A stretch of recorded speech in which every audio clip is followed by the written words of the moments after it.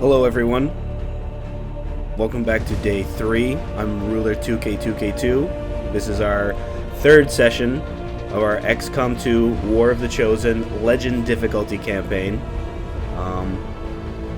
We'll probably be playing this for about the same amount of time as we have the last couple of sessions. Also expect more Hitman Freelancer mode. I definitely enjoyed playing that yesterday, even as scruffy as messy as it was. I thought it was a good time.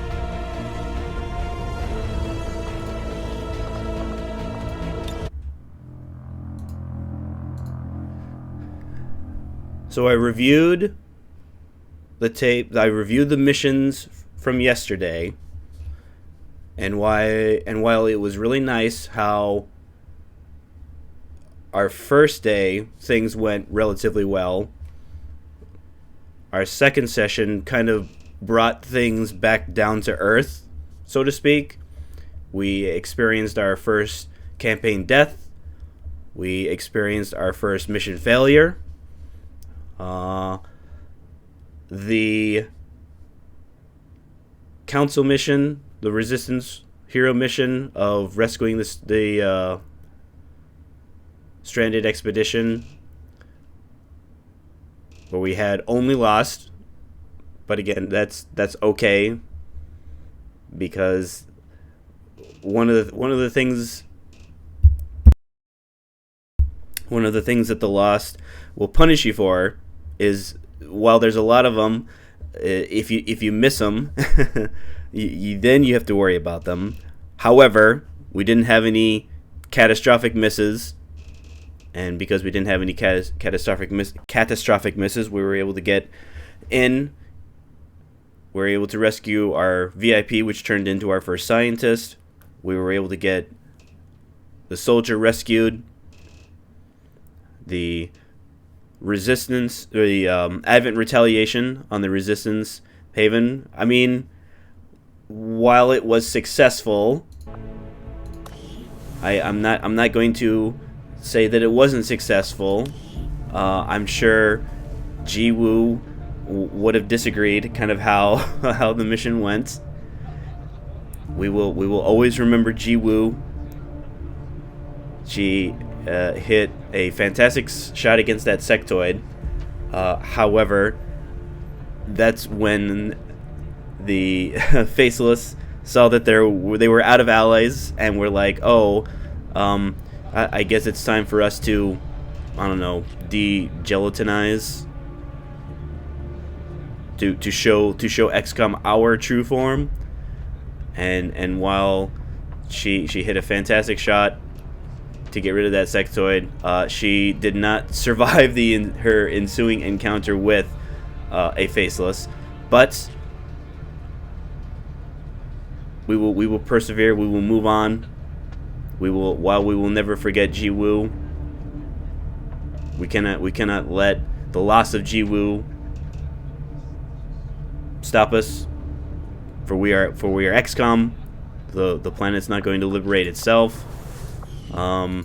It would have been nice to win that follow-up mission, but again, after looking at the VOD, my guess is it just took us too long to get rid of that first pod. I suppose there is a reality out there where I didn't focus on the fleeing captain.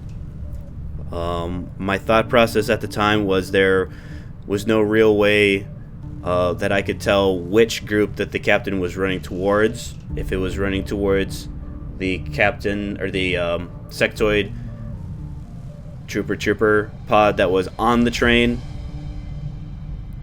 If he had joined that one, I would have had more enemies than I would have liked to deal with.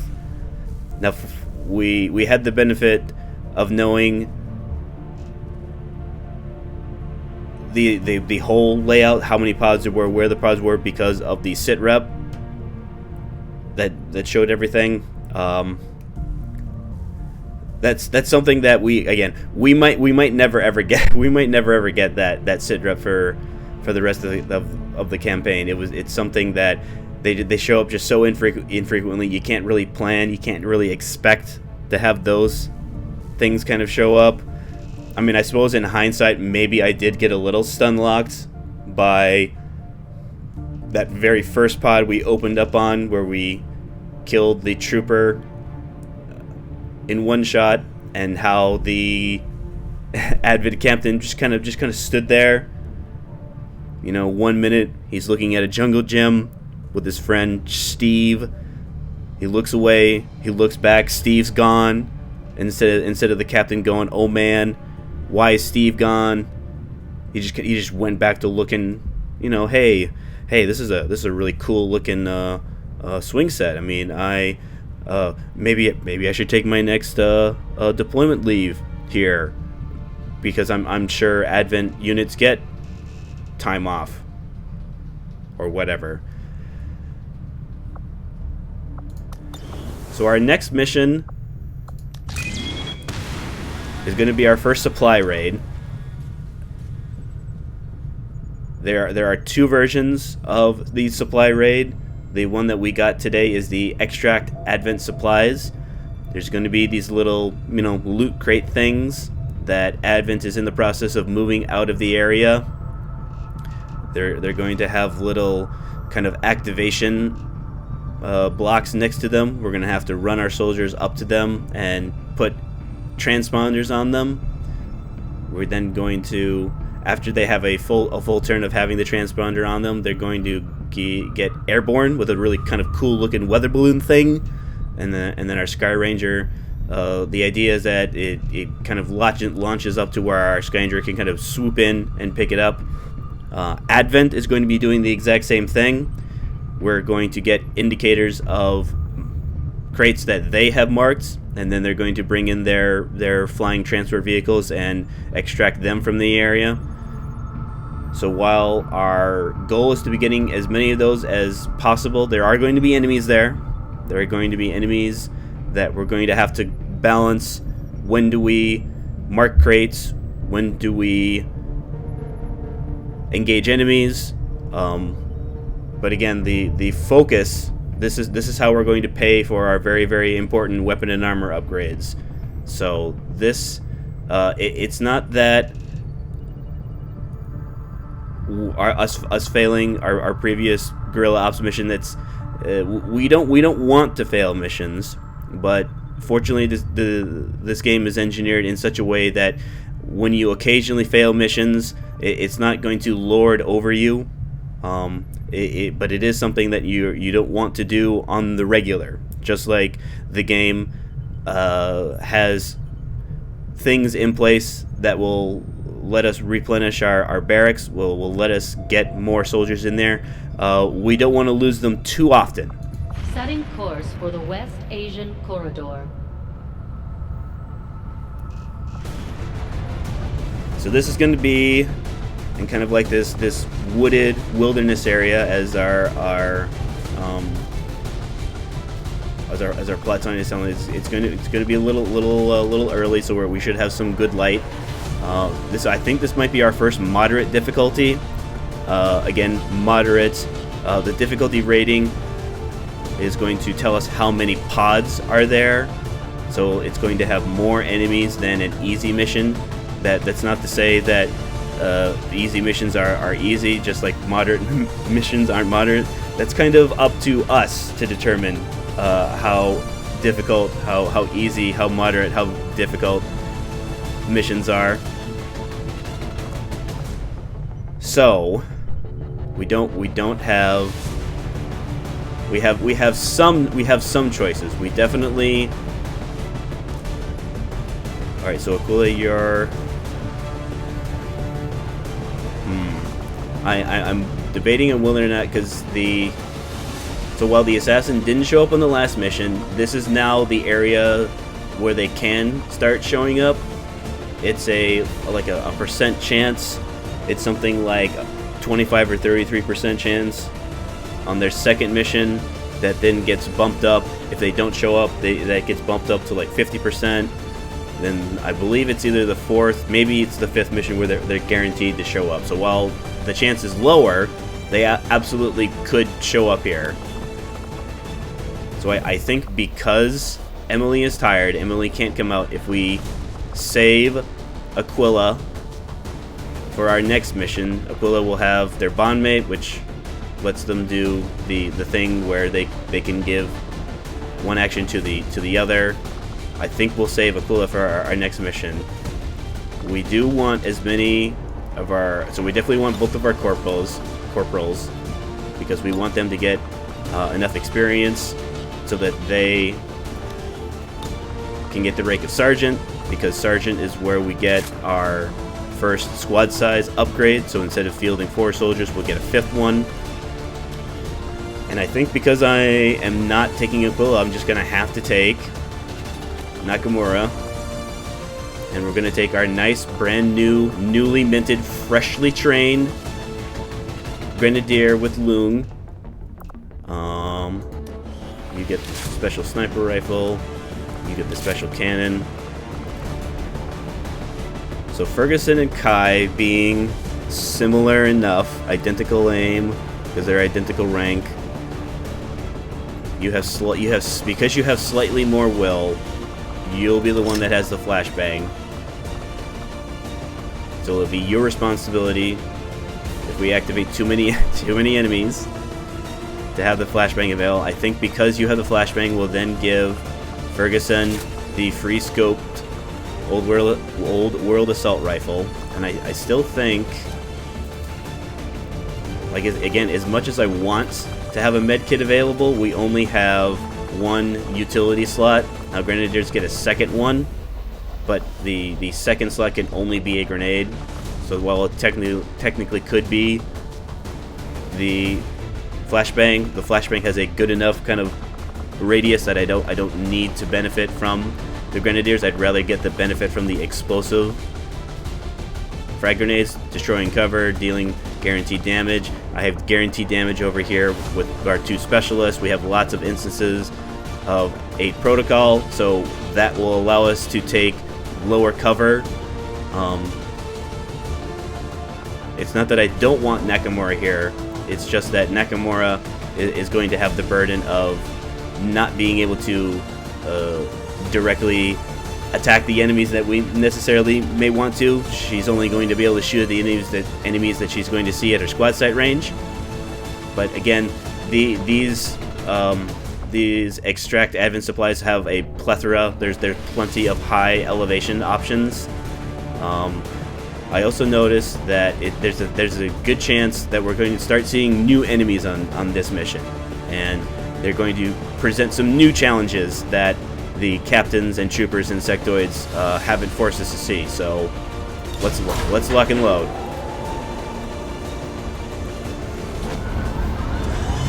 Again, thank you for making me part of your morning, part of your afternoon, part of your evening, wherever in the world you are. Menace, ready to deploy.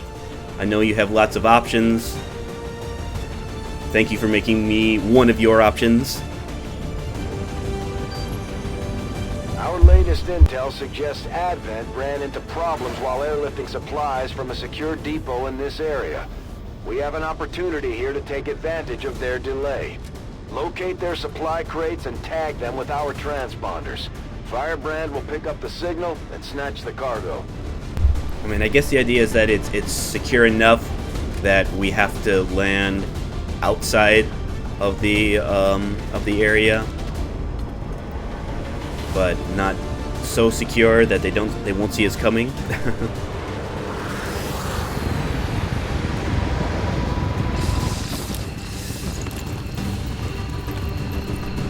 Advent forces are in the process of airlifting a number of supply crates out of this area, and we have an opportunity here to take a few for ourselves. Locate and mark the crates with transponders, and Firebrand will handle the rest. So the game kind of takes pity on us and shows us where at least one of them is, and my guess is that that's not a coincidence, because in order for this mission to succeed, to count as a successful mission, we have to extract at least one of these crates. Now, again, the reason we're here is because we want the sweet, juicy loot that's inside of these crates. So we're going to want as many of these as we can. We're going to start with 12. Once we break our concealment, Advent's going to start marking them. Any of the ones that they get, they're just gone. But that's okay, because any ones that we get to keep forever. at least until we spend the sweet, juicy loot that's inside of them. So Nakamura, you have a very nice area here that will open up basically everything that's over here. So we're definitely going to want to start moving in that direction. Listen, let's move that way. Oh, we already see. It would seem Advent has begun deploying their so-called priests into combat. Their implants provide significant enhancements to whatever latent psionic energy they may have once possessed. So think of priests as similar to sectoids in terms of what kind of abilities they can do. They have a mind control, they have a stasis ability that any unit that they target completely removes them from. They don't get any actions. Yes, they don't take any damage, but they deprive us of actions. They have a kind of a holy warrior where they pick another Advent unit, and then that Advent unit gets more aim, more mobility. They become scarier, but it has the added ability of were the priest to die, any unit that they had holy warriored with will also die. Now that sounds like a pretty big drawback. However, they have this sustain ability. So even though it doesn't say here, this is only a % chance, and the lowest level Advent priests, the very basic ones, have the lowest % chance of that happening. It's something like 25 or 30% chance, but again, still a chance. So what it will do is that if they take damage that would kill them, they'll get reduced to 1 HP. They'll go into their own version of stasis to where we can't further target them, and then when their turn starts, they'll unstasis, and then they can take their actions. So we also saw, we can't see them now, so we're gonna have to move up, some other new enemies. So let me see if I can move up and get eyes on them. I guess here.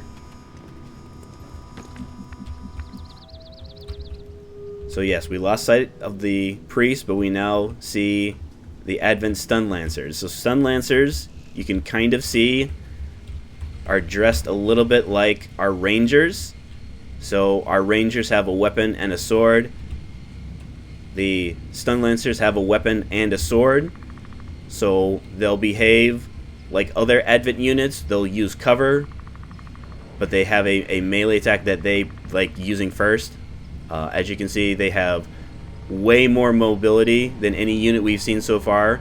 So they can basically run up and try and stun baton anybody that they want to.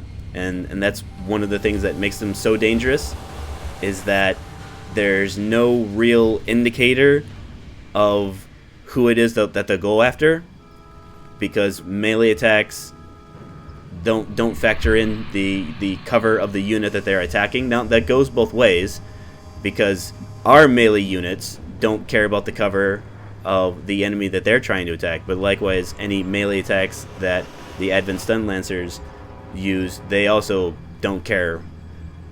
They also have the added difficulty of they will put themselves in terrible positions to attack people.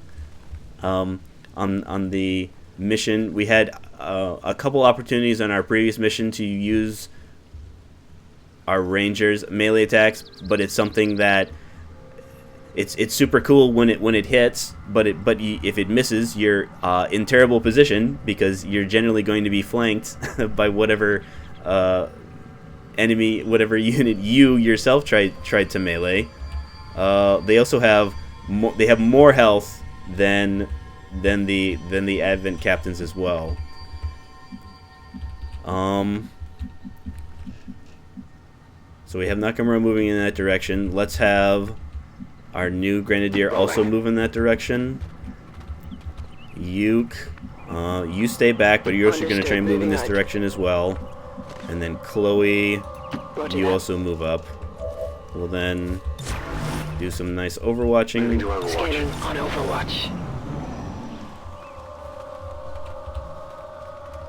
Alright, they're moving in the direction of our building here. So Nakamura, where... Alright, there's a ladder up there, but I don't want to get that close. Well, actually, now that so I can see, because I can see all three of the units, I can see all of their detection radius, so it looks like I can in fact get up there safely. So let's get up there safely. I'm going over here. And then let's move you as far back as you can. Let's take the back side, because I don't want to dash everybody up there right away. I do want to have at least some overwatches available. Okay, so there is a ladder on this back side here. So let's go Loong. Affirmative. Moving out. And then move you into full. Let's then move... Alright, that's a door I'll have to open first, but again, that's Moving to fine. designated coordinates. Let's move Filing. Chloe there. Overwatches, please and thank I'm you. on it. Alright, they're continuing to move in front of us here.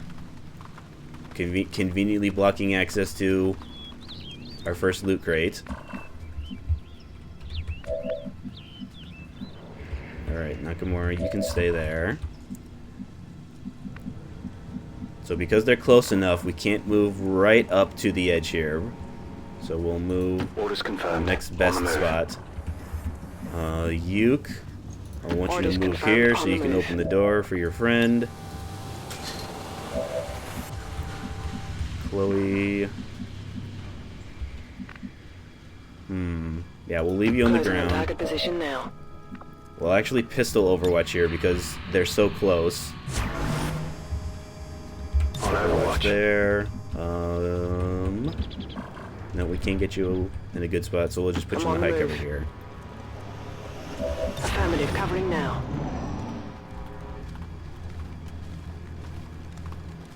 Alright, so they'll get to the end here. They'll either turn around and walk back, or maybe they could go back in this direction. Can I now move Loon up? I mean, technically...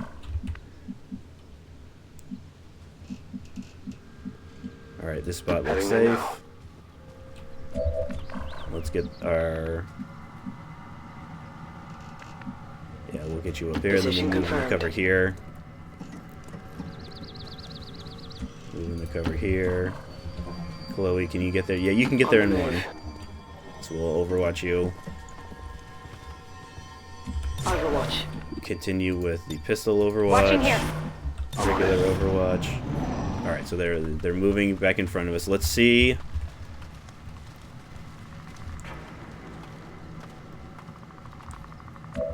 Let's see if they move this direction, because then that will let us move our specialists up in here so they can possibly help us open up.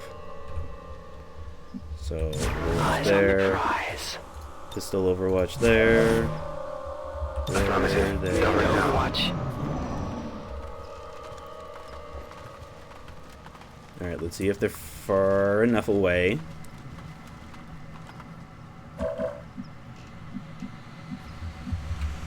It looks like...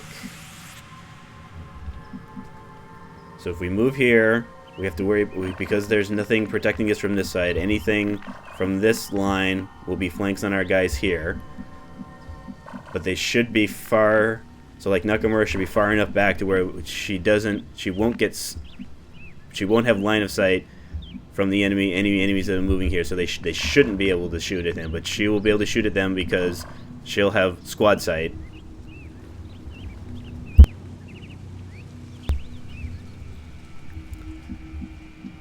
The question is, who do we open with? Loong, I want access to your grenades. Alright, so Yuke, you see everyone from there, Roger so that's a that. good spot. Chloe, if we move... Yeah, we don't have to worry about whether we are or aren't grouped up because none of these guys have explosives with them. So I think what we'll do, we'll move you here. Position confirmed. Alright, hundreds, love to see it.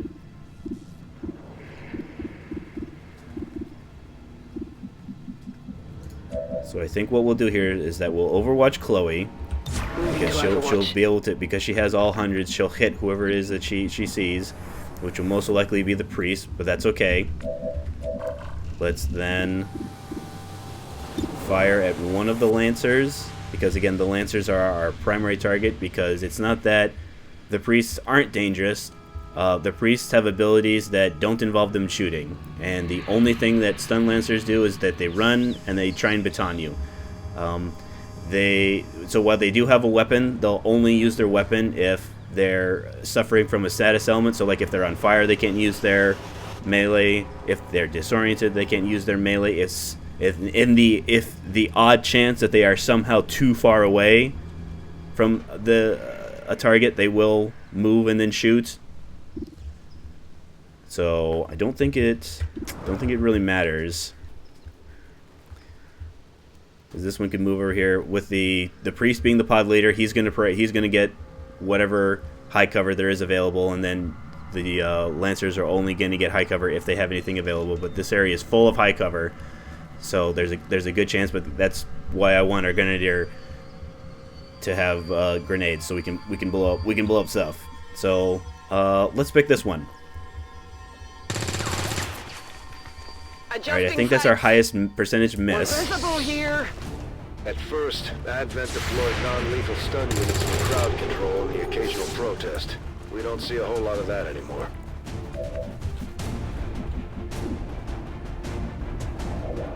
Okay, Nakamura, you see that Lancer. Yeah, so like I said, so because the Lancer sees him here, he's flanked, but if he was one tile over, that would be enough for the Stun Lancer to not see him. I don't know why the priest... I don't know why the... Oh, yeah, it's because the priest is in this tile instead of being over here. If they were over here, this would have been a flank, but since they're here, it's not a flank.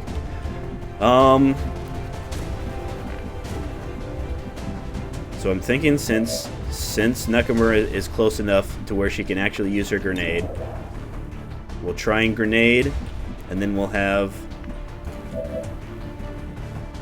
Loon try and move and then follow up, and then we're just going to have to deal with a Stun Lancer trying to stun us, and then an Advent Priest will either try and stasis somebody, maybe the Holy Warrior, the Lancer, but again, that's fine because of how low health the priest is. So one grenade, please. Let's go.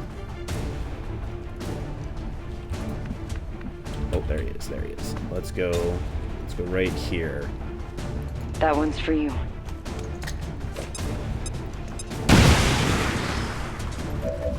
All right. There's no guarantee because our damage range on our cannon / light machine gun is 4 to 6. Okay, I'll go. Well, at least it's 100, so I don't have to worry about you missing, but I do have to worry about you. So if you low roll and you don't crit, that'd be less than ideal, but perfect. I mean, not perfect, because I would prefer all the enemies to be dead, but this is our first instance of where we're having enemies that are like significantly better than our basic units are. I can't get my bearings. All right, that's fine. Go do that then. So disoriented, yeah. Moves less, aims worse, can't use any abilities. Yeah, so like I can't use my combat protocol, I can't use my flashbang. Oops. Let's go.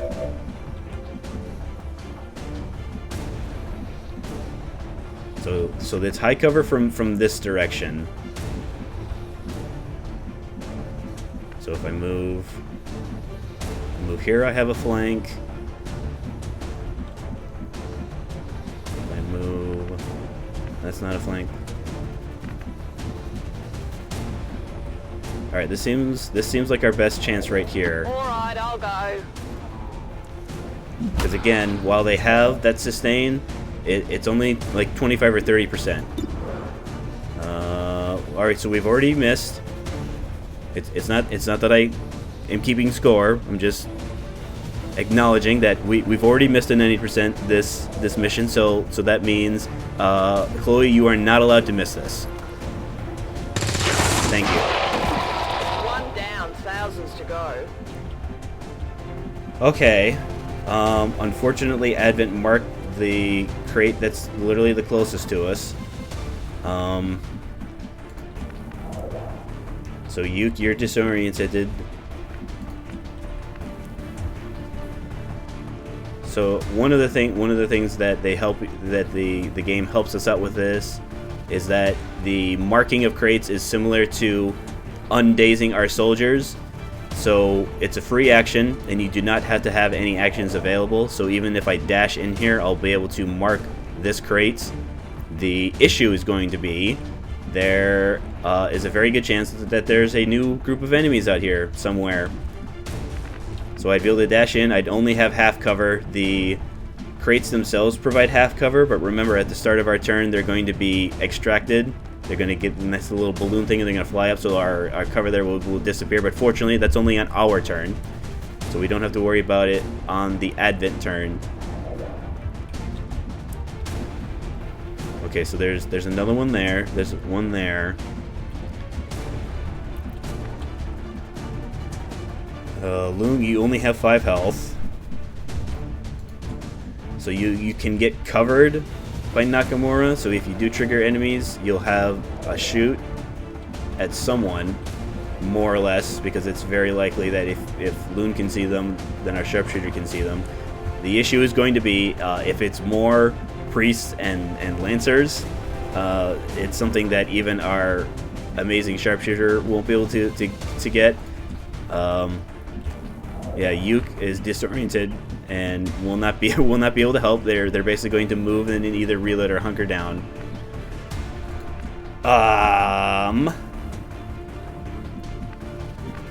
So the question is, I think what I'll do is that I'll move up like here, and then see whether or not we trigger more enemies, and then that will determine whether or not I move in. If I move here and trigger more enemies, I'll then be able to move to these high covers, and then we'll just plan on trying to get this as our at least one crate. So let's see what this does. Okay. Nothing, huh? All right, I feel confident to move in. All right. Good work. So we instead of Advent collecting that, we're going to collect that. Firebrand will handle the pickup. So Orders confirmed, on the move. move there, Yuke. Reload, Let's do please. And then, so you just have squad sight. One of their first promotions is an ability called Long Watch, which will let them do overwatches using squad sight. So I think since if we do see any enemies, they're going to move up in our direction. So there's a very good chance that even without overwatching on squad sight, she'll be close enough to where she can just do her normal weapon overwatch. All right, so there's Advent picking up their first crates.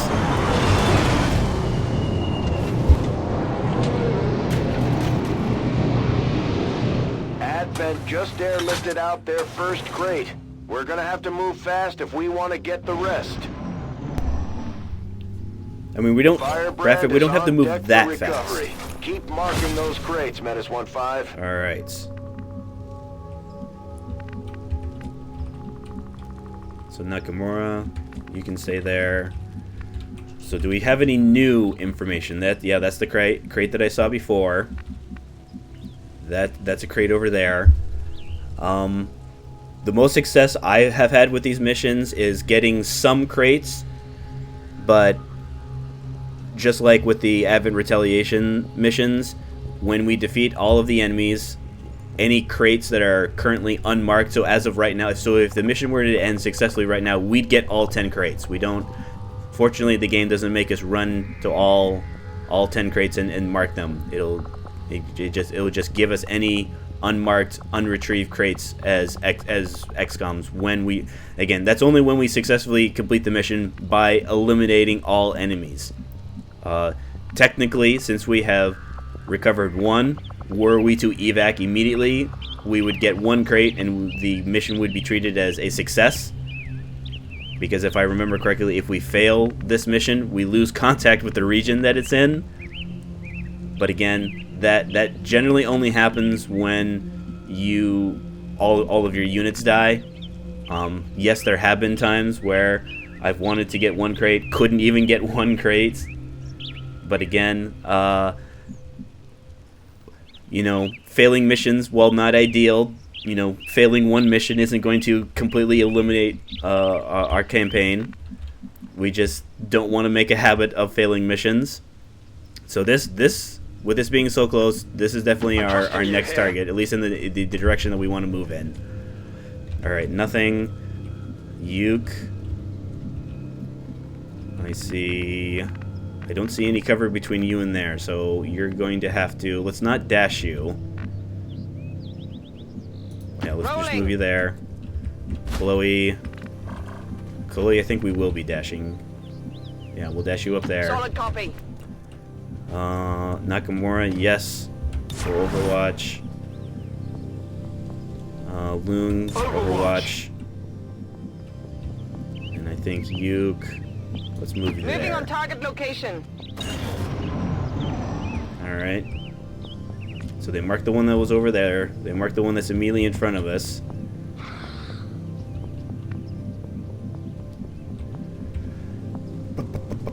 Okay. So the question is, who do I want to run in there to at least try? So I can move up there first. That's if I want Chloe. Nakamura, yeah, Nakamura. This is, I mean, maybe you'll move from one side of the building to the other, but this might as well be your office. This is where you're doing all of your work today. So Loon can move up. You can only really dash. You're also injured, so you will not survive the next attack that hits you. I mean, it's possible. I mean, there's one of the other things that Will does is that the individual number, not so much the percent. So with their Will being 48, they have a 48% chance of any damage that would kill them. You have a 48% chance of instead going to a bleed out state, which gives you a timer. If the soldier is not, if you don't call down the Sky Ranger, pick him up, bring him over, bring the soldier and the injured soldier back, you can stabilize them. That's one of the other things that medkits do, is that medkits can stabilize a soldier in the field so that they stop bleeding out. They'll just simply be unconscious. But we didn't bring any medkits. So I think with Loon. So if Loon, if you move there, if we trigger enemies, you could move here for full cover. You can move depending on where it is our prospective enemies find us. And we are finding enemies. Forces on the ground. So I see Lancer, double Lancer, one sectoid.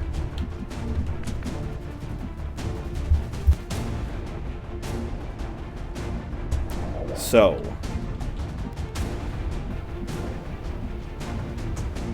I can get double flanks there, but again, the 6 are so damage. Yeah, the 7 damage. Even if I roll high and crit, it's only 7 damage. All right, so we're not worrying about the sectoid. The sectoid can do his mind spin. He can do his raise dead. Chloe.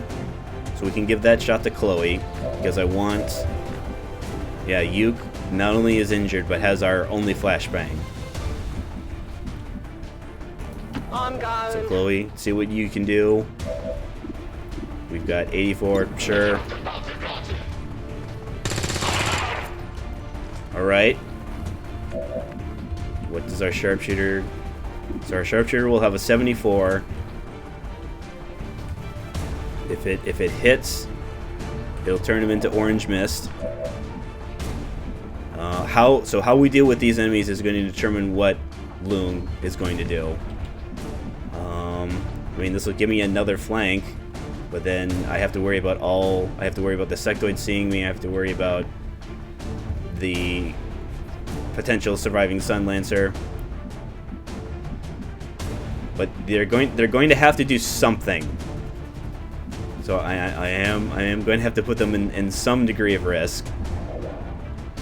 So if I move...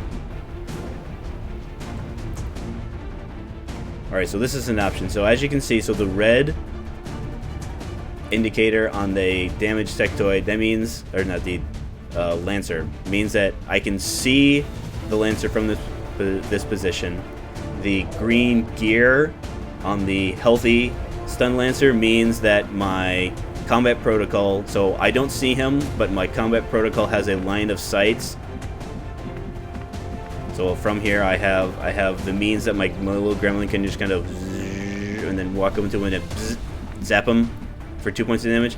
I'm probably not going to do that because it's not going to kill him. If anything, I'm going to do the 2 points of damage to this Stun Lancer. Is there a way for me to move back? Okay, so I can move back here, and I can do On the move. my combat protocol to our 2 health. So there we go. So 1 dead Stun Lancer coming right up.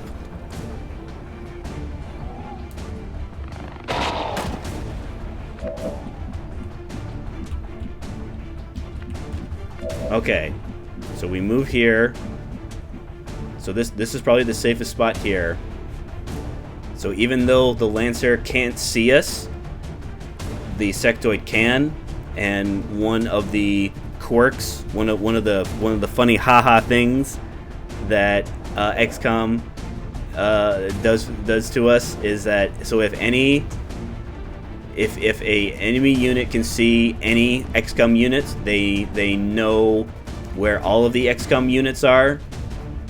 So while the Advent Stun Lancer will not be able to shoot at us, he can absolutely, because the sectoid knows that he's there, the sectoid can be like, hey, run up to the little crate thing over there and just stab anything that looks like an XCOM unit, and the Stun Lancer will go, okay, and then run over here and try and do what we had happen over here. But nothing ventured, nothing gained, right? And I think what our sharpshooter will do, yeah, this, even though I can't kill him, it's gonna be some damage, right? Right? Okay, that's some damage.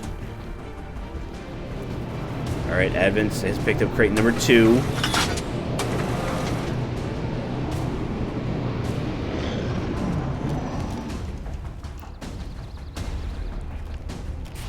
Alright, raising the zombie. Literally perfect position. It's right behind us.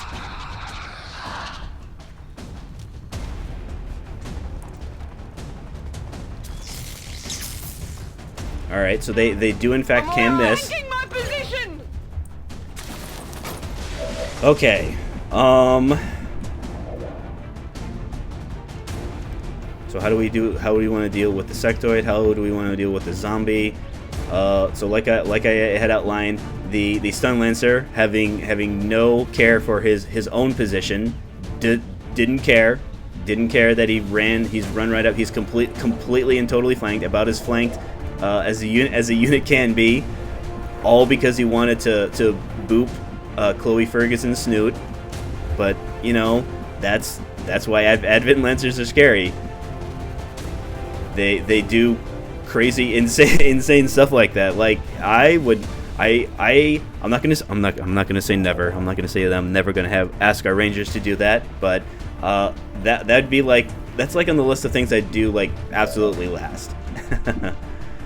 Okay, so if we want, Nakamura is guaranteed. He's at 3 health. I can't miss the shot. The question is, all right. So Loon can get a flank here. I don't know. I'm certain that the sectoid can move there and then have a kind of a counter flank. So I don't want to do that unless it'll potentially finish out there. So there's another crate. Are there? All right, nothing else. So this train kind of goes down in this direction for a good 2, maybe even 3 more. So there's definitely more areas over here. There's a giant building that's back in here that will have crates either inside of them or on top of them. That's usually where the next pod hangs out. But we do have the option of flashbanging. So just like with the flashbang and interrupting any mind control effects, it will cause him to, I don't know, lose the mental focus that he needs to maintain the side zombie, because if he becomes disoriented, the side zombie just falls over dead. All right, so let's do this. So we're guaranteed to get rid of this guy. Let's guaranteed get rid of this guy. And we even crit, even though we didn't need to. There was no way out of this.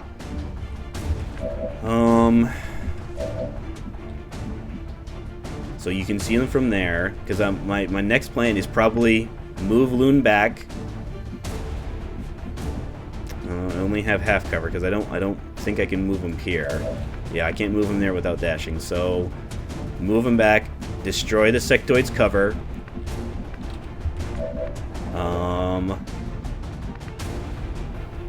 So even from there, yeah, so if Yuke moves up, so even though I can't hit him there, if I move up there, I'm relatively certain I'd be able to flashbang him from there.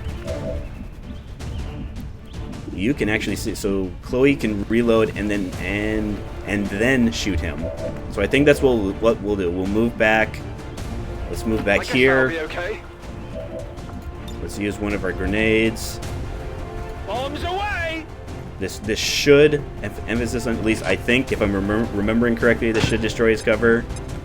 It did.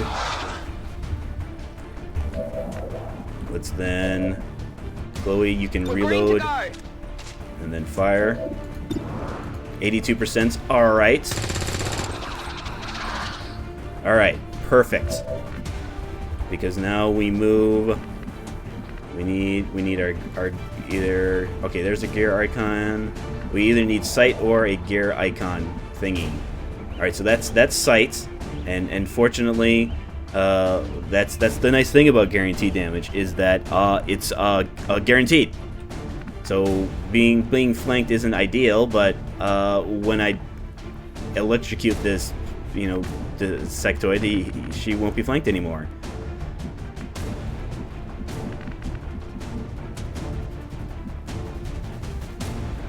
So while yes, I could move you back, I want you to move. There's no high cover over there, so we'll move you up in the hopes that you will be getting high cover in the future. Now, granted, this is Yuke's last charge of combat protocol, but again, that's fine. Oh, okay, marking. Okay, you're marking that one over there. You're marking over one over there that I didn't see. That's okay. I'm not really interested in triggering more enemies because I've gotten 2. Yes, I would like more, but I'm so far out that I would have to way dash. Like, could I even get there? Okay, yes, technically I could get there, but even I'm not crazy enough to do that. Let's see. Let's move in this open area here to see what, if there's any more. That I think is just a regular case. Okay, there's one there. This is a good time to kind of Yeah, so our sniper's almost completely empty, so let's move them as far over as they can. We'll reload them. Magazine here.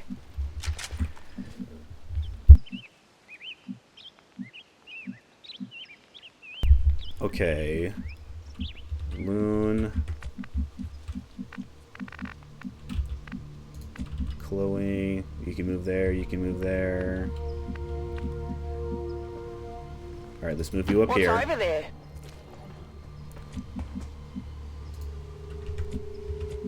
Uke.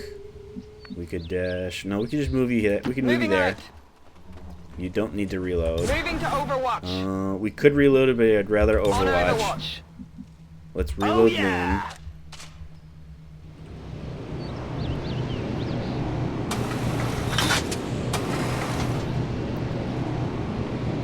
If we get too much, if we have to start engaging enemies in this direction, Nakamura is going to become less and less effective because of the aim penalty that is incurred with squad sight shots.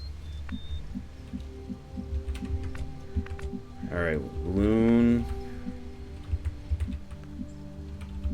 So we're not going to want to move right up to it. Alright, there's high cover there. I'll go. Do we see...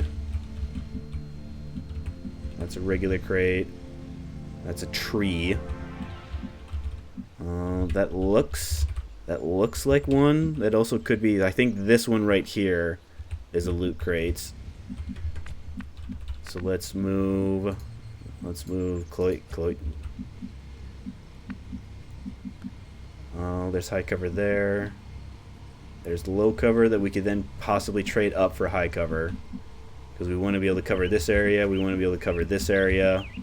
Yeah, so let's do that. I hope it's worth it. And then Uke will dash you. We don't want to dash you too far out because I would hate to activate more enemies. Right here looks fine. I'm on it. Overwatch. Got it covered. Overwatch.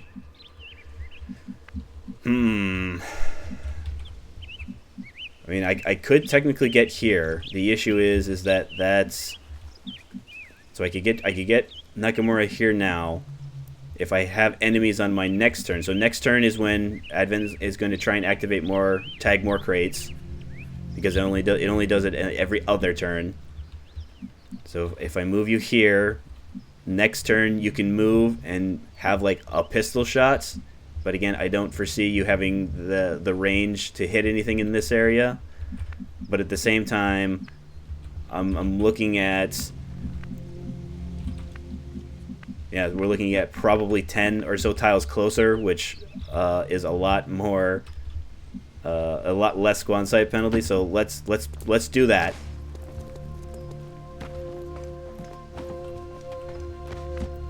I'm on And it. we'll go Overwatch here. All right. They didn't. Fortunately, they finally didn't mark a crate that was standing right in front of us.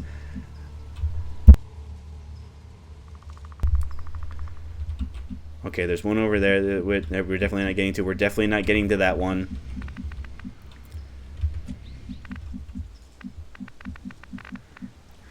All right, so fortunately we have cover from all these sides here.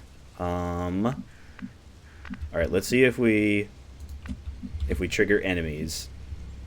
So Loon, What's over there? there's high cover there. No enemies. Chloe, oh you're just out of range of that high cover, and you're just out of range of that high cover. All right, let's move you It here is then. clear. And then Uke, keep you Position back here. confirmed. All right, no new triggers, so we'll move our sharpshooter now. If we move here, because I'm concerned about this thing will absolutely positively block any squad sight. So it's just a matter of, so if we have it here, we should have a group of here. If we have here, yeah. So we'll move you on the backside here. No and just, problem. We'll worry about whether or not there are enemies directly behind. So Overwatches, please and thank you. Get some.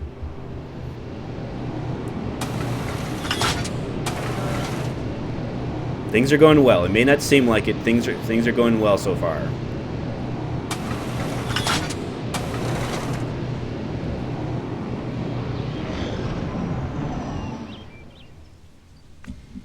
We're not even getting any sound indicators, huh? I mean, that's all right, I guess. Loong, hop this. If you say so. Tag this. Do we see any more?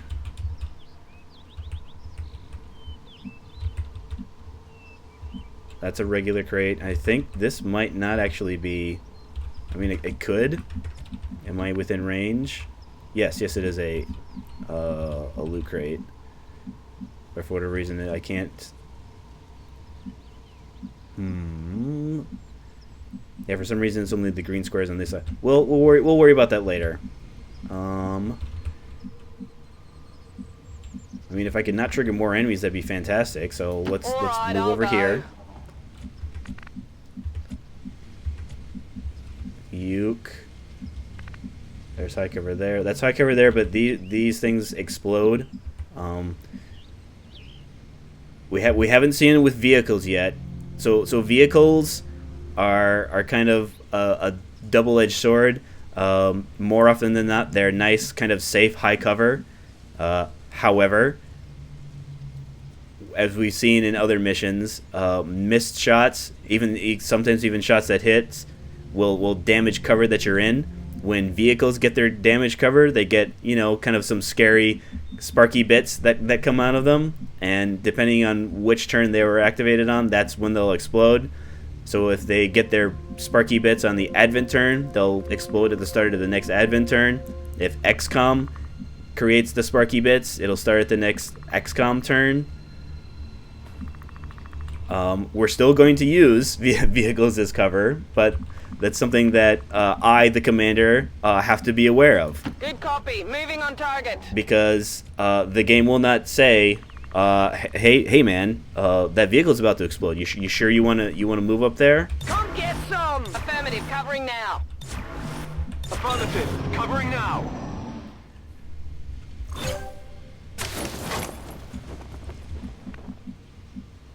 Okay, yeah, it was just for whatever reason wasn't showing me that, but I can in fact activate from this side. So yeah, so this is the building. There's look like there's one inside the building.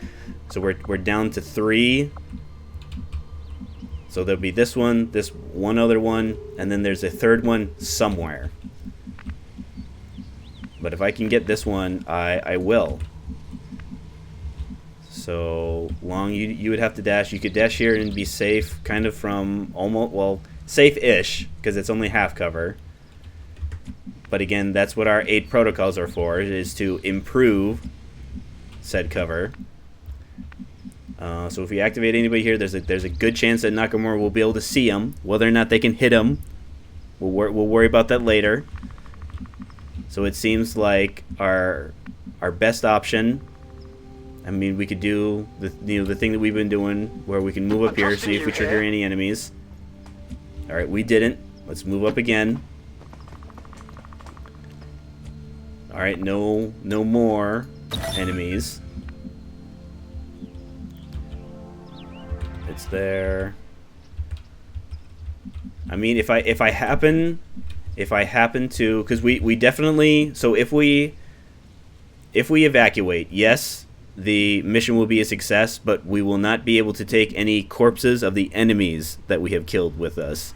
And the Lancers give us a weapon upgrade by researching them. The priests, less so. It's not that we don't get an item from them, it's just that their item is not terribly useful. But again, we don't get to pick and choose what corpses we do. We either get all of them or you get nothing. So if getting Lancer corpses means we have to take a couple priest corpses, that's fine. This thing here also, like that propane tank in our last Guerrilla Ops mission, this is the thing that explodes. So, Uke, it's good. It's good cover. Just trust me. It's good. It's good cover. Chloe. So if I move you here, there, maybe you can move up to that full cover next turn. Overwatch. Got a feeling. Gonna watch that On spot. Overwatch.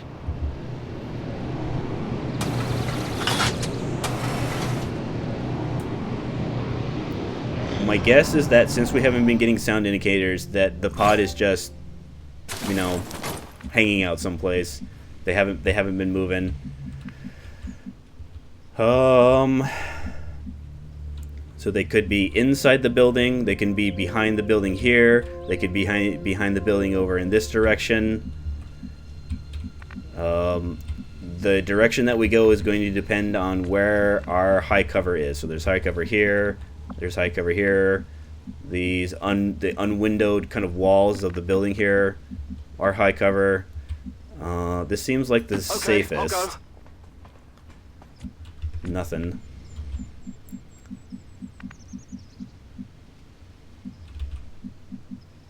Where do we... Yeah, that's all half. That's half.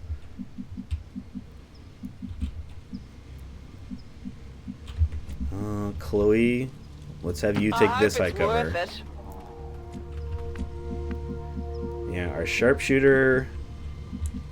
I think if we move our sharpshooter here, yes, technically I think that might be further away, but then we'll definitely not have to worry about having our sight lines impacted by whatever this thing is. But we'll move... Yeah, we'll move you to this high cover. Alright, no new enemies. If we move them... Let's move them here to give us the best possible. Watching here. Moving to Overwatch. Scanning. I'm on it. Oh, it's all the way over there? Ugh. Ooh, no, we're definitely not getting that. I mean, hey, if we trigger this third group and we happen to kill all of the enemies, I mean that would be that'd be one way to get that crate. So Loong,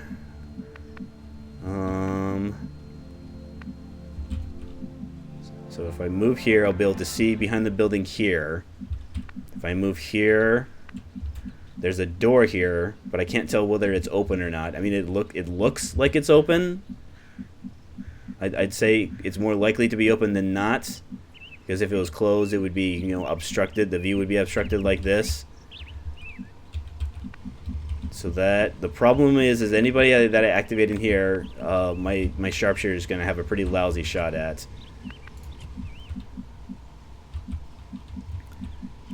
Can we move? We can move back. We can't move up. That's half. That's half. Well, as much as I'd like to find that last group, get rid of that last group to get this one crate, it's just one crate. We've already gotten 4. Oh yeah. So I think if we take just one moment to ourselves.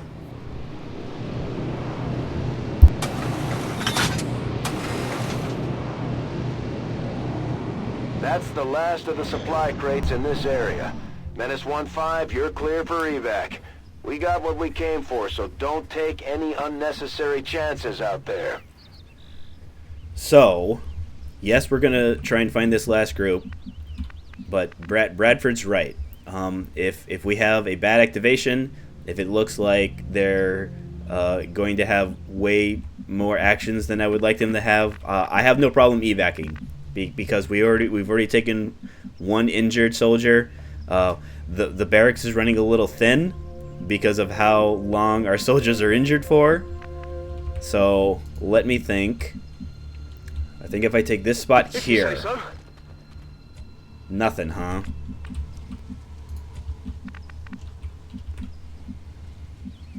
All right, Chloe, move you up there. Next turn, maybe you can take that. Next turn, we want to be in position so that our sharpshooter can help us. Affirmative. Moving to Overwatch. Keeping an eye on this spot. Scanning. Yeah, I'm not even getting sound indicators, so I don't even have a clue. All I have is a best guess is that they're most likely over here, because this is the one part of the map that I haven't been to.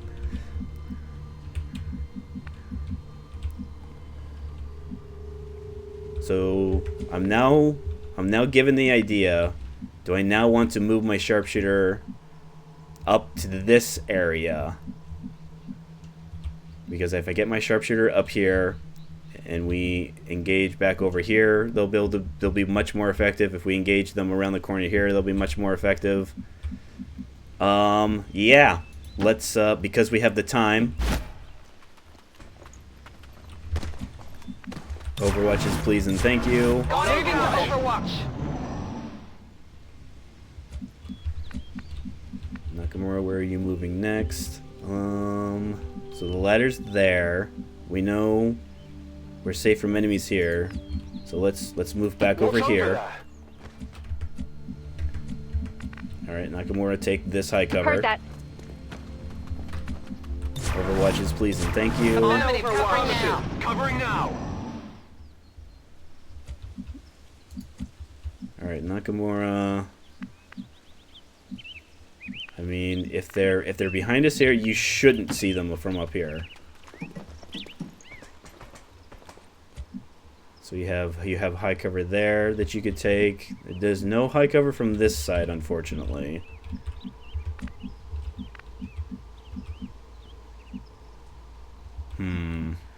Alright, let's prepare to take the building. High cover there. Uke. I mean, you won't have an Overwatch, but let's dash you in there anyways. On Overwatch. Got a feeling. Gonna watch this spot. Alright. Loon, open the door. Nothing, huh?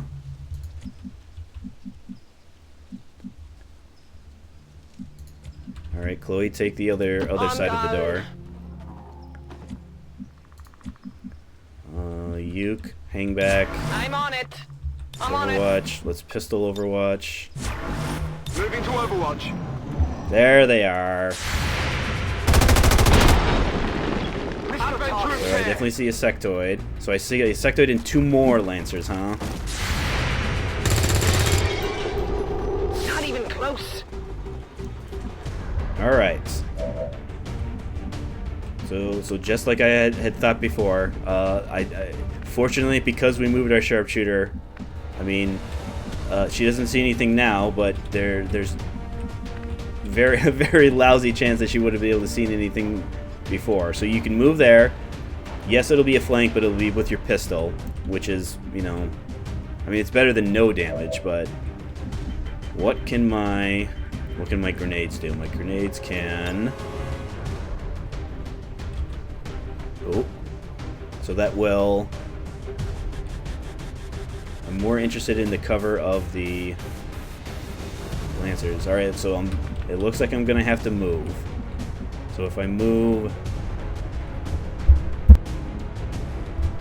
here,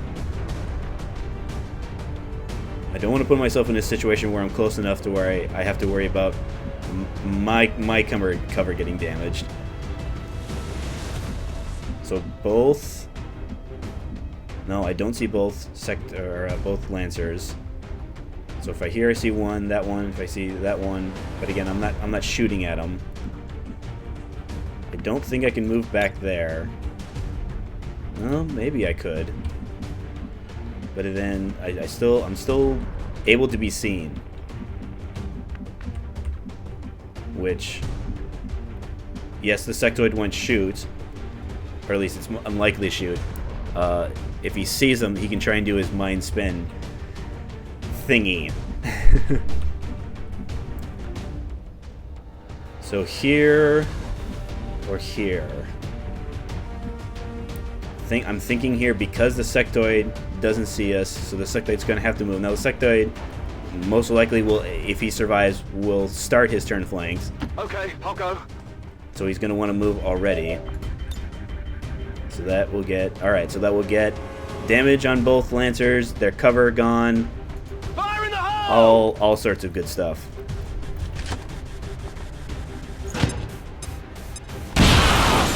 Ooh, I think that might be the first time we've gotten 4.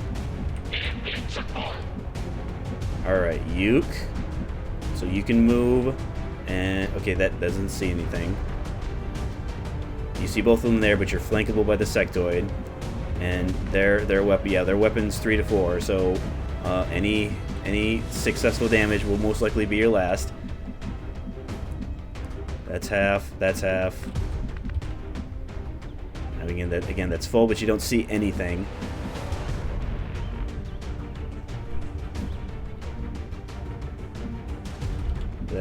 That is half, and you don't see anything.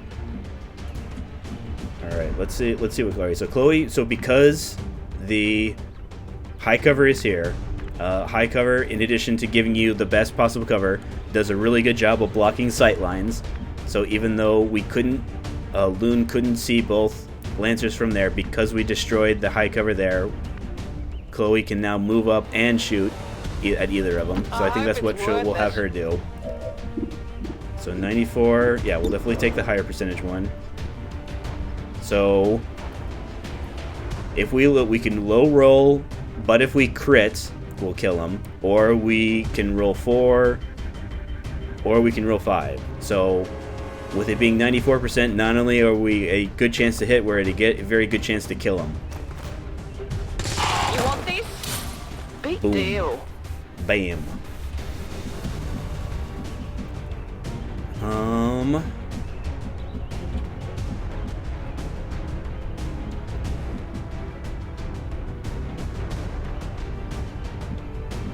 Our poor sharpshooter. So we can move.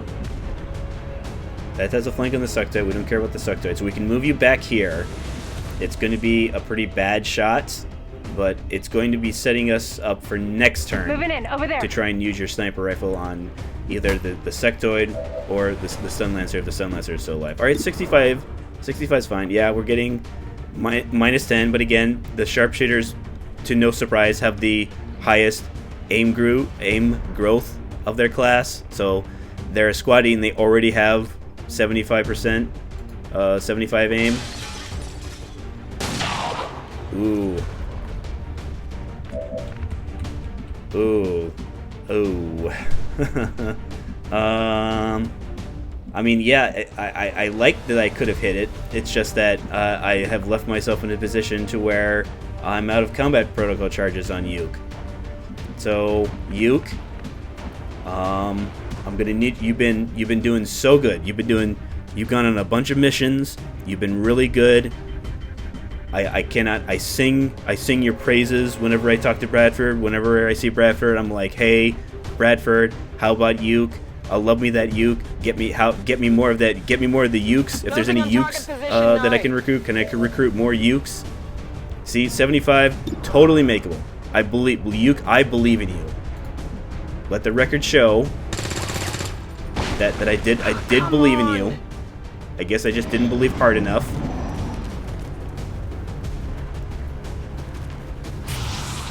All right, mind spin. Mind spin into mind control. What's in my... Nothing is nothing. All right, Lancer goes on. Sharpshooter misses. So that's good luck. That's good luck that we had 3 Advent Stun Lancer attack attempts and only 1 succeeded.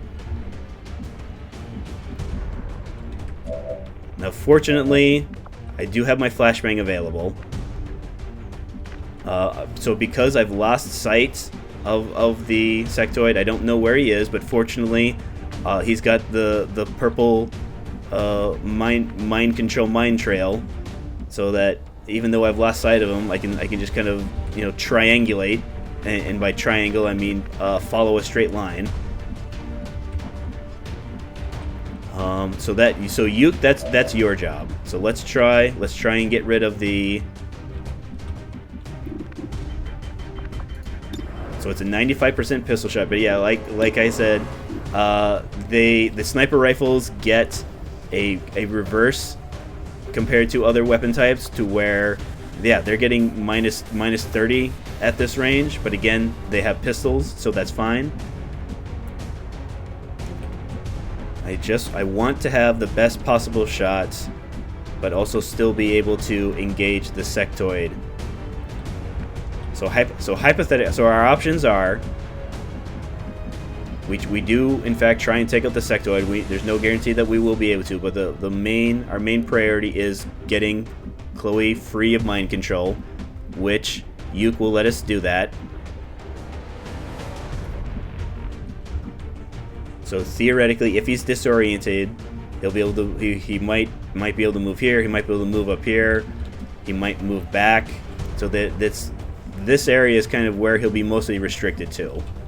So we want to position our sharpshooter. If we position him here, I mean, yes, it's only half cover, but it gets me the best possible pistol shot on the Lancer. Let's go this way. All right, so I've now regained sight on the sectoid. Yeah, so we have a pistol shot that now can't miss.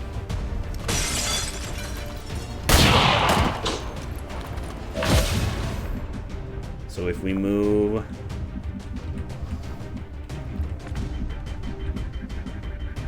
So if we move here, we'll be able to have this window that we can throw our grenade through.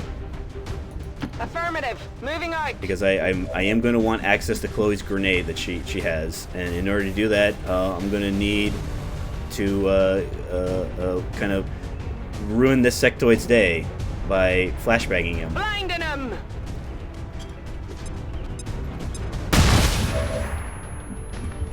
Fantastic. So can I grenade from here? I can. So we'll take our reload. Rock and roll. Let's take our grenade. Take this. So I destroyed the cover that he had from there.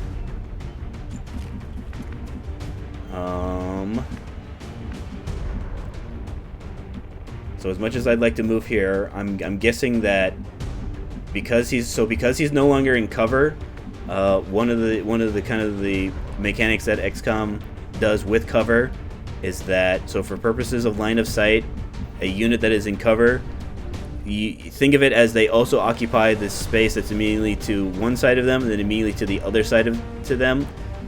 So because that only applies to enemies that are units that are in cover, for all intents and purposes, for line of sight purposes, this sectoid is basically only kind of occupying this space. So I'm guessing that's what's happening here. So because this pillar is obstructing my line of sight to the one tile that he theoretically occupies, I'm gonna have to move here. If you say so. But that's okay. I don't like how it's only 80% though. All right, fortunately it didn't That's matter. it. My ammo's running low.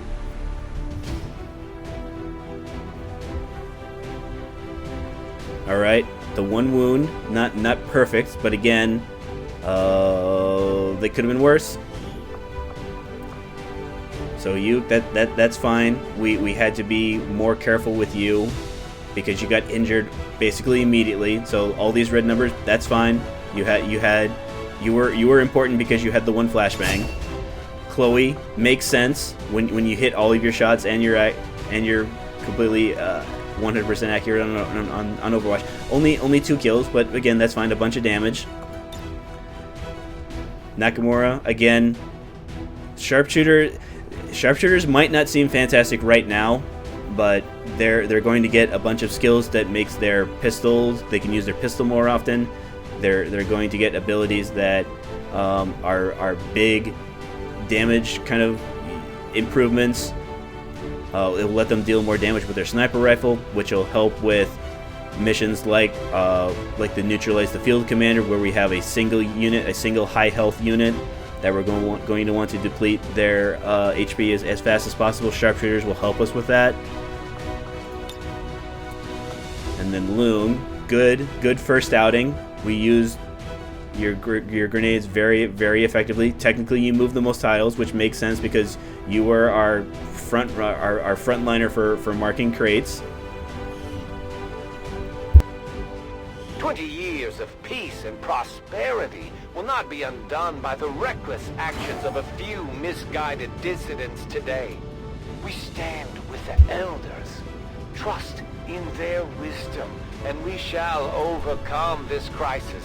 So I think 83% is our best shock percentage against Advent and alien units, because I know it was 94 or 95 against Lost units, but again, Lost are designed kind of by their very nature to be high percentage shots. So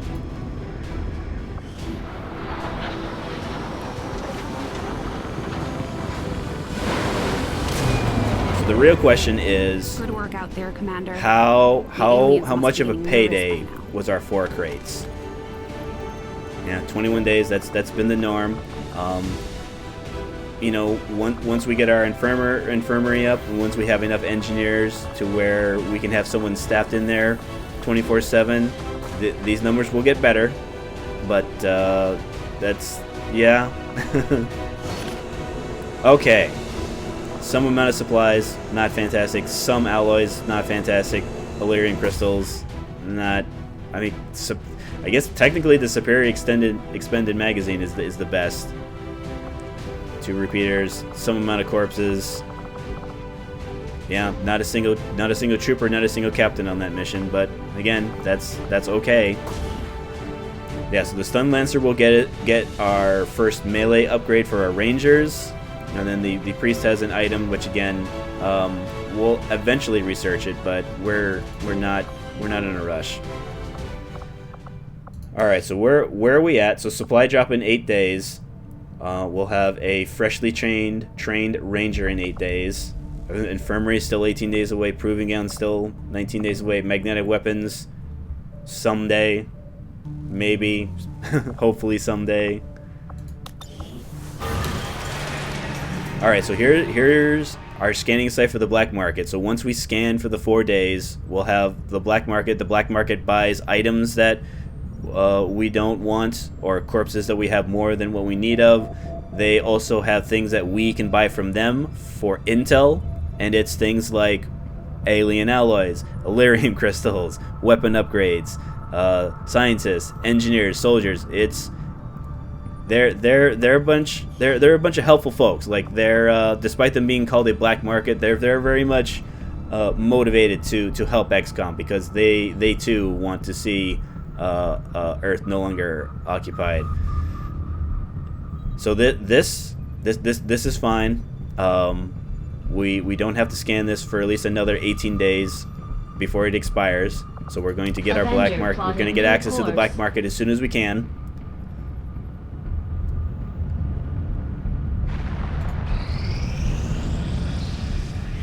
All right, we get our first Templar. So both of the rookies that we sent out instantly promoted, which is fantastic.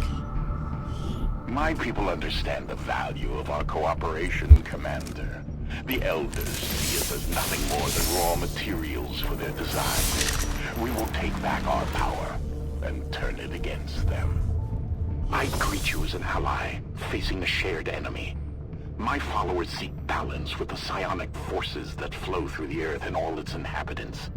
We channel this energy, aided by technology of our own design, to pursue justice for those who have fallen victim to the Elders and their servants. So the Templars are groups. They're a group that kind of all of their soldiers are, you know, basically psi operatives that instead of using the psychic abilities that XCOM can use when and if we get around to doing our own psi operatives, they kind of channel them into the crazy psi blade things that you saw there. My followers and your people continue. All right, so here's the resistance cards that they get. So they just can take on more responsibility should you need it. So if we have this card equipped, all of our XP soldier gains are increased by 10%. Again, not fantastic, but more XP is better. And then Vengeance, whenever a squad mate dies, the entire squad receives a random bonus for 2 turns. So things like bonuses to aim, bonuses to mobility, stuff that can theoretically help us turn the tide. But again, we don't want to plan on having our soldiers die. But again, if we have the space available, I can see us taking Vengeance. So Melissa promoted. Our other, even though it didn't say our other one did get promoed. All right, so fortunately, Golden Lotus comes in as a corporal, because that's very important. So they got so this is their melee, their shard gauntlets. The shard gauntlets are, so this is remember, this is 4 to 5 of guaranteed damage, because unlike our Rangers, the Templars don't miss their melee attacks, which makes sense because this is kind of their primary weapon. They have an auto pistol, so it has the exact same damage range as our pistols, but unfortunately, with it being an auto pistol, they have their own separate set of upgrades. So just because we upgrade our pistols, it's not going to upgrade the auto pistols, and vice versa. So again, it's very unlikely that we're going to get the tier 2 upgrade of the auto pistol eventually when we have them on turn, because they get the option to upgrade at the same time as pistols, so it's not like we have to do any special research. It'll become available when the regular pistol upgrades become available. But until we reach tier 3, until we're building the strongest version of the auto pistols, I do not foresee. So we're not going to be able to rely on good damage from the Templars shooting. Now, the reason that their first promotion is so important, so much like with the Rangers, how they get one of their best abilities on their first promotion, the Templars get one of their best abilities in their first promotion. So what Perry is going to do, so when you take a rend attack, you run up to him, you slice him. Unlike the Rangers, the Templars get a movement point. Now it's a smaller one. It's the equivalent of regular one movement point. So it's going to be, it's better than nothing, but it's not something where they can run from across the map, slice and dice, run back to where they just were. They can reposition themselves. However, what Perry does, Perry will give us the opportunity to take that movement action and turn it into a block. So anytime, as long as they have Perry up, the first time someone tries to either shoot him or run up to him and stun baton them the way the stun lancers try and stun baton people, immediately blocked. There's no percent chance with that. It's just a flat, the first attack, no damage. Now, any further attempts will still, be like a regular XCOM unit where they get shot at, they can totally get hit. If there are opportunities to give them more slices with their rend ability, which will then in turn, because every time they rend, they get a chance. They get a chance to parry. There is one exception where they get an ability that lets them do multiple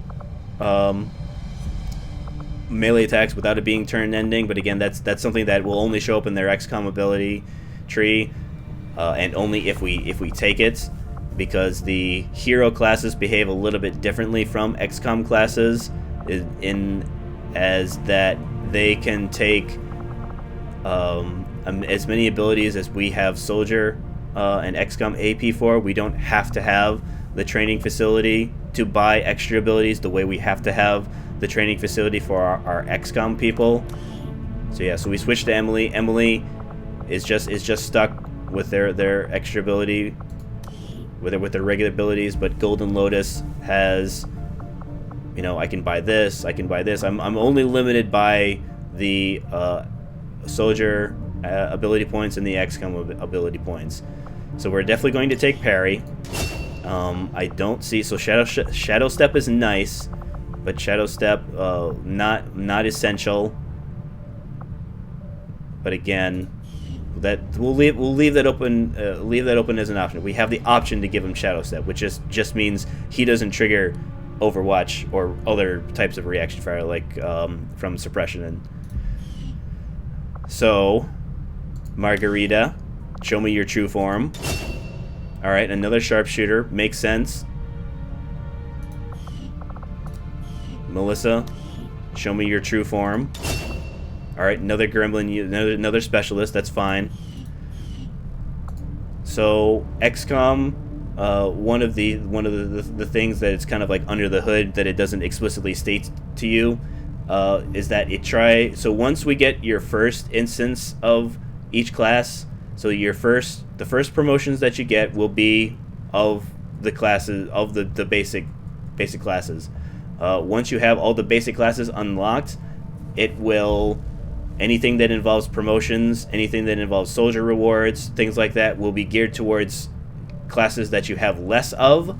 That's one of the mechanics they have in place, that when things go bad, the game kind of helps you out, even on Legend, helps you out a little bit by going, oh, you're low on Rangers? Oh, okay, when you get options for soldiers, they're more likely to be Rangers.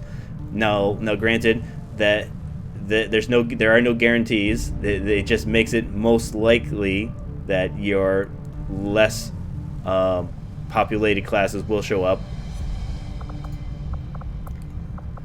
So Sloane will most likely be ready for our next mission. Emily will most likely be ready for our next mission, so because the Chosen didn't show up on the last mission, it's now more likely that they will show up on the next mission.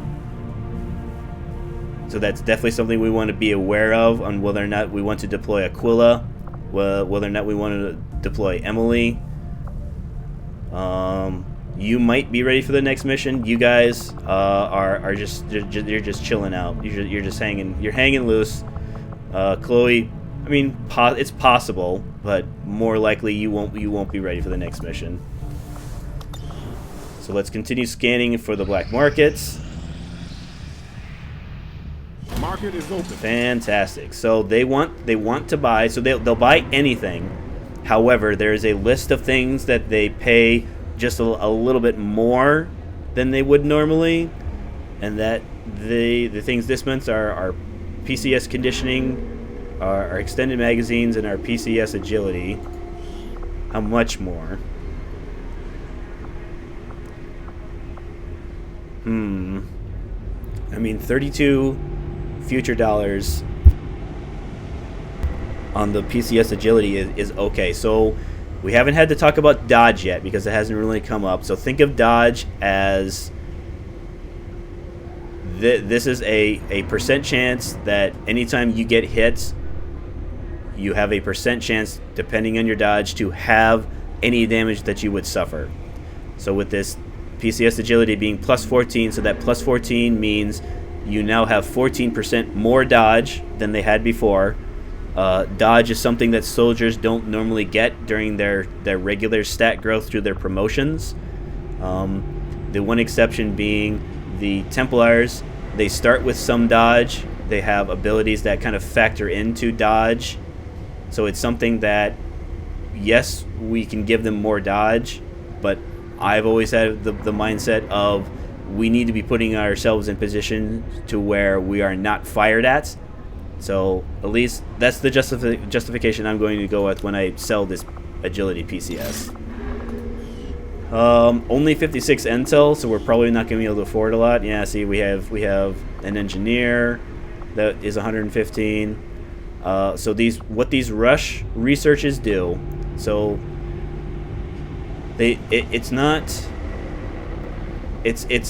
that this is inaccurate. Halves remaining research time. So what it's talking about is the thing that it's having is the total research time that it takes. It's not like it takes the research time that you currently are experiencing. So like, for example, we're currently researching magnetic weapons. If we had that as an option to rush research, it would not have the remaining time on it. It would have the initial time that it would have started at. And the funny thing about our magnetic weapon is that because it was inspired, it was getting a bonus, a research bonus. That's not factored into the rush research.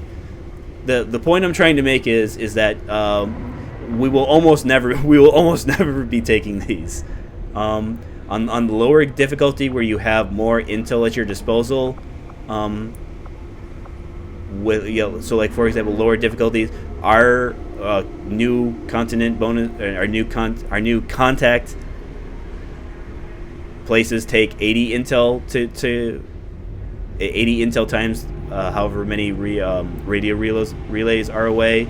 On Commander, that goes down to 60. On Normal, that goes down to 40, and on Rookie, that's as low as 20. So, but it doesn't change the intel rewards. So you're getting much more intel. You're getting as much intel as we on Legend difficulty get, but our regions cost 80 intel. So going with that, there are going to be times where we are absolutely going to spend our intel. Like, I'm already looking at the alien alloys. I'm not going to get it now because we're still so far away, and there'll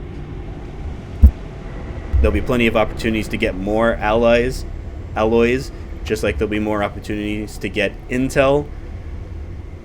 But that's something to think about. It's again one of the gameplay elements that I like so much, is that you're stretched in so many directions. It's up to you as the player to decide which direction do I want to be stretched in, which direction do I not want to worry about. It's completely up to you as the player to decide. We have an idea of what it is that we want to do, but there are many forks. There are many different paths. All right, let's see if we can find that soldier before the end of the month. Because these soldier resource words are kind of like tied to force level. So the higher force level we have, the better soldiers that we'll be finding. Fear across this world. All will know what lies ahead. All right, so there's the resistance telling us that the assassin is being all crazy, and it's just lowered our region income by 22 supplies. These Chosen are constantly hunting us to try and recapture you, Commander, and are spreading terror throughout the Resistance as they go. We'll need to pay close attention to each one as they gain more information about our plans. The aliens have just finished a new facility tied to the Avatar project, Commander. If we can make contact with Resistance forces in the region, we could move on that facility and set back the aliens' work. So this is our first of the facilities that will help Advent increase their Avatar project progress. These are the facilities that if we blow them up, it will help. Will help lower the project. So while it exists, project goes up. We can, once we if we make contact with the region, we can zoom in, blow it up. Project goes down. So fortunately, we're relatively close. Because we make contact here, we can then make a contact here. That'll be in the future though, because we're going to have to increase the number of contacts that we have. But again, we have facilities we can build with that. Sometimes scanning rewards will give us more contacts. All right, Ivanov, a sharpshooter, a corporal sharpshooter, we just found hanging out.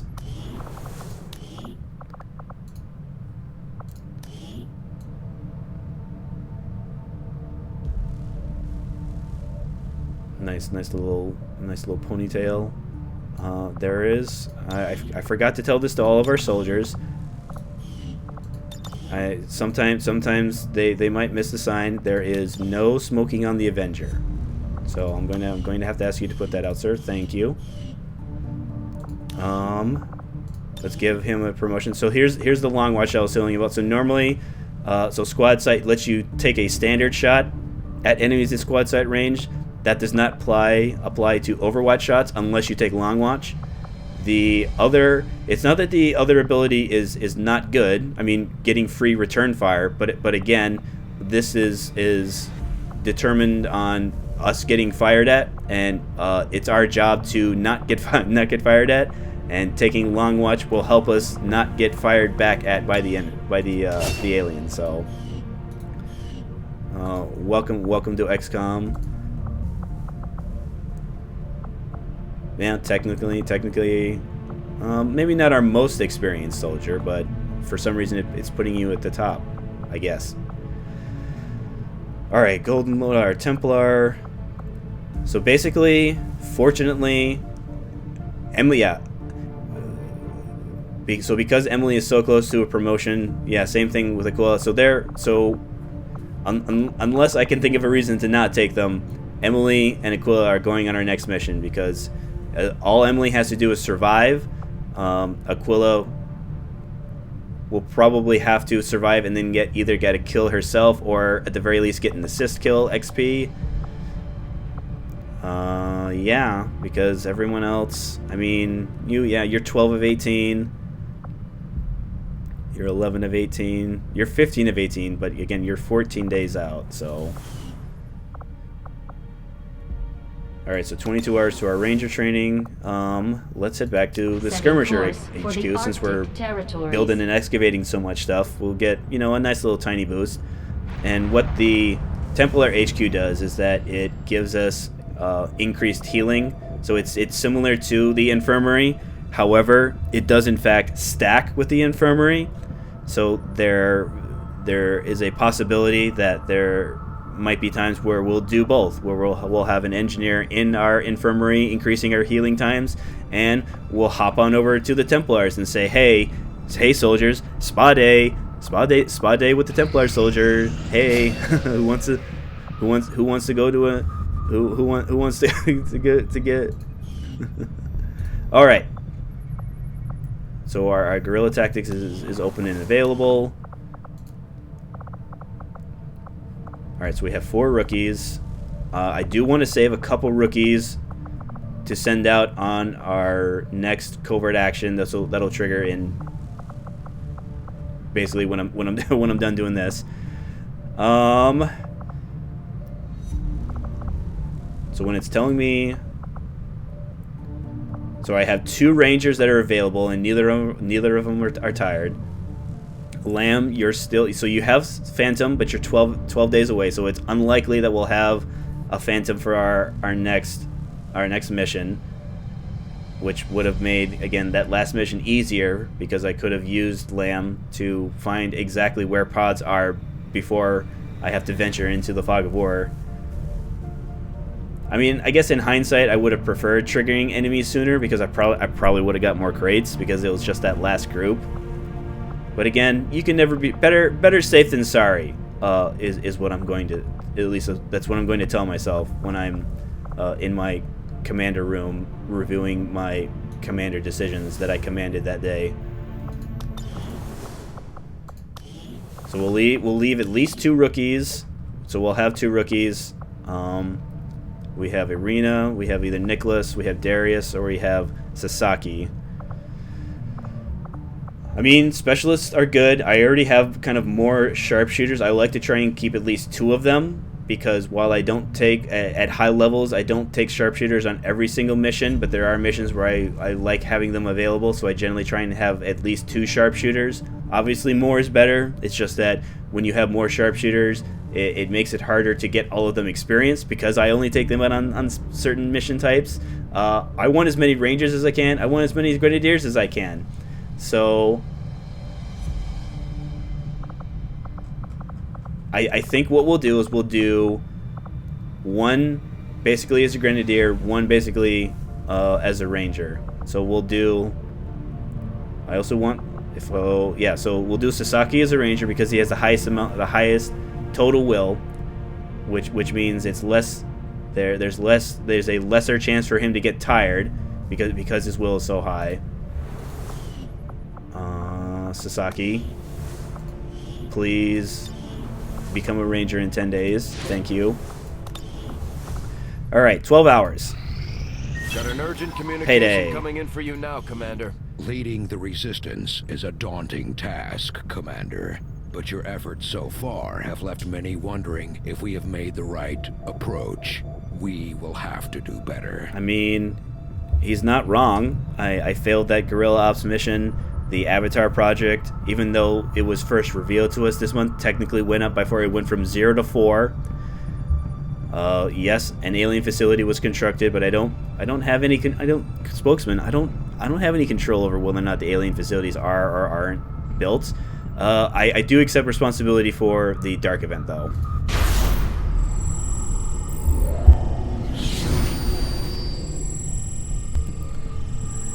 Alright, Assassin's going to try and lower, I mean, I shouldn't say try, will lower our income again for another month. So, this is what the game does. So it will give you 2 of them. It will tell you exactly, these are the 2 dark events when you see. there will be, when there are 2 open ones, the third one will always be hidden. Now, yes, we can spend intel, but again, we need all the intel we can get. So Advent lightning reflexes, which we didn't have a chance to counter last month because we didn't have enough contacts, but we have 2 now. So when we get our next guerrilla op, we'll have 2 choices. So we'll have to decide between reflexes, resistant informant, and whatever the hidden event is. The interesting thing with the resistance informant is that it can make it so it reduces it by 2 weeks, but the retaliation strike is happening in 2 weeks. So it's entirely possible that were this to activate, and they generally don't activate. Generally speaking, if you have 2 chances to counter a dark event and you don't counter them, that's when they could get put into effect. So we haven't had a chance to counter the resistance informant yet, but we have had a chance, even though we didn't have in air quotes to counter this. We could have countered it last week, but we didn't. I don't think my faction cards change. So while yes, 10% is okay, but we might not notice the 10%. Having more items, so more items means more chance at weapon attachments, more chances at Ellyrium cores, which once we get our proving ground up and running, that's where we spend our Ellyrium cores. The Ellyrium cores are tied to specific weapon and armor item upgrades. So we'll leave Vulture on. Commander, I've learned that we have new opportunities to strike at the Elders, should you wish to pursue them. So it's warning us that as the chosen information, as they get more information, they're going to be able to do more nasty stuff on our covert actions. So in addition to having a chance at a soldier being wounded, there's a chance that we could get ambushed. Ambushes are kind of like their own mission types, where we have to run from one side of the map to the other. There'll be some Advent units on there. There'll be an Advent reinforcement that drops in that will try and chase us. But it's run from one side of the map to a predetermined exfil location.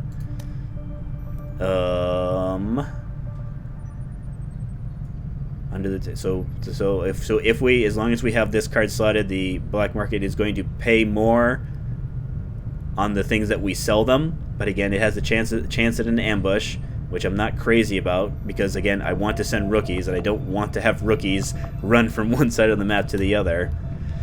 Ability points is okay. This will help make our resistance hero units a little bit better, because it's going to add 12 ability points to the XCOM pool. It's also going to give a promotion to it, just like last month. It's going to give our soldier a promotion. The problem is that we're probably going to be sending, well, I guess since it's a promotion. Alright, so I want you guys available for the next mission. I want Golden Lotus to be available for the next mission. I mean, technically I could send one of the sharpshooters. 2 of 8, 7. Alright, so you, Nakamura, basically the next mission you go on, you're promoted. Melissa, you're technically our only specialist available, but Chloe's back in 21 hours. But again, even if it's 1 hour away, I'm still tired. I'm still not going to send a tired soldier on a mission if I can avoid it. Yeah, I want Rangers available. I think because you're so low, Margarita, you would benefit the most from this promotion, because with you being at the bottom of the list, you're very unlikely to get sent out. So I'll actually have 3 rookies available, theoretically. Let's send Darius. So I'm not withholding this intel. I'm telling you guys, Margarita, Darius, I need the intel. So I'm sorry. I don't want you to get wounded, but I need all the intel I have right now. So please forgive me if you come back wounded. Understood, Commander. All right, there's our supply drop. Let's go pick up our supplies for the pay period. If you could aid my kind in this mission, you would have our gratitude, Commander. See, we didn't even get to start scanning. All right. So this is a recover resistance operative. It's going to be a second engineer. It's going to be enough intel that will get us the opportunity to expand to a new region. However, there of the 3 mission types that you get from the resistance hero, from the resistance factions. So the Rescue a Stranded operation, the one that we had last month, that's the easiest one. It's only groups of Lost, and again, the Lost aren't gimmies. You can't sleepwalk through those missions when we're this early, because our soldiers are still not at their best. They don't have the best aim. We don't have the best equipments. But even so, that's probably the easiest. There's a one that's kind of like in the middle that we haven't gotten yet, that is kind of more like the other missions, where it's go to an area, rescue some guys, extract them out. There's Advent there. This one is the most difficult because of how many enemies we're going to have coming at us. But again, we want this engineer, because this is how we're going to excavate faster. This is how we're going to start putting engineers into things like our infirmary, which will help increase our soldier recovery times. Sector 1, the Arctic.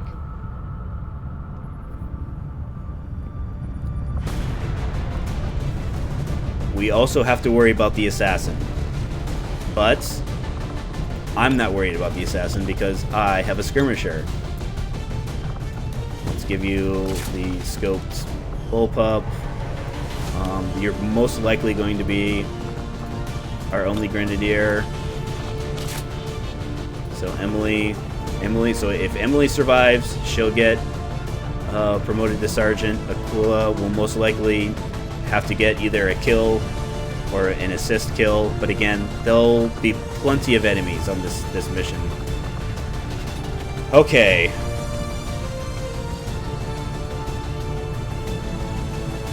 So I'm considering Golden Lotus because this mission type is backloaded, meaning there are more enemies at the end of it. There's going to be fewer enemies at the start. So what we're going to do is we're going to have 2, maybe 3 groups of enemies. We're going to go to a location. There's going to be a VIP that we're going to need to rescue. When we try and rescue the VIP, there's going to be enemy reinforcement drops, and those will happen every turn until our exfil. It's not like other missions to where we can't retreat immediately. We have to wait for Bradford to tell us when we can extract, which is one of the reasons of why this mission is so difficult, because if things go bad immediately, we're stuck there. But again, we need the engineer, we need the intel, so we're going to take this mission.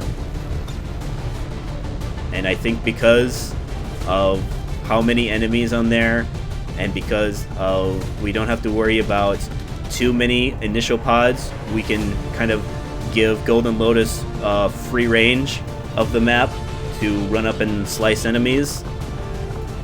Now the question is, so you shoot, you're our close, you'll be our close up, you'll have a grenade, we'll have Emily with a grenade and some shredding. Who do we send? We have rangers with shotguns.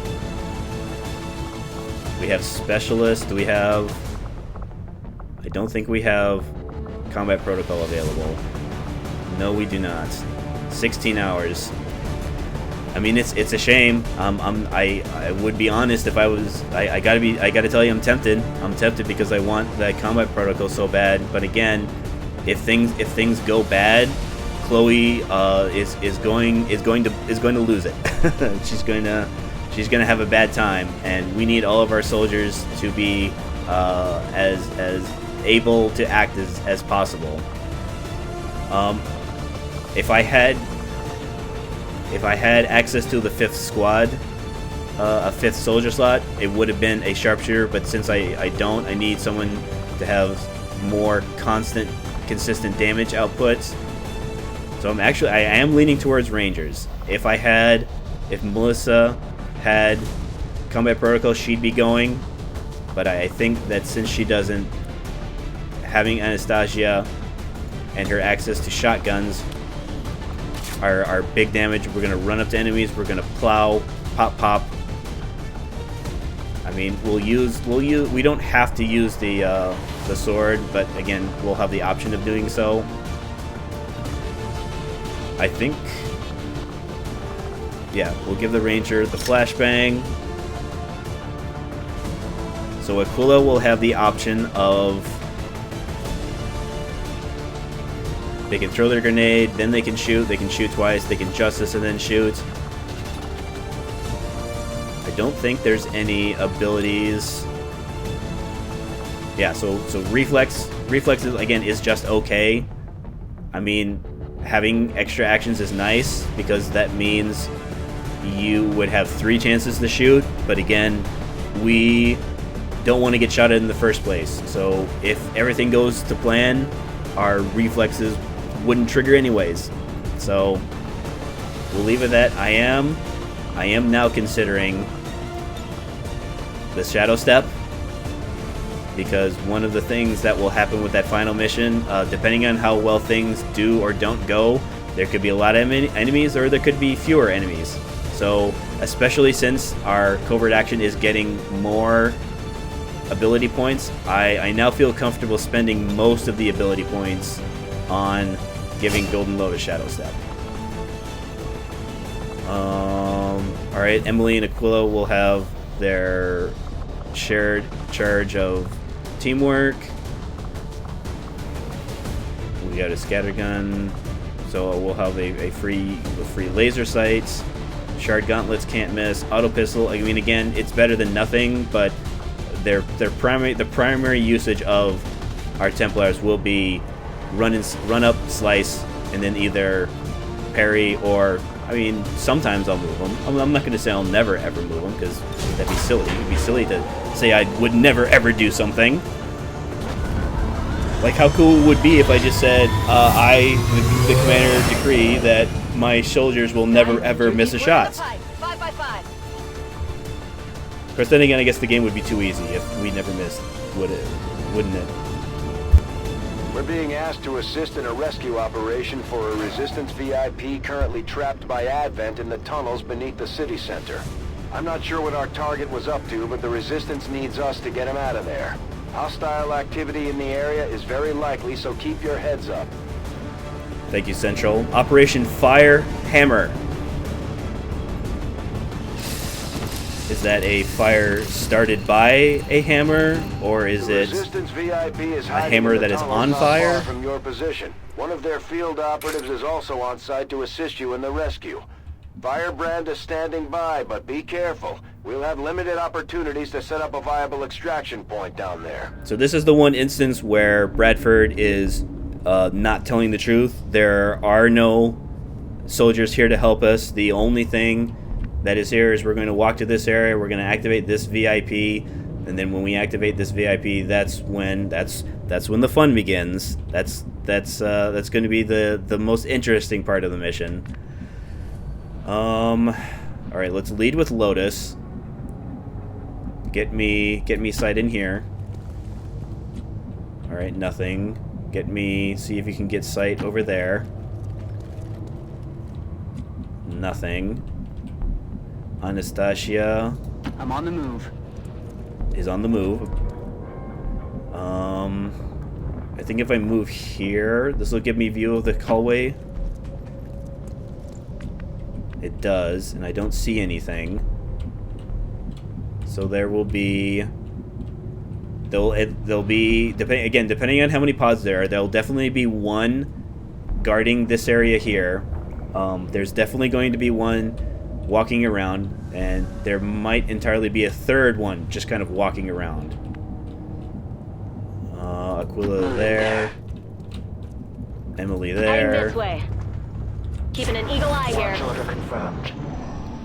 Let's see if we can get more sound indicators. All right, so we're having enemies in that direction. Remember, no matter how tough things get down here, we can't evac until we complete the mission. Yeah, that's Bradford reminding us that if things go bad, there's no running. There's no running away from this mission.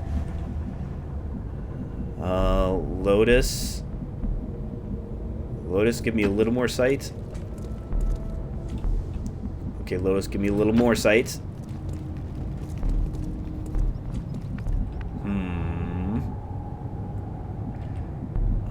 Anastasia, can you... Let's go here. Moving out. Alright, now I was hoping for more sight in here.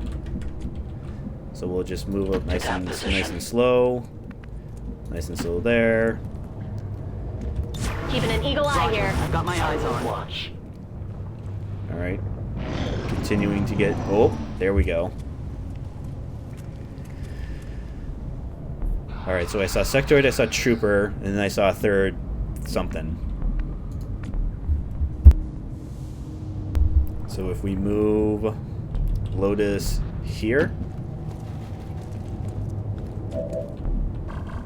Alright, so it is Stun Lancer, Trooper, Sectoid.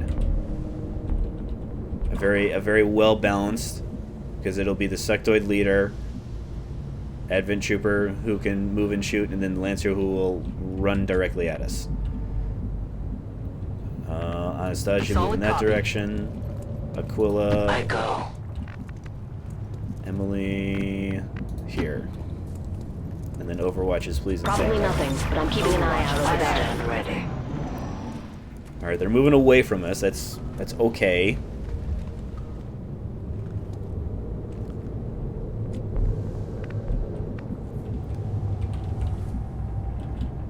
So we have to be careful here, because that'd give us sight. So you can see there's a little break in the wall there. There's a little break in the wall there. So they'd give us sight of enemies there, which means they could possibly see us. But let's keep trailing this pod to see where they go. So it looks like they could move back over this way. They could move across the bridge here. So let's give us cover here. Let's get us cover here. Aquila, can you get up there? Not without dashing. Let's put you there. And then Emily. Keeping an eye on this quadrant. I will not waver.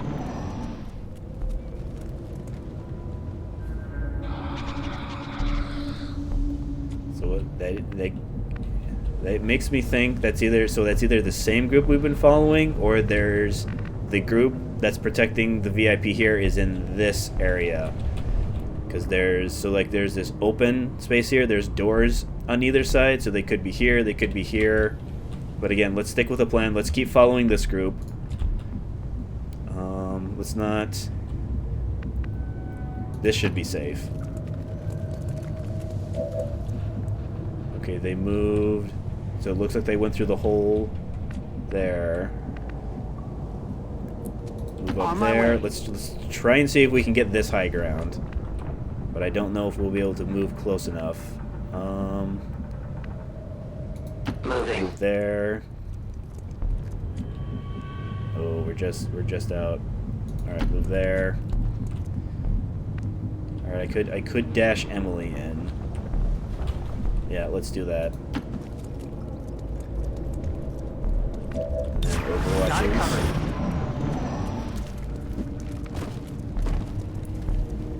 Alright, so it looks like unfortunately I won't be able to get the high ground before taking my initial shot. So since this is the first time it's come up, sectoids, believe it or not, have melee vulnerability. They take extra damage from our rangers, and they're also going to take extra damage from the Templar Ren's attack. So instead of it being 4 to 5, it's now 7 to 8. Now it's still not enough to get them in 1, but we can now theoretically get them in 2 actions now. The question is, so Emily, she's safe here, but if she moves, she'll break our concealment. If I leave her here, do I have to worry about the sectoid pathing here? Because all the sectoid has to do is move to any of these tiles to spot her. She'll be flanked, blow our concealment. Now, while the enemy units will be able to get a move if the aliens see a flanked XCOM unit when they break concealment, there is a chance that they instead of using their move, they can shoot her. And so yes, it's cool how she has 6 health. If she survives, she'll be the surgeon that we need. It will also make the rest of the mission very, very, very, very difficult with only doing 3 units. So I do not believe that the sectoid can escape. I mean, I suppose it's possible he can move back over this way, but again, we'll just melee a different unit then.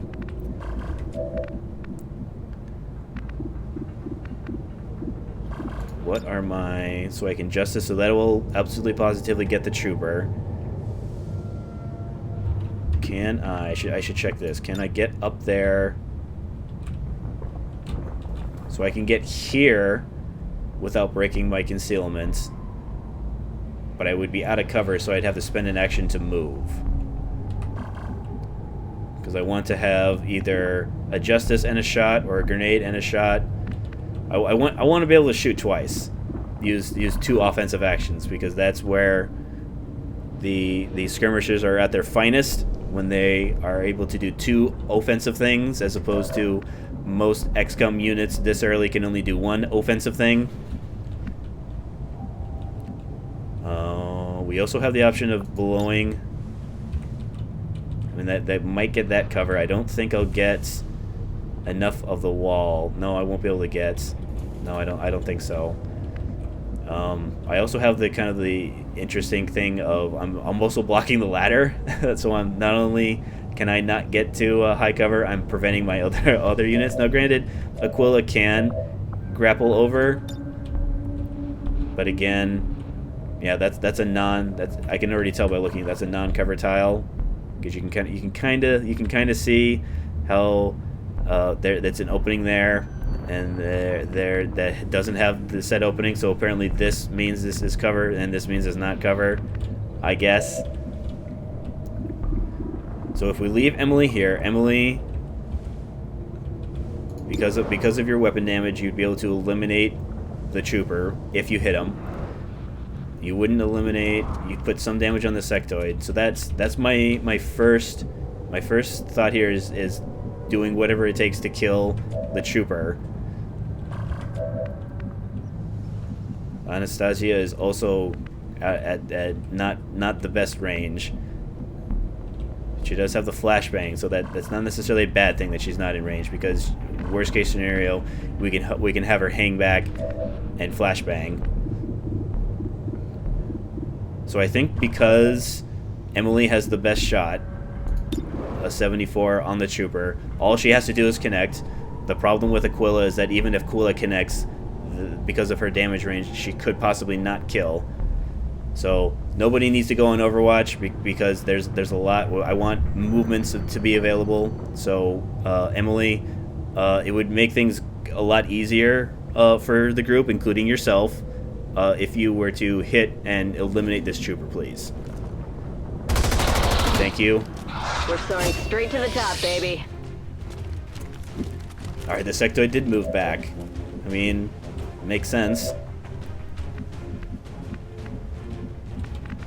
So Anastasia. Yeah, Anastasia doesn't have the best spot. but then again, that's okay, because I'm not expecting the sectoid to move and shoot. I'm expecting the sectoid to move and then either try and mind spin or raise. Even if we don't kill the stun lancer, the sectoid will still have the trooper as a possibility. Does this? All right, so that's about the same chance I had with Justice before. So what it'll do? We'll pull him out of cover so it's adjacent. Well, I shouldn't say pull him out. It'll move him from where he is now to either this tile or this tile. But then Aquila can then follow up by having a best accuracy possible shot on her, or on the Lancer. So let's try that. All right. So let it be written in the record that it took 5 tries before Aquila finally missed. I set the wall on fire. Oof. That's how bad I missed. I missed so bad I set the wall behind the Sun Lancer on fire. So if I could just get a little bit of damage, just a teensy weensy teeny tiny bit. Anastasia, you can do that. You can do a teeny tiny itsy bitsy amount of damage, right? Okay. Let's then finish it up with the Templar, because the Templars have a mechanic. You'll see he'll do a little dance here. So what Focus does, Focus will provide they have some abilities that require Focus. So even if we don't spend the Focus, if we just kind of hold on to it, it gives us more mobility. It gives our Shard Gauntlet damage more damage. So the thing here. So because so even though he's all alone, yes, he could go and run, but he could also do his raise thing. So one of the trade-offs with having a melee attack that can't miss, it's pretty cool when XCOM does it. However, if Golden Lotus were to be mind controlled, now Advent has a melee unit that can't miss their attacks. So I'm thinking if I tuck him in over here, the sectoid doesn't have view of him. So the sectoid, now granted, the sectoid can just simply move, but the sectoid's gonna have to move if he wants to try and mind control Golden Lotus. And then I think, can I move? I think if I do this, I'll grapple up here and I'll have a movement point to move into proper cover, which will then possibly give me, if I move, let's move here. Alright, no Chosen, and the reason I know that is because the Chosen shows up the first time Advent or XCOM breaks their concealment. So Lotus can get 8 to 9 technically with a chance to crit. So it's not impossible. It's just that it's something that we're not really going to plan on that. What? All right, we'll take some 79s here. All right, there's one 79. Here's another 79. Alright, that should give us range. Damage range for Lotus here. Now fortunately, even if we trigger more enemies, we'll have a movement point that we can either move back over here, move back where we were. So let's move. Let's not move any further than we absolutely positively have to. Oh, and we get loot. Alright, core and an advanced scope. Love to see that.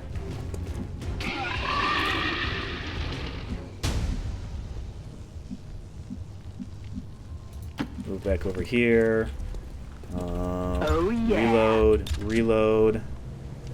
Overwatches, please and thank you. I feel like I need to keep a lookout here. All right, so that's the other group hearing us. So So yeah, so they're most likely over here. They could be over here. They could be behind here. Let's, however, because again, no timer. That's if there's like one nice thing about this mission, no timer. Now, granted, there will be a timer, but it's the timer that we have to wait before we can escape. So it's like somehow a scarier timer than the ones we normally have to deal with.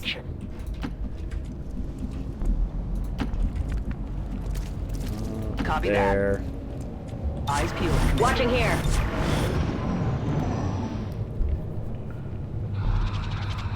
Okay, Possible X-ray activity. That direction. Okay, so this is a different spot than I was thinking. That's another spot that has doors on either side. So this is a doorway that we're just gonna walk through. Do I want to go behind them though? I mean, that's certainly an option. No new enemies. Move behind. Let's also move behind. Moving on target location. Let's also move behind here.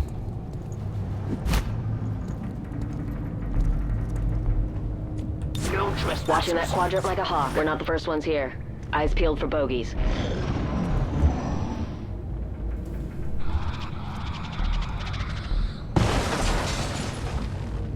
Let's see.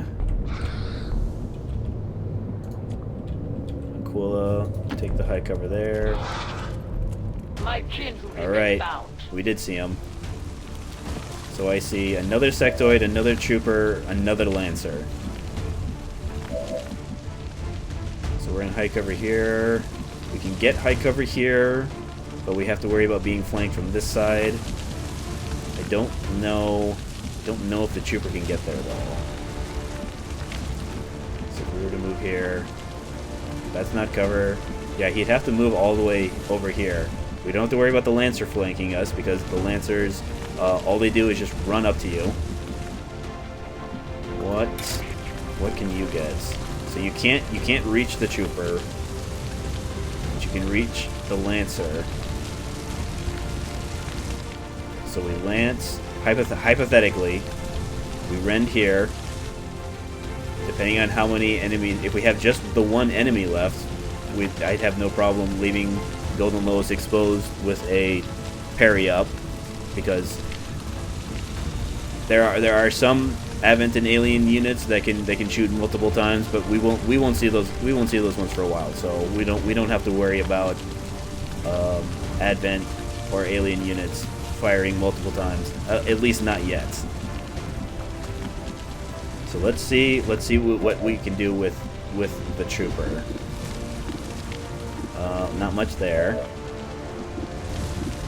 We have a terrible shot at the trooper, so I'm thinking even if you move up, it'll still be a terrible shot.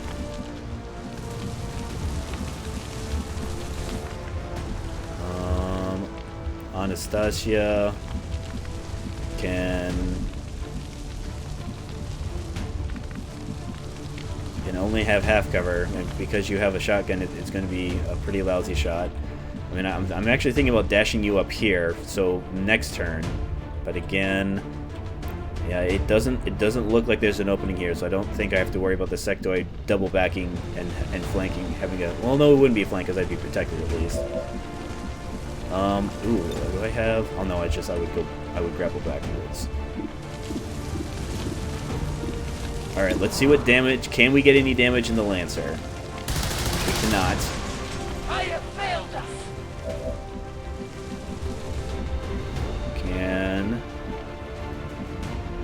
So here, the sectoid won't see us, but here the sectoid could see us. Yeah, we don't want to move there because the sectoid could move there and flank us.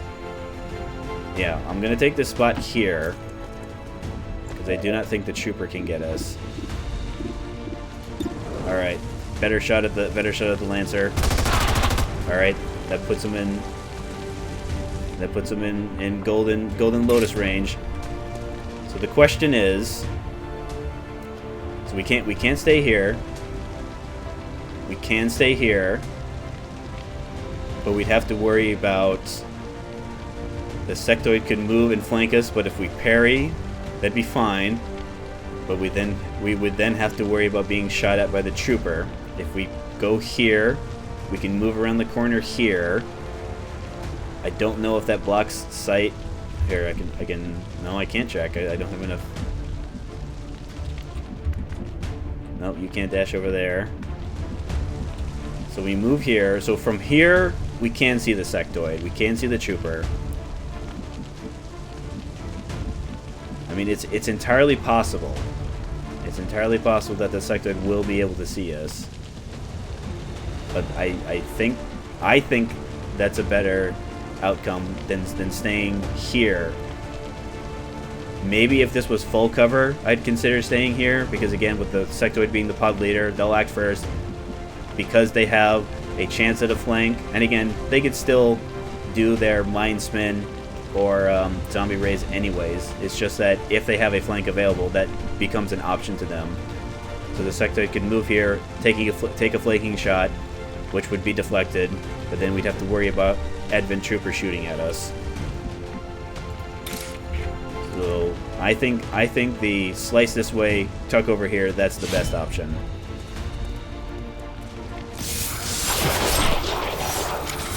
Bozo down. So I will see the sectoid will see me, but he's flanked, so he's going to want to move.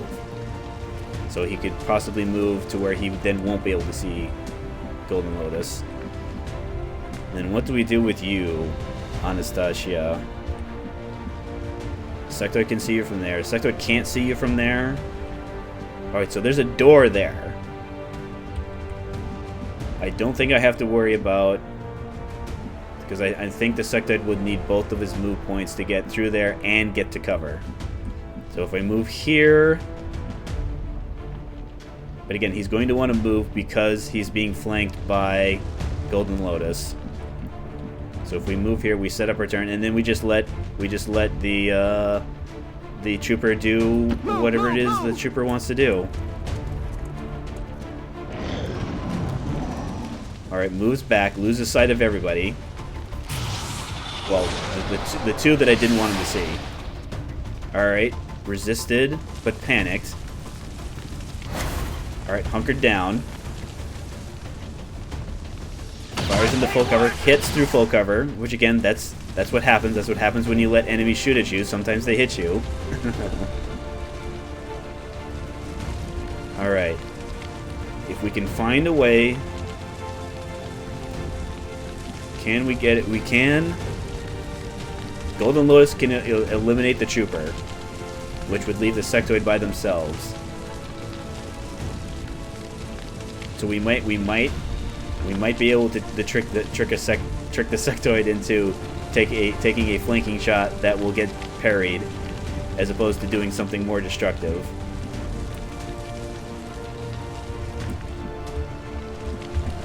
Do I want to do? So I have Justice off cooldown. All right, let's see what Justice does. All right, Justice hit this time. So I think we now just unload into the sectoid, even though they're going to be terrible shots. All right, sometimes you hit terrible shots.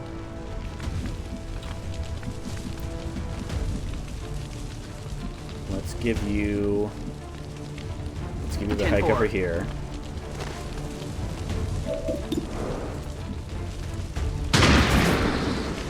That's fine. I'm pretty sure we can finish him off with Golden Lotus. Yes, we can.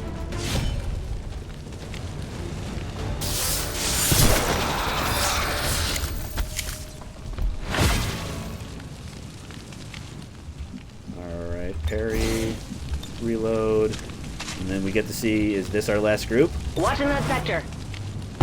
Alright, no enemy activity means no enemies.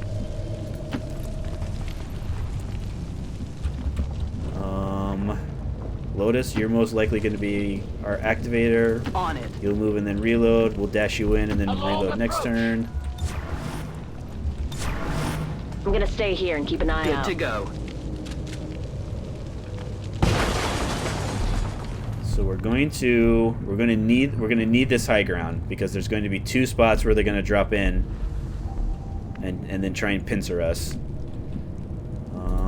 Golden Lotus, just move and open the door, please.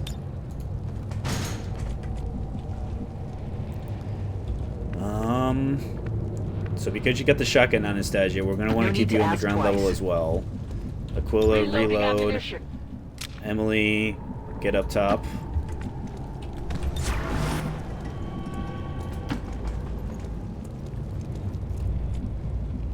Roger that.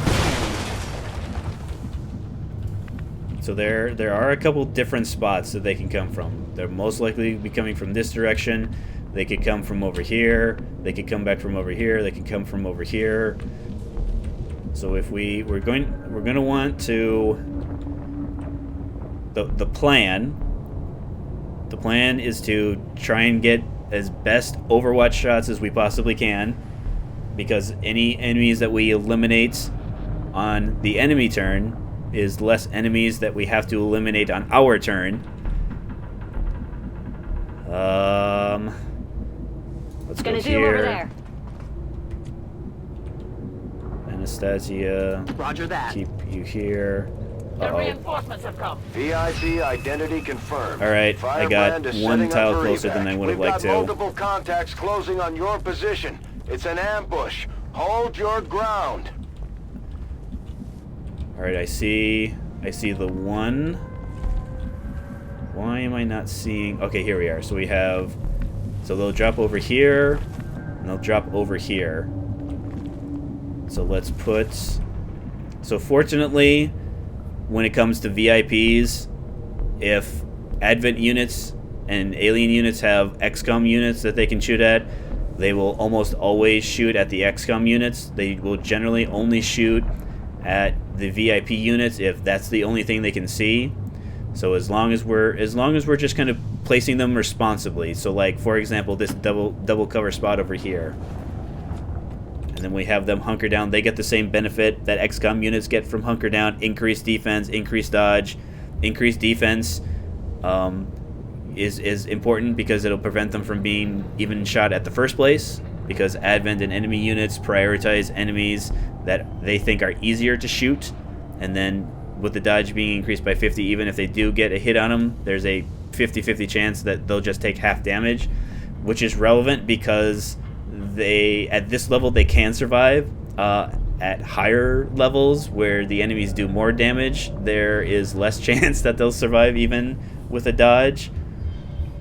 But, you know, well, it's our responsibility to prevent the VIP from being shot at the first place. So, all right, I guess Aquila just move and Overwatch there. Attacking on sight. Emily, you'll stay there. So Lotus, I think because this is the closest group, Lotus,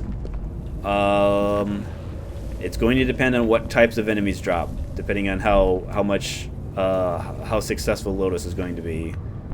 Well, I can give you high cover there, or not high cover, height advantage. Anastasia, you're in a pretty lousy spot too, but yeah. I'd like to have you be able to Overwatch, but if I Overwatch you from there, it's going to be a lousy shot anyway, so. Alright, hold position, 4 turns. Alright, that looked like a captain.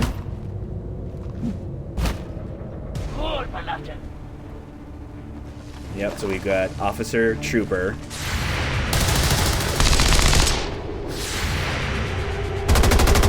Alright, perfect. Your girl's gonna be heartbroken when she hears the news.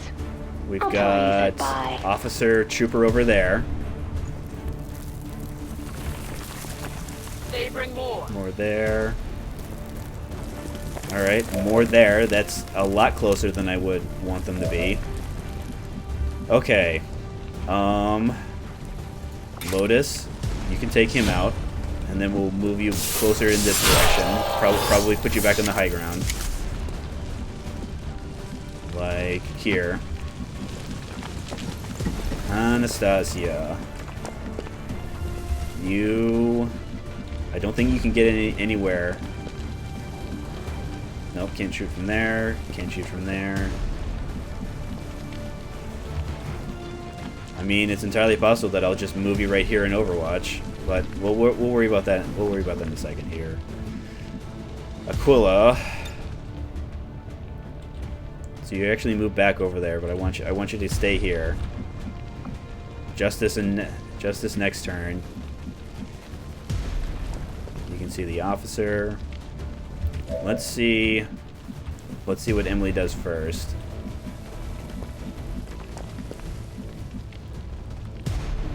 So you'll have officer in high cover, trooper in low. Unfortunately, this wall is big enough to where I can't really... Like, I'd have to move over here or here in order to have shots. So even though it's not saying that I'll see them, that's because this door is closed. But as you can see with the path, I'll kick the door open.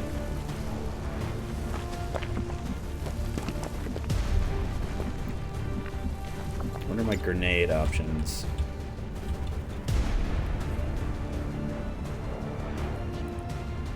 So I could either get damage on both of them, destroy the trooper's cover, or I can get damage on the officer and destroy the trooper's cover.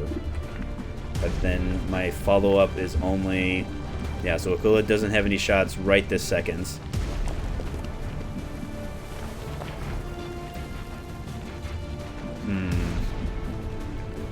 I also don't like how Aquila's already injured. Because then I would be able to take... I'd be more apt to take these half covers. But because she will not... Most likely will not survive her next hit. Yeah, it's still only back there. I was just checking to see if maybe I could grapple over there. So it seems like...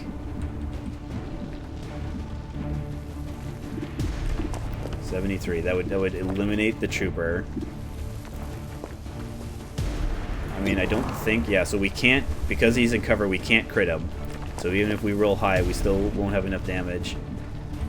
I'm thinking, though, we move, we shoot, we then have Aquila give us an action to either do a grenade or do another shot, depending on who it is that we hit and for how much.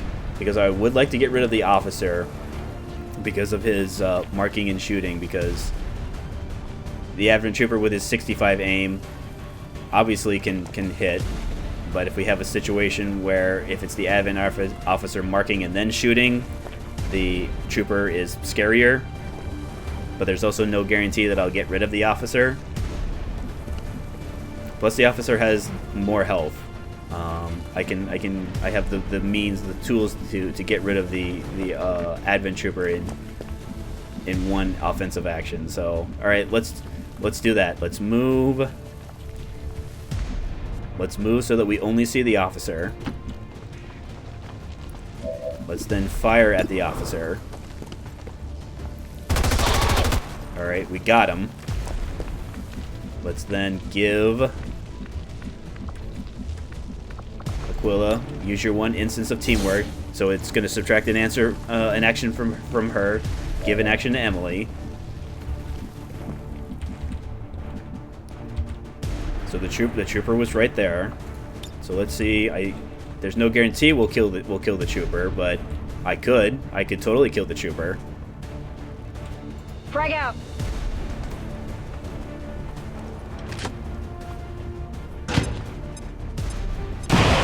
Oh, we got them both. Holy. Okay. Anastasia can now move up and just simply Overwatch. Come get some. VIP. I mean, I don't really want to move you. And Aquila, I can actually Overwatch. Now, granted, I won't be able to do 2 shoots, but I don't plan on 2 shooting because I'll have Justice up next turn. I stand ready.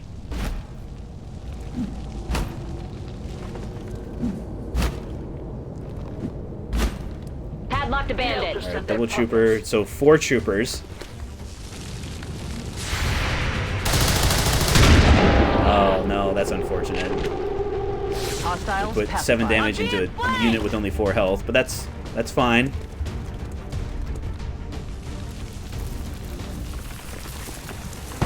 Brings allies. Alright, so there's the other trooper. So Golden Lotus, slice and dice.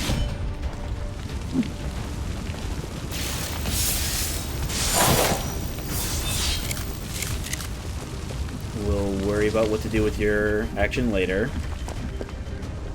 So VIP. So I can move there. It'll be a flank. So I'll have a very high chance of using our justice because we're dealing 4 damage and he's got 4 health. This trooper, on the other hand, this trooper is going to be a problem. I can already tell. Yeah, they have high cover from this side. I mean, I suppose I could have high cover from this side. Where? I mean, that's going to depend on what we do with this trooper first. So we have the high cover from here. Oh, but we won't see him.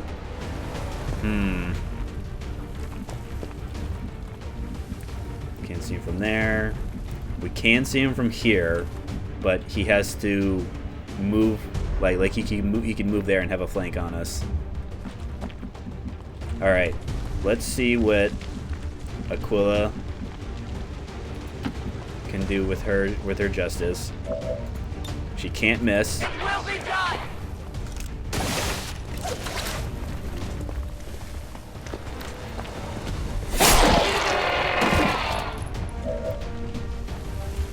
I mean, the other possibility is that we stay here.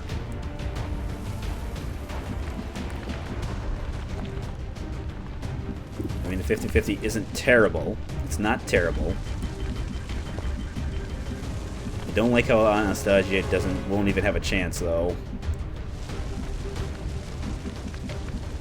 Yeah. So we need to put ourselves in the best position to protect Aquila. So I think in order to do that, I'm going to have to give Emily the half cover. Because my hope is that the Advent Trooper either stays where he is, or even if he does move, we'll hopefully only see Emily, and he'll then only shoot at Emily. Because so if I give him the high cover, if he moves and sees both Emily and Aquila, he'll shoot at Aquila because Aquila will be easier to hit. So let's go like this. Alright, our 50 is now a 53 because we moved closer. Alright, again, game making me look like I'm a tactical genius because I hit a 50-50. Ready to rock. Anastasia. Affirmative. Covering now. You'll start blasting. I see. Is that 2 more regular troopers? Yep. Again, Advent being very generous to us and not throwing more difficult units at us, but that's okay. Another one bites the dust. Hostile flanking maneuver. All right. Next turn. Next turn, we'll know the location of our exfil. I mean, yeah, if we just have Golden Lotus, slice and dice here, that will let me reload my other units. So, thank you, Golden Lotus, for not needing to reload your chart gauntlet. Let's move you there, so that in case again, we're going to try and get up first, but it's going to depend greatly on where our evac point is and whether or not everybody can get out. Ooh, that's actually high cover. Understood. Let's go there. Moving out. Put down you. Reload you. Magazine here. Overwatch I'm is watching pleased. that Thank quadrant you. Under my watch. Another bogey. All right, 2 more troopers. 1 less trooper. Alright, and then Aquila was too far back. Firebrand is in position for the extraction. Get out where is of it? there before Okay, there it things is. get any There it worse. is. VIP, you're totally out. That's another engineer. Confirmed. Firebrand has So the Aquila VIP. can get Time to out. get the rest of the squad out of there before Emily they is get overrun literally by those damn things. not only one tile in one direction, she's off by one tile in two directions. So that means we stay because we want everybody to get out. Fortunately, we have been keeping up the speed with Advent so that we have just this one trooper, so we don't have to get out.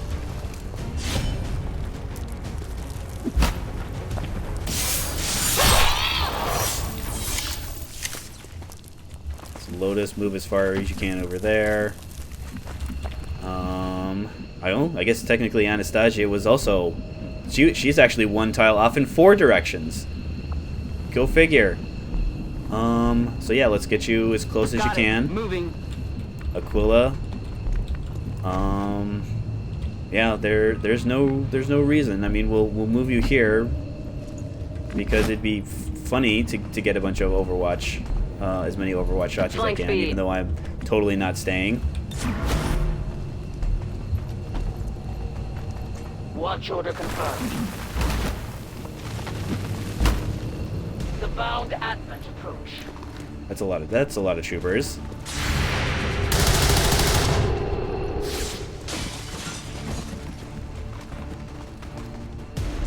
We've picked up a lull in their forces. It looks like they're running out of reinforcements. I mean, let's get moving before that changes. I mean, that doesn't really explain like this group of reinforcements, Bradford. But I mean, I get the gist of what you're saying. So, time to leave. Do I want the stock or do I want Sue? All right. Unfortunately, so even though Golden Lotus has been done lots of heavy lifting, I must withhold more Advent blood from you, Golden Lotus, and ask you to evac. Anastasia, move here. So you can get him, you can get him. So let's give you this 50-50. All right, that's fine. Miss the target. Up and away. What can we do with Aquila? I mean, Aquila, even if they hit the Advent unit there, there's no guarantee. So if we give you the best shot, let's give you this trooper, and then we'll just throw a grenade at him. Because it's about sending a message. It will shake them. And that message is that XCOM has no problem throwing grenades and then running away.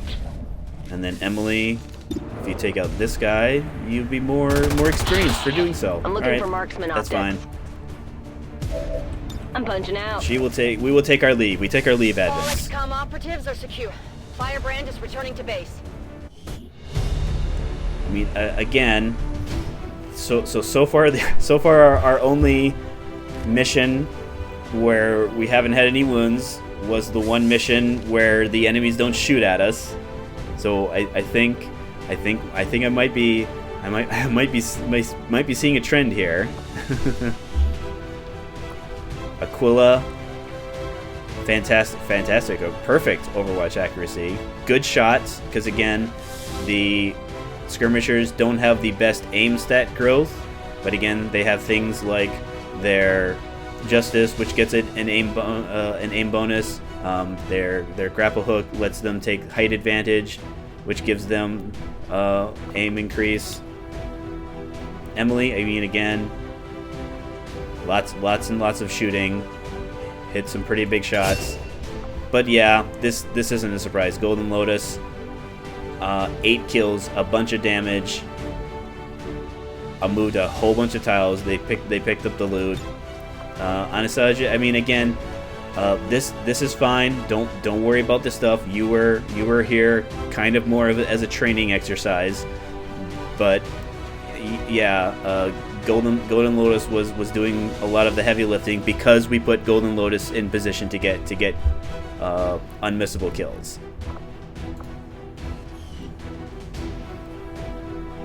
Reports of armed engagement today between peacekeepers and XCOM dissidents were deemed false by Advent officials.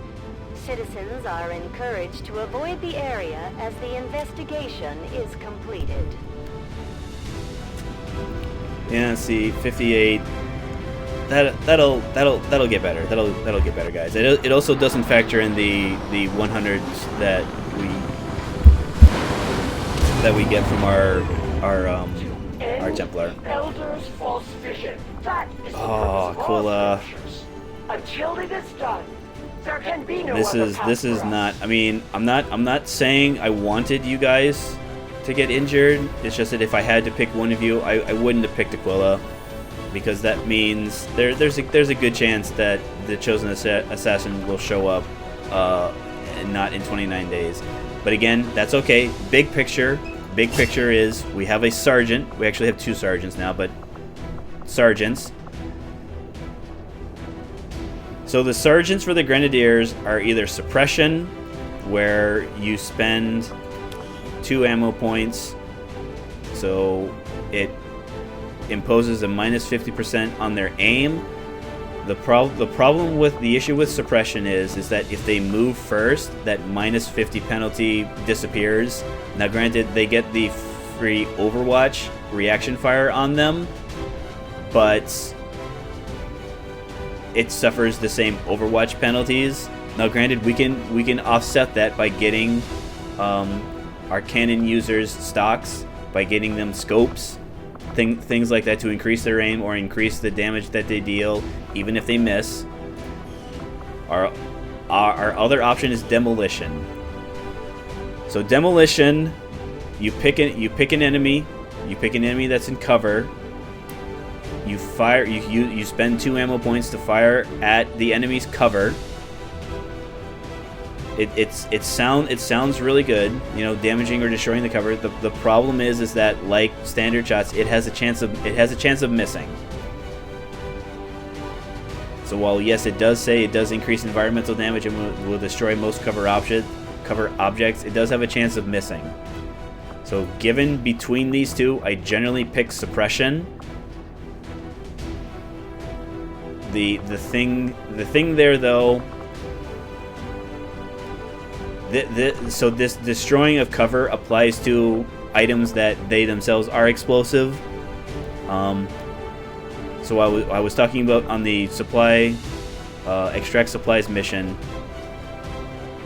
Vehicles, when they take sufficient enough damage, they get the little sparky bits to kind of indicate, oh, I'm gonna blow up soon. So demolition lets you bypass that. Demolition will bypass the sparky bit portion and immediately destroy the cover, causing the vehicle to detonate. Now that doesn't remove the cover, but a lot of in some cases it will turn high cover into low cover, and then sometimes it will also turn low cover into no cover. It's going to depend on what the vehicle is. It's going to depend on what type of map, because certain vehicles only appear on certain maps. So it's something that I'm not doing a very good job of selling either of these abilities. All I'm saying is that of these two things, I'm more likely to use demolition right now because of its damage potential. Because again, it's not that suppression is bad. Suppression is an ability that we use like our flashbang grenades, where we're trying to deprive enemies of as effective as actions as possible. And that's something that I've gone, entire campaigns, at least on Commander difficulty, where I've never used suppression, despite the fact that I could have used it, but because you have the thought process of how do I eliminate enemy units, because if I eliminate them, I don't have to worry about them shooting back. So demolition is what we're going to go with, at least with Emily. And that's right, at Sergeant, they get a call sign. So Emily, you are now Taurus. So it's Taurus and Aquila.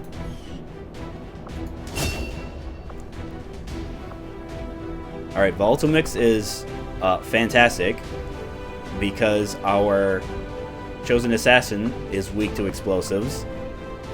Zero Wind's nice, especially with how many shots they get. So any subsequent shots against the same target get 10 more accuracy and 10 more crit chance, this is the thing I normally take, but since we have Volatile Mix, not only do our grenades already deal more damage to the Chosen, we're now going to deal even further damage to the Chosen. And Lotus.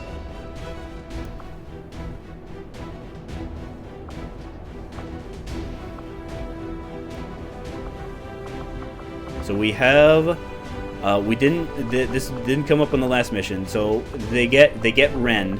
They also have an ability called Volt. That's one of the things that does cost focus.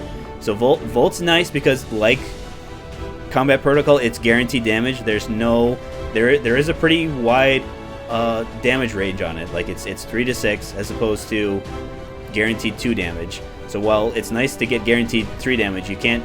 It's difficult to determine how much damage you're going to get, whether it's 3 or 6.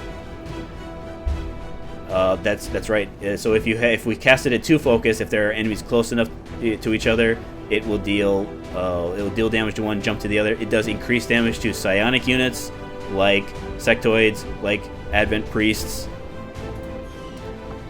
Stun Strike. So Stun Strike is a interesting. So you strike an enemy. So it's a ranged attack. So you don't do it when you do Rend. It's its own thing. It does cost a focus. The problem is you start with only a 65% chance to hit, 5% for each focus level. There are ways that they have a skill that lets them increase the amount of focus they get on a mission, but it doesn't get much higher than 3. So while yes, it's super cool for chances to disorient them. It's super cool how if they do use it with their first action, it doesn't end their turn, so they could possibly Stun Strike and then Rend, or maybe even shoot. The issue is that I'd rather have. There are other abilities that are better uses of their focus other than Stun Strike, like Pillar, for example. So Pillar, you spend a focus and one of your actions to create a pillar that acts as full cover. Now that is good. The problem is that one of the kind of the quirks that XCOM 2 has is that when you create a cover piece, any unit that would benefit from it has to move from where they are to where the new high cover piece is. If they had a high cover piece, so if I have a unit that's somewhere, I then use the Templar to create the Pillar of Light directly adjacent to them. They don't benefit from that high cover place, even though they would normally do it. They have to move there, so it's the type of thing where I would have to create a Pillar of Light, a Psychic Pillar, and then move there. I'm not against mods using it. I just don't. I haven't really found the mod that fixes it. It's something that I believe it's a engine limitation of Unreal, because XCOM uses Unreal Engine. I think it's either 3 or 4. I want to say it's 3. So the explanation I've seen is that it's a issue with the game engine that XCOM takes place in. It's not a issue with the game itself. It's something that the Unreal Engine creates. Now, overcharge is also a possibility. Overcharge is something that, so we get guaranteed focus increase on kills. This will give us a 33% to generate focus on attacks that don't kill. It's better than nothing. But at the same time, this is generally only something that I don't take, because I generally don't take these. However, I do have the option of Blade Storm. Blade Storm is an attack that our rangers will eventually get. So Bladestorm is free attacks. It's free attacks that enemies that move past us, enemies that try to attack us in our melee adjacent range, which is around us. So when we couple this with parry, we can run in, slice a unit. Even if we don't kill it, we can parry. We can then, when the unit that we didn't kill tries to attack us back or tries to move away from us, we'll get a free shard attack. Now, this it's still good on rangers, but rangers have the problem of their melee attacks are not guaranteed the way Templar attacks are guaranteed. It still counts as a reaction attack, so it is impacted by the reaction attack aim penalties. But because Templars can't miss their attack, it doesn't matter that it's a reaction attack. So it's as close to free damage, free repeatable damage as you can possibly get in XCOM. So it's an ability that we're taking.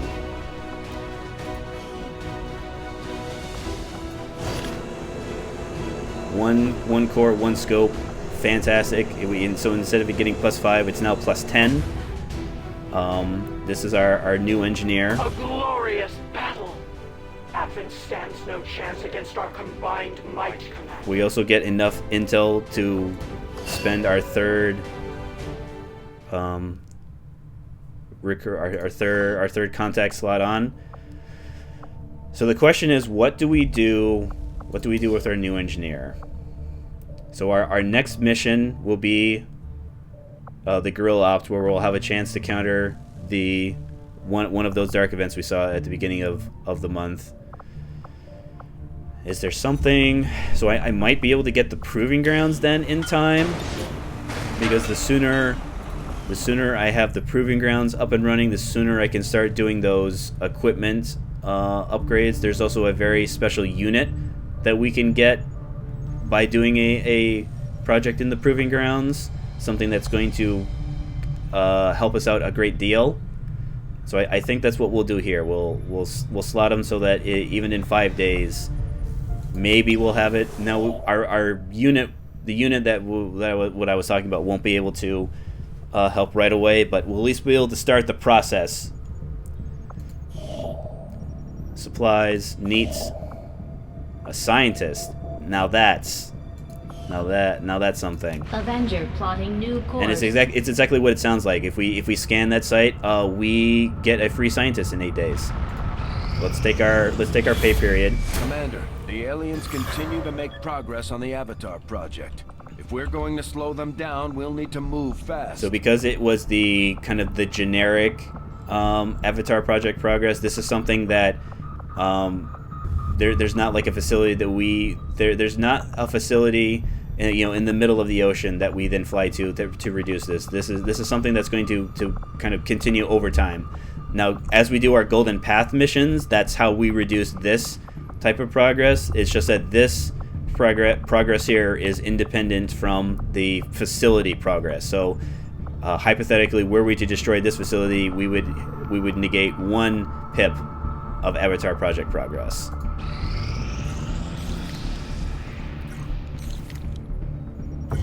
Alright, there's our money for the month.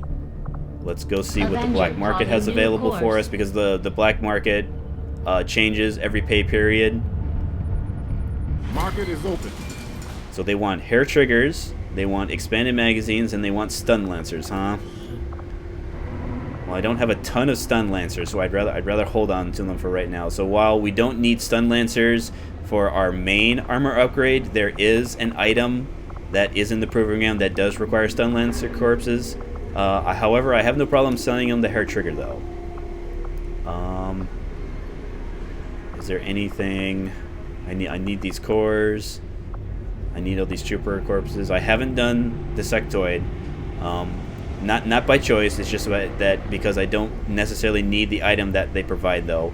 However, the item that they do provide does in fact need sectoid corpses, so I can't sell my sectoid corpses either. Same thing with faceless. We need a faceless corpse to research and then we need the item that they unlock. We need faceless corpses to build that item as well. We need turret wrecks. Yeah, we don't have that much to sell, so we'll just take our 20. We'll just take the money and run. What are our options? We do have alloys. We do have crystals available.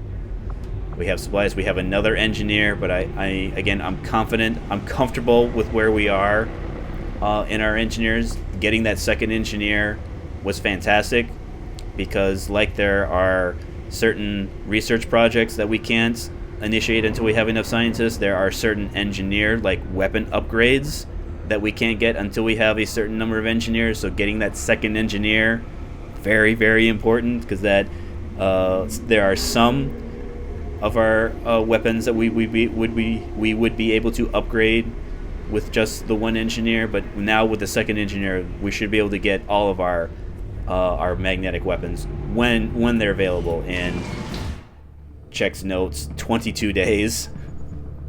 All right, let's get that scientist. Avenger Nope, that's the supplies. Sorry, Bradford. Nope, Bradford, turn around. I pushed the wrong button. Avenger plotting new course.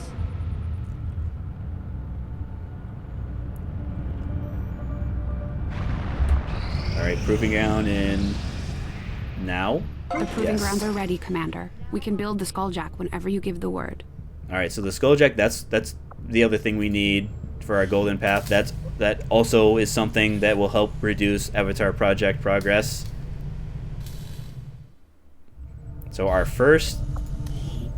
options are, so here's the Skulljack. We need 75 supplies and 20 days. However, mechanized warfare, this is the unit I was talking about. So this is our own mech. We haven't seen the Advent mechs yet. They're lots of health, lots of armor. Fortunately, the mechs that we build, lots of health, lots of armor. They are expensive, but because of the DLC options that I chose at the beginning of the game, this made it so that this one mechanized warfare project, so it's going to get us one mech that'll be ready to go, and then give us the option to build more of them, but they're pretty expensive. So we're going to start here. We're not going to put a staff in just yet, because I would rather have them excavating, because this will get us more alloys. So infirmary in 4 days. Alien machinery. So this one will have alloys. This one is just supplies. So machinery, this will mean more supplies and alloys. Alien debris will mean just supplies. The power coils will give us Illyrium crystals and then more machinery. So we'll have some. We won't be completely dry of alloys, depending on how well we do or not do on future supply runs. All right, let's keep scanning for the scientist. Maybe we'll make it to the infirmary. Maybe not quite, but that's okay. So since we have two locations, two areas available to us, we have two options. So this also gives us a scientist. So destroy the alien relay. There'll be an item that will be somewhere. Fortunately, it'll tell us where. We'll go there. It'll have a health bar. We'll try and deplete the health bar, destroy that before the time runs out, or sabotage a transmitter. So sabotage a transmitter it's similar to what we did on Gatecrasher, where there's going to be an object. We're going to need to get to that object and put our explosive ordnance on it.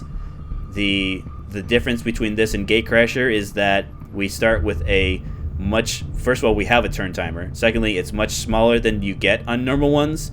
The trade-off with that is that there are kind of like little relay node things that we can destroy as we make our way towards the transmitter, that if we destroy them, it gives us a turn back. It has 84 intel. I am, however, looking at the scientist, though. It's moderate, so that's going to be more enemies, compared to our this mission here. But I want that scientist. There are lots of stuff that I need scientists for. But Commander, seeing as we've been going for about 3 hours, this seems like a good... how to track down the Chosen. We should construct the ring facility so they have a place to coordinate. Sorry, Bradford. I was. Anyways, this is a good place. This is a good place to pause. This is number 3.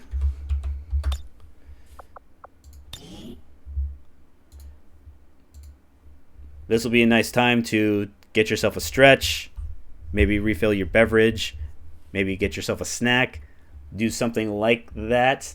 I myself will probably top off my drink and use the restroom, so I will be back in just a minute.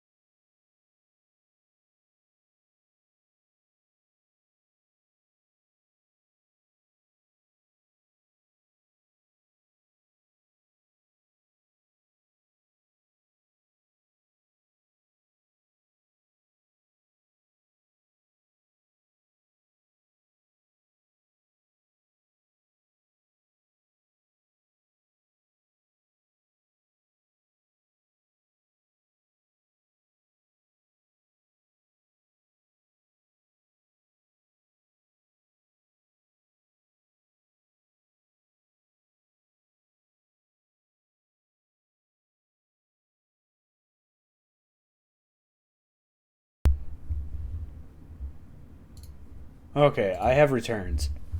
So like I mentioned in the opening, I think we're going to continue with World of Hitman, World of Assassination, and Freelancer.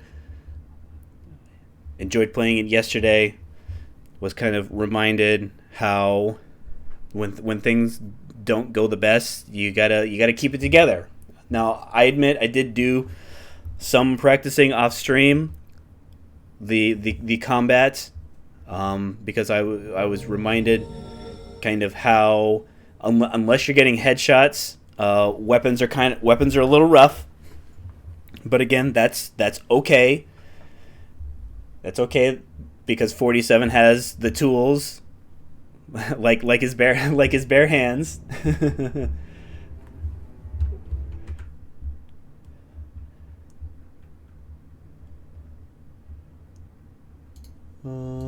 Okay, category.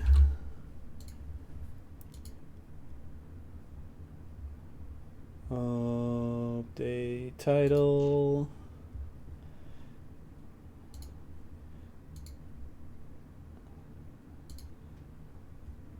Game capture on.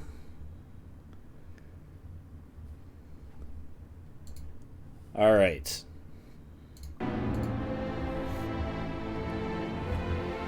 So even though things were a little messy in our showdown, we got the job done. I mean,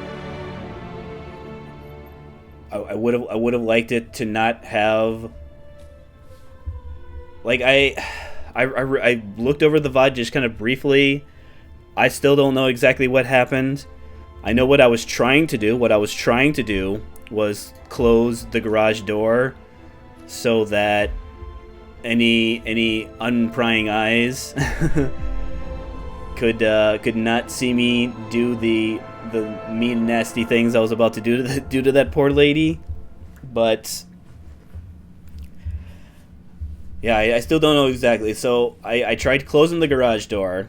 It didn't close because I guess it would have closed on her, or maybe it was going to close on her. But she was like, "Oh no, don't close that garage door on me."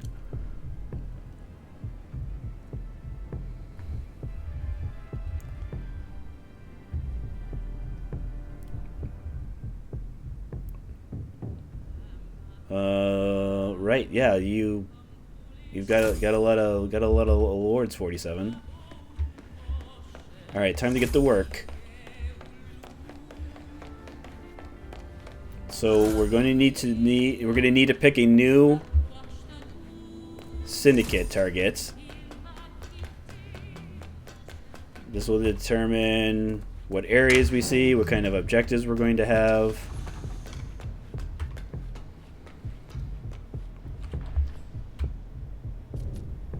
Bomber. Gee, I wonder what that has to do with, yeah, explosive kills. Still don't have a ton of explosives. Alright, this is the, it can be anything. So it's China, Thailand, Ambrose Island, Whittleton Creek, the shark, poison. I do have good amounts of poison. Don't bully your disguise, no witnesses. And again, this is just a list of possible potential objectives. Germany, Japan, Colombia, Ambrose Island, Eraser. So silence kills, fiberwire kills, explosive kills, sniper rifles. So a lot of that was a lot of what we did on our last one. So it's China, Japan, Morocco, India. Not the worst.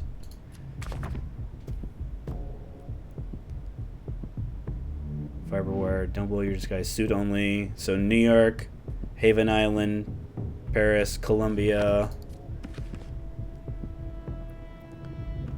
Deadly throw, which will be throwable item. Like you can see, it's things like the ninja stars, where it's a specifically a throwable axe kills. I don't think I own an axe. I do believe I own knives though, because I think the grape knife counts as a knife. At least I'd like to think something called a knife will be called a knife. Pacify guards unnoticed. Rare melee, silent takedown. I mean, it's possible Colombia, Dubai, Ambrose, Sapienza. Token card on camera. I don't like using king. I don't really have king. I don't like blinding. It's all right. Operators out. Accidents. Like there's nothing. From what I've been told, accidents are like the best ways to get rid of people. I'm not saying it isn't. It's just that it's one of those things that comes with level knowledge. Like I'm sure there are people who are good enough that they can look at these list of locations and know exactly, okay, I know exactly where I can get a burning kill on Dubai. I can know exactly where I can get an electrocution kill in Mumbai. I'm just a silly little guy playing the Hitman. So we're not gonna worry about the infestor. All right, so it was what, antithesis? Yeah, this is out. Operator. Yeah, operator's out. Maybe eraser. Maybe the shark. I guess we'll go down between shark and eraser. So this is Ambrose. This is Berlin. This is Japan. Colombia. This is China, Japan, Morocco, India. I like India. I don't like Morocco though. The problem I have with Morocco is it's always a pain to try and get into the embassy. There's also an area underneath the embassy that is crawling with guards. So if our target is down there and we have like a situation where in Wilton Creek where we completely mess up our potential assassination, we were able to get away with it on Wilton Creek because most of the people in the surrounding area kind of around where it happened were civilians, and civilians, instead of like actually doing anything, they go run and say, hey, there's some crazy stuff going on over here, you better get over here. Guards just start shooting. So I'm thinking poison kills, poison with the medic, poison with no bodies found. I already like hiding bodies. Poisoning guards with syringes. I mean, it's nice how it gives you a payday. The problem with the payday is that you don't. So there's not like, yes, there are people who sell you stuff on missions. There's no way of knowing what is or isn't there. Now, granted, there are certain levels where we can find poison already there, so we don't have to necessarily. It's not a must. We must bring the poison with us. It's just that we're going to need poison for sites that don't have sedative, don't have emetic. I think I have a dart gun though. And then no witnesses. I already don't like leaving no witnesses, because what kind of assassin would leave a witness? All right, I'm saying the shark. So now that we're in our second phase, this is when we have, I'm trying to remember, high alert. I want to say it should tell us. All right, so alerted. So failing this mission will end the campaign. So no pressure. We do have to decide where is it we want to have our showdown in. So Ambrose Island, not my favorite place, because just like I was talking about with Morocco, Ambrose Island has two areas that are entirely armed guards. And if our target is there and we have a difficult time taking down our target in those areas, the shooting begins almost immediately. So I definitely don't want to have the takedown take place there. Berlin is nice, kind of wide and open, and while yes, it does have areas that are almost entirely guards, there are kind of more ways in, more ways out. Santa Fortuna we actually did in our previous campaign because I mistook it for Argentina. But now, see, fool me once. Now I know to expect Santa Fortuna. Santa Fortuna has one area. It has an underground area that's very difficult to get to. Yes, it has the mansion, which again is crawling with guards. But with it being a mansion, there's also help there. So just because someone sees you do something doesn't mean they immediately start shooting at you. So this is a possibility for our showdown. Berlin's a possibility for our showdown. Japan, we had a pretty easy time with Japan the last time we were there. The problem with this here, however, though, is that if we fail, if we are incapacitated, it will end our campaign. So we have to go there. We'll have 2 targets. Does it tell me? It does tell me what my options are. So don't blow my disguise. Poison a guard. Poison a guard. Yeah. So even though we'll have the options for poisoning guards, we're not. This won't be a money an earning level. This is going to be get in, get out. Because if we get in and we don't get out, the campaign's over. So I think we start here. What are my options? Epic melee kill, opening safe. There is a safe on this level. Timed hide and seek, not doing that. Let's see what is in our supply crates. Sedative pills, remote explosive. I think because we're doing poison, our syndicate is poison thing. We're definitely going to take the poison. Now, whether or not we use it on this mission. Poison a guard with a syringe. So actually, we can actually poison a guard. If we poison 1 guard with a syringe, we'll get credit for 2. But again, this isn't our primary focus.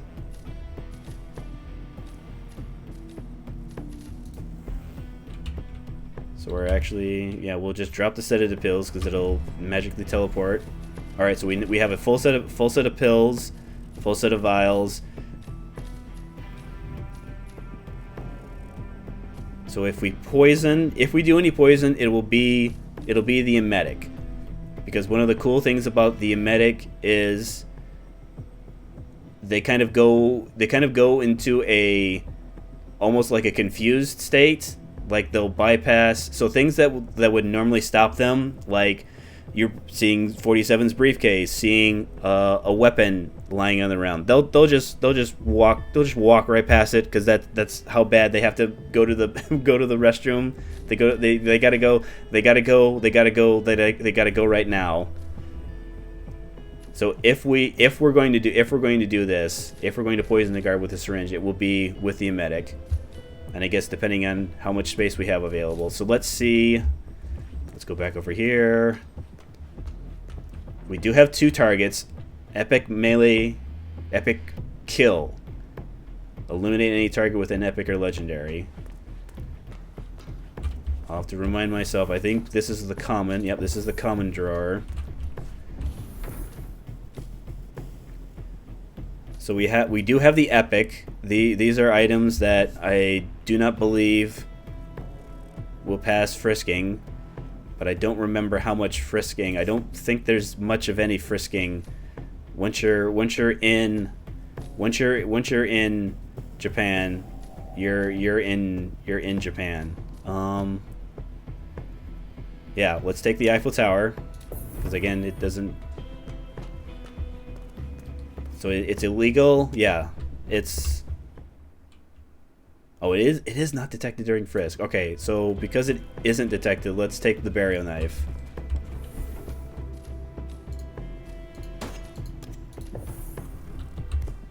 Yeah, let's take the burial dagger. Let us take some silenced weaponry. That's a 2. That's a 2. That's a 1. Alright, we'll take the assassin because, again, these are the silenced pistols that the assassins who will show up will carry. So if there's ever a situation where we lose it, we'll just need to take down an assassin to replace it. Let's then get our banana.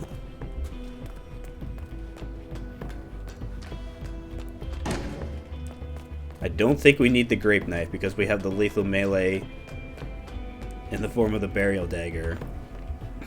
1 banana.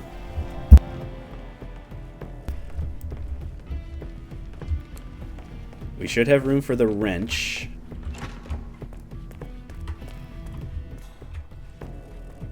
One wrench. Alright, that gives us 8. Yeah, we don't need the grape knife.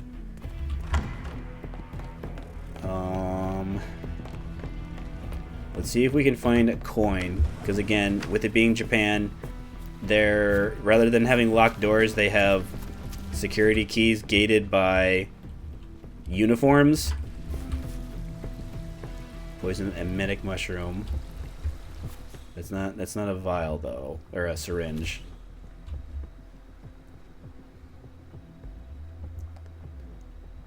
Not over here, not over here. Alright, let's check by the lake.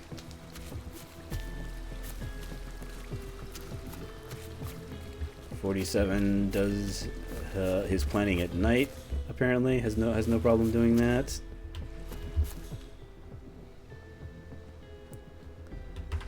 That is a light.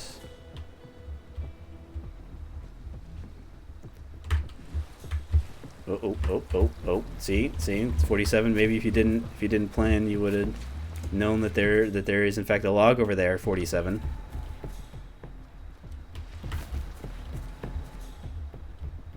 Not over here. Not over here. I think there's a path around here.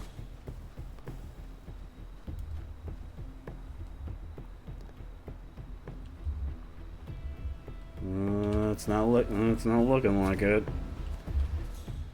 Alright, so I know I just kind of talked up about how this isn't a money run, but since we have the capacity for it, I cannot think of a reason to not take an emetic syringe.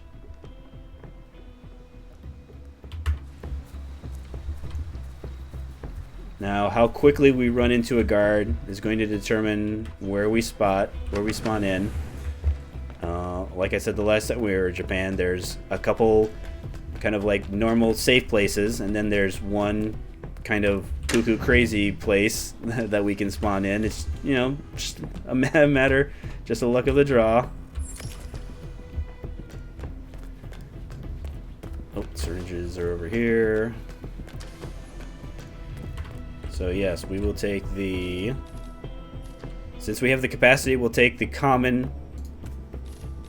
And I don't think there's anything... Like, I'm pretty sure there's nothing that costs 1. Because I think even the coin... I mean, technically we have the collector's coin. But again, I don't like taking the collector's coin because of how easy... Yeah, collector's coin is only 1. I don't like taking the collector coin in because the point of coins is to distract someone, and you don't want to put yourself in a position to where you want to retrieve it, because if we don't take it out with us, it's just gone. It's gone until we see it again. The only reason that I buy it when I see it at suppliers is to kind of take it out of the list of things that can show up, because your suppliers will only carry items that you don't have in your collection.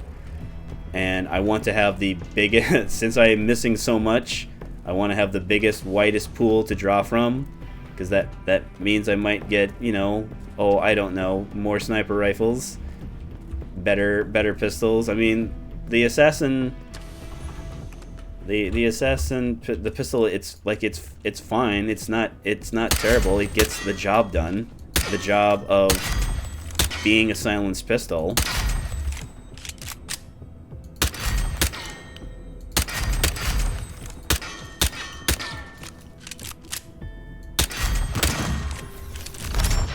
Alright.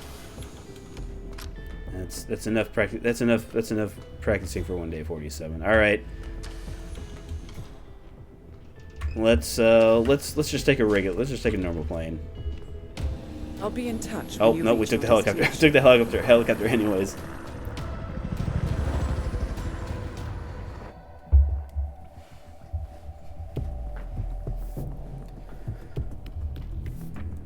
All right, is it normal Japan starting place or super scary?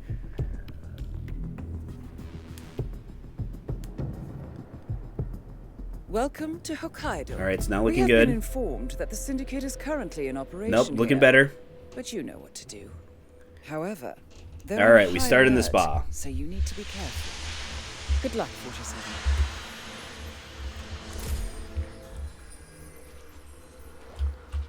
Alright, the last time we were here, we also had 2 targets.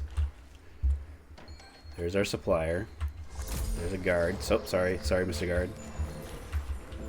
Crate over there. I can't quite tell.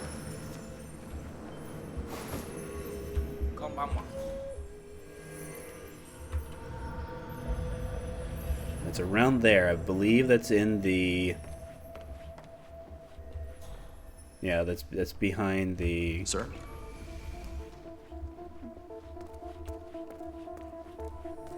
Yes, behind there. Alright, let's just... So one of my targets is an enforcer, huh?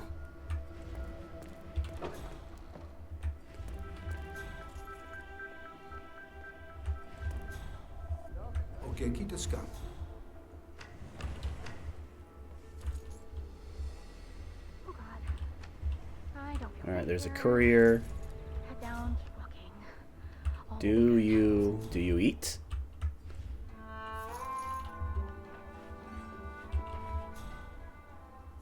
I mean, all that stuff looks really, really yummy. Nope, doesn't eat.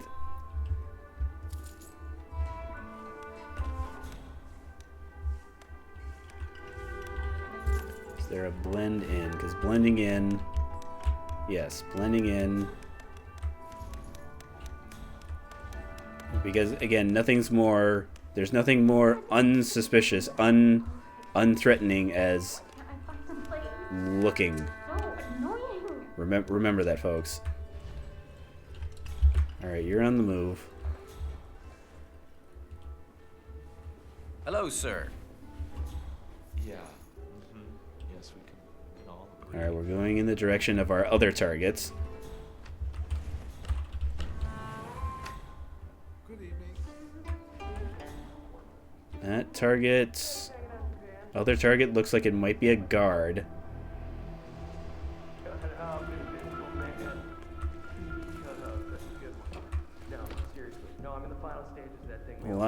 Lots of public places. Okay, there's a chandelier we can drop on you. There's a second courier, or is that the same courier as before? Nice to see you. Look at that! That's... No, gotta keep moving. Cut glass, baby. Almost a shame you won't Yeah, get that's to me enjoy forgetting it, that with it being on high alert, there's Alright? more than... Oh, it's... Shut up, the gym. That's right, it's just the targets that see through our suit. Full body graft, muscle implant.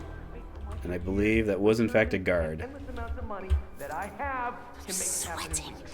Screw the natural No one way. notices. That's the. I don't want to Shut come up, across I as bet you nervous. would. It's just all Maybe I'll this call you when I get walking. I mean, fortunately, we're right by the exit, so it could be a situation where we get our epic melee kill on the guard. We then just use our silenced pistol on our second target, on target number 2, and then just make a run for the door in the chaos. Shut up, Helm. Wait. I need to call the boss. I might need... I'm probably going to Stole my need... idea. Hey, look, asshole. Maybe you can find someone else to emulate. How about, I don't know, Jordan Cross? He's hot, right? Trying to think... Wow, this is... Am I allowed downstairs? Social circles. Shut up, we don't, right? Alright, I am allowed downstairs. I can make you disappear for good.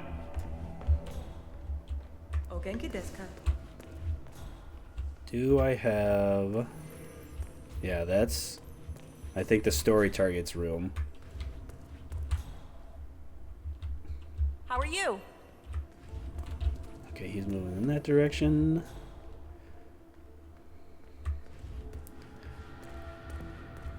I do have access to my room. This is the room that 47 gets when you come here doing the campaign.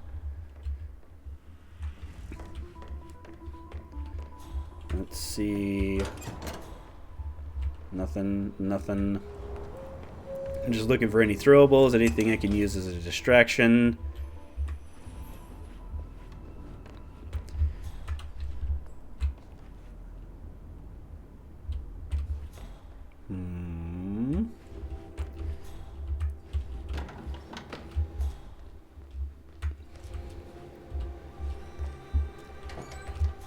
Alright, I could overflow my sink.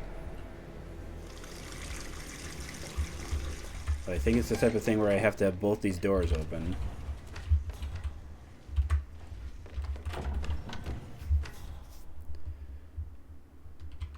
Or not. Maybe it's something where I have to have...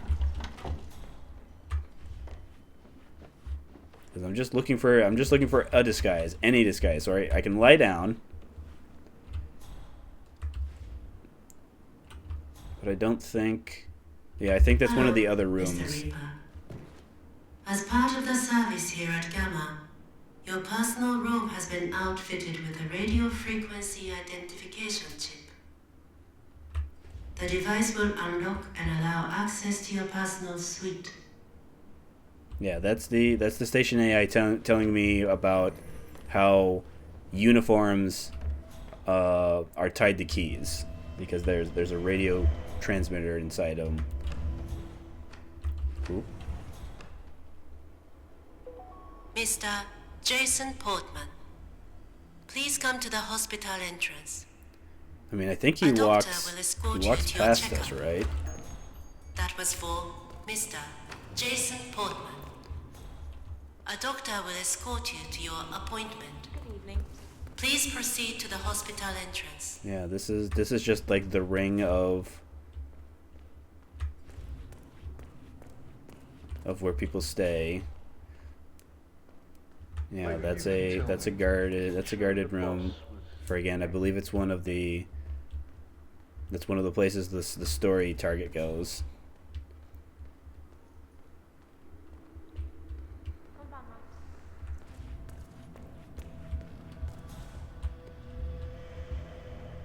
O Genki desu ka? No, gotta keep moving. Yeah, I should wait and see. Does he go past or does he go up this ramp? There he is, the director. Better catch him now.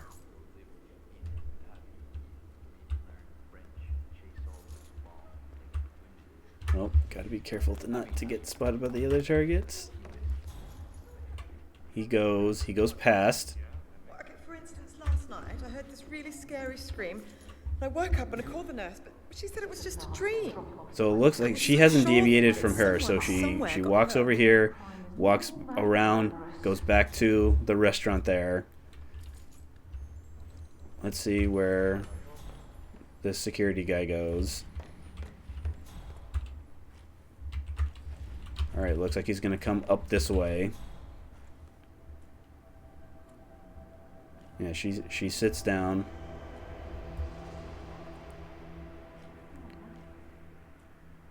I mean, I wonder if he technically counts as a guard. He's dressed like a guard, but it could be the type of thing where the game goes, yeah, he's a guard, but he's also your target, so he doesn't count as a poison target for your poison guard and poison guard syringe.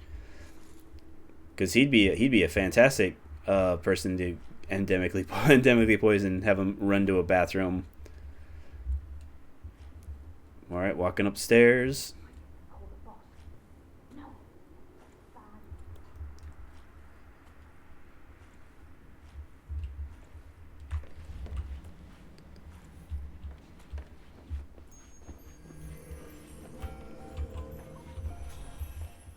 Walks around. Stay safe, sir. So walks to the top of the ramp there. And I think he restarts his loop here.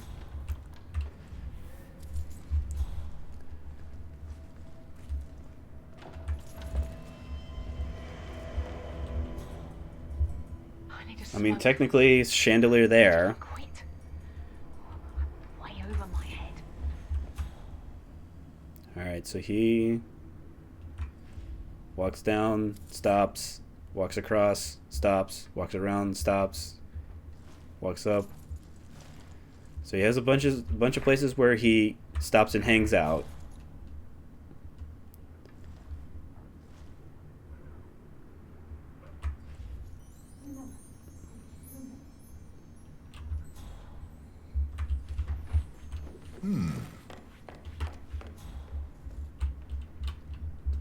Stops and hangs out.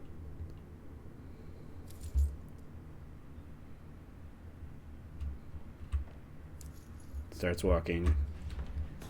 Painting it's great though, isn't it? Lines in the sand. Here now, gone tomorrow. This might. This is the last drop off I'm We're looking at a possible banana. We're looking at a possible banana situation here. Because there are plenty of places where he walks where he's alone.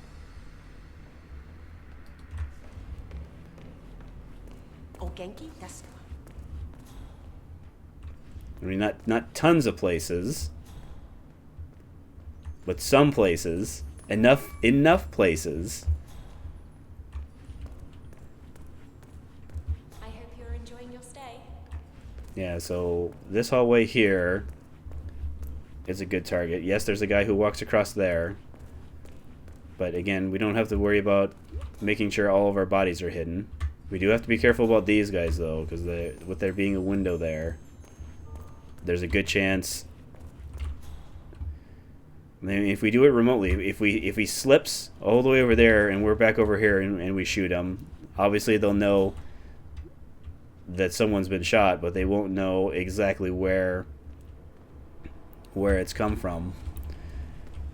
I mean, or we can just do our epic melee here. Can I... 2 dashes. I think that's Doctor. So maybe we try and get Doctor disguise so that we can get in there just in the off chance that we mess things up. Now the question is, do I remember how it is you get into...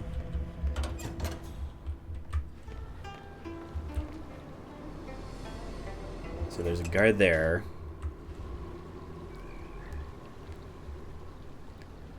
Because I know I can vault, climb down, climb across there, climb over. I just don't remember exactly how it is you get spotted. Or how easily it is that you get spotted. Because that's the other kind of like goofy thing, is that there apparent, at least in the Hitman universe, there's no greater crime than climbing in areas that you shouldn't.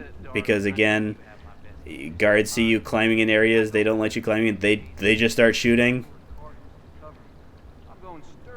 There are 2 guards. Yeah, this might not work because there's 2 guards in there that I believe aren't there, but are here because of the high alert status.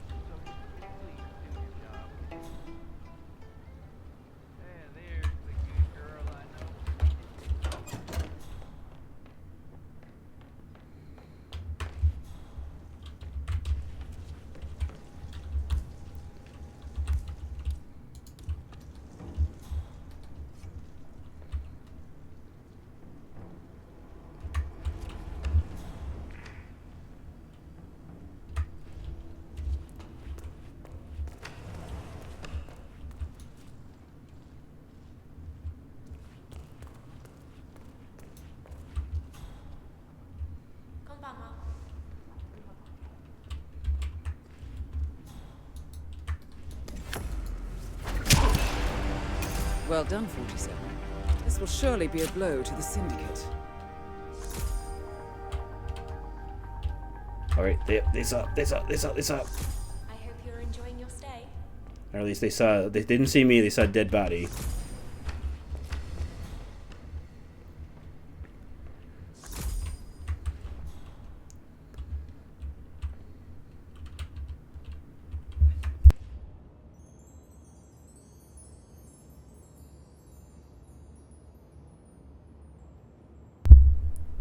Alright, so because our other target is in such a public place, we'll try that chandelier first. I don't generally like doing those because I've had pretty lousy success with things like that.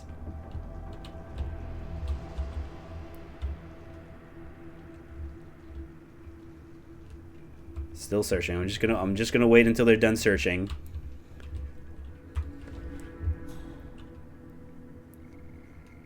And I guess depending on how well that goes, maybe we check our supplier.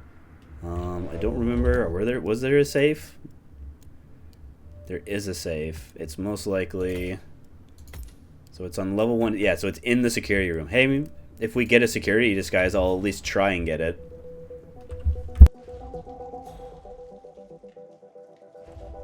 But that's definitely not the focus. I mean, like, I'm already pleasantly surprised that we got the melee epic kill.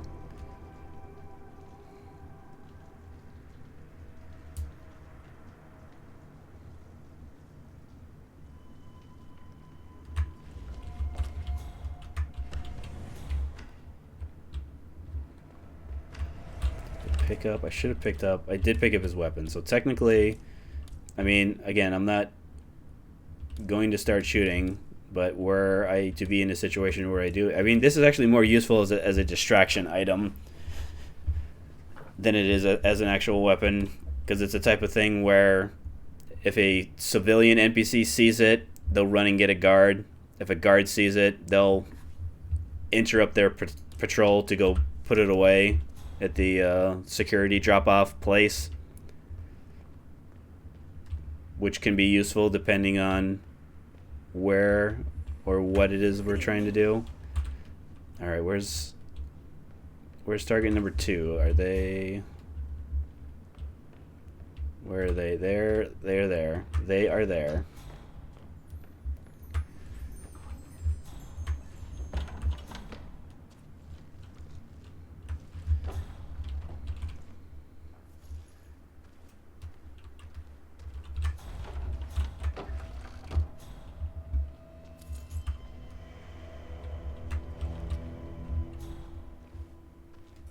Hey, sharp threads, buddy.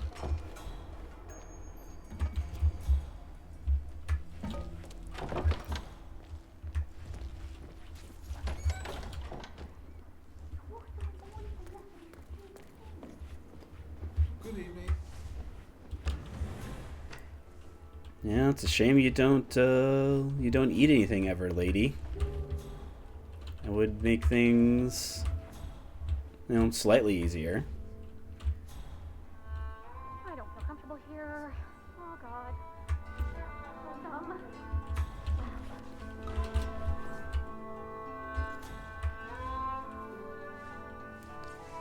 You're so indecisive, 47. I mean, look at that. There's so much on there.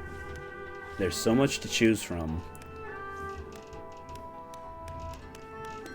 Like, I know it'd be neat. I know it'd be neat to pick something. I mean, or you could just, you know, like maybe he's trying to figure out like what is sushi? What is it? I mean, what is it really? Yes, it's raw fish, but what is the philosophical implications of prepared raw fish?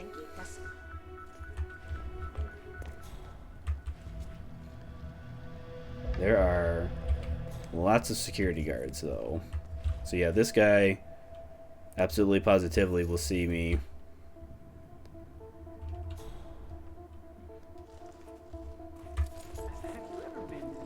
So she's there. In Tokyo? Oh, I need to call the boss. No, that's a bad idea. Keep moving. I feel like a new person. There was a door. My son. Fire alarm. There's door here. There's a door here, but it is tied to security, and I think that's maintenance.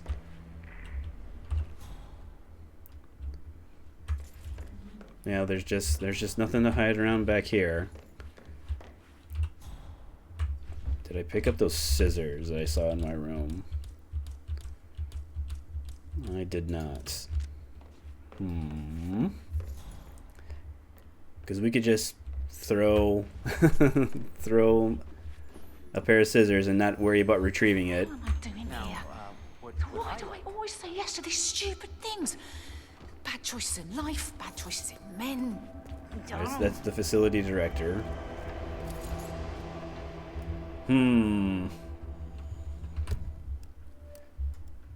mean, it is worth...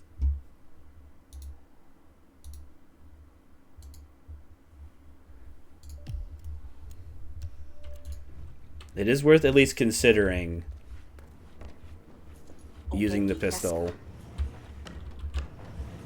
Because again, her patrol area is so small.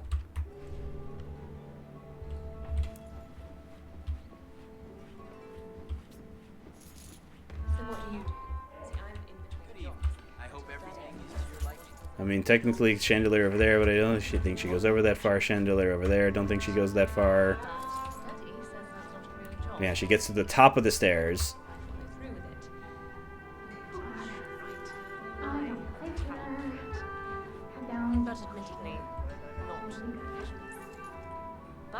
Won't be able to push her over because the guard's standing right there.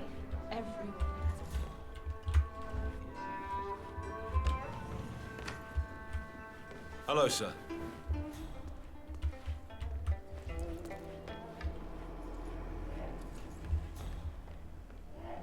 So hypothetically, if we try and do the chandelier bit, chandelier falls there. We take our ramp here. We take our ramp all the way to the tram. The problem is that there's a couple of guards down there that if they are angry enough, they'll start shooting at us. So I think since that seems like our best option, let's try and see if we can find our supplier. Maybe our supplier will give us more options. At least, assuming I can get to him.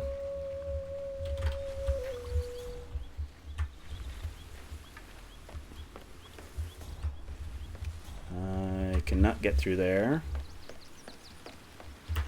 Oh yeah, it looks like they're... Where are they? Are they in the clinic proper? Yes, they are. Because that's one of the areas that 47... Yeah, 47 doesn't have in your everyday clothes isn't authorized to be in there. You have to. I think there's story elements you can do that will get you access there. Like I know there's at least a disguise that I can get that will make me, obviously if I get like as a doctor or security, I can get in there. I mean, let's maybe see if we can. That is security. Like it. This, I believe, is also a security room, but I don't think I can get in without.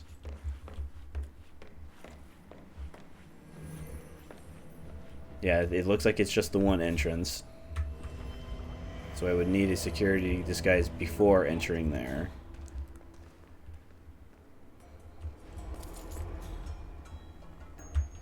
I mean, there's security guys who hang out in here. The problem is that this is heavily civilian foot traffic, and I don't believe there's any way to hide bodies. Oh, never mind. All right.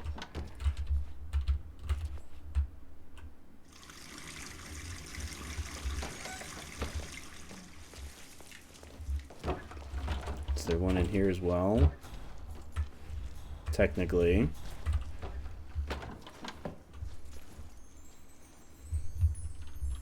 Hey guard, I think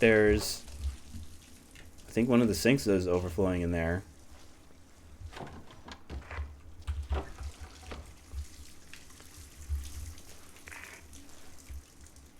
Doesn't believe me.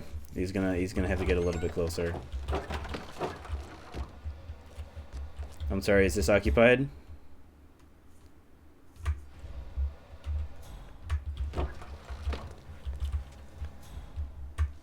Let's go in there. I mean, maybe I have to go. Alright, let's turn this off. Let's tamper with the... Yep, there we go, there we go, there we go.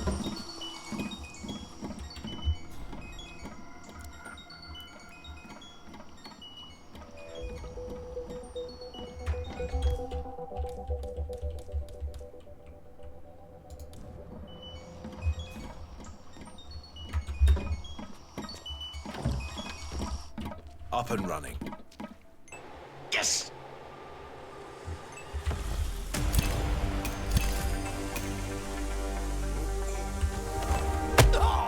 Oh no, no, no, no, no, no, no, no, no, no, no, no, no, no. Come on, pretty Oh no. This is the lead.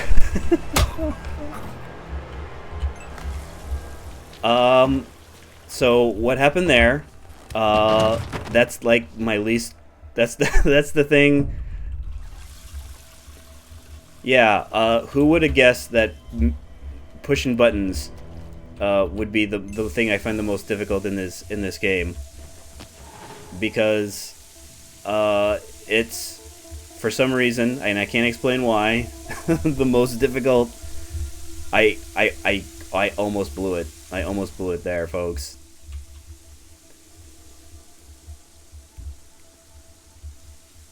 I don't like how I suddenly have so much more enforcers now.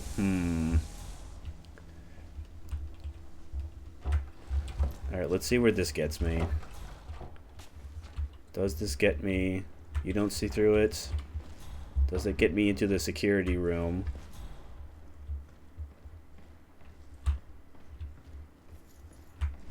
I mean, obviously it'll get me in there, but It's great though, isn't it? is that a place I'm going to want to hang out? I'm doing. After this, I'm gonna retire. Life No, of no, crime no, is no, not no, no, that no. glamorous. Oh, I just remembered. I left my keys. My keys. Strange. Where did I leave my keys? I left them. Okay, this is not the right area. I'm thinking maybe it's on the other. Yeah, it's on the other side. It's on the other side. No, no, no, no, no, no.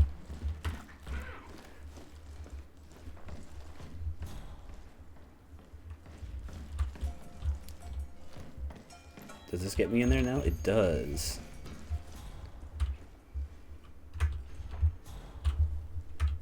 What kind of view do I have?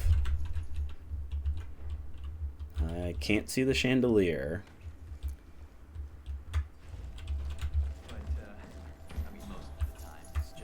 So I'd shoot it here, walk back around here, walk through the door there. Why do I always say yes to The this problem is, stupid how many people am I gonna have seeing me? You might not see me. You might see me. The problem is I don't think I'm going to have a chance to take you down. I feel like a new person afterwards.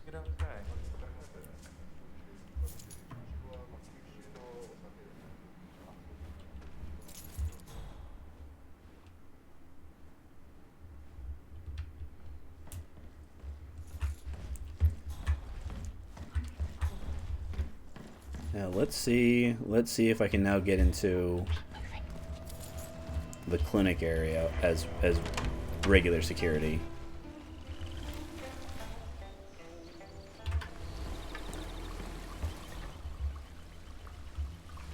Because I can't remember if this level has like the super duper double security.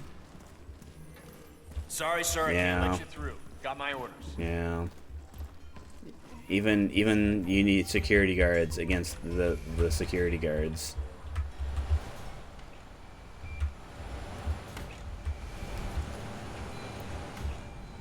Uh-oh. Uh-oh. Okay. Is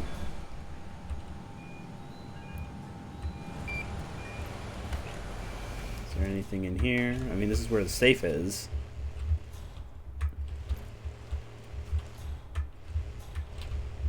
That's what I need the camera for.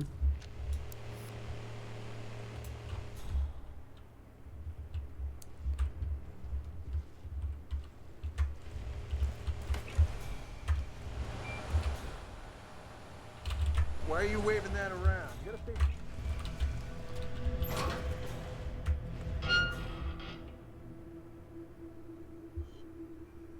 Let's wait for a moment to see what that enforcer does.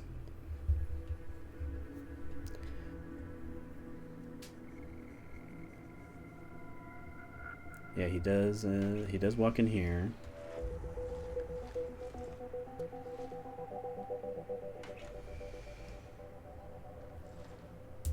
Doesn't stay in here for very long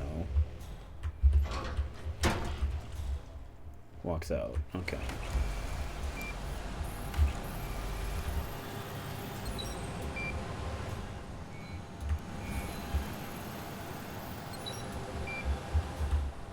Hey, don't flash that around. You can make people nervous.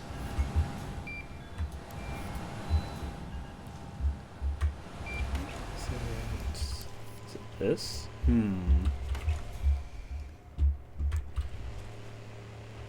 Yeah, I still need one more scanny thingy.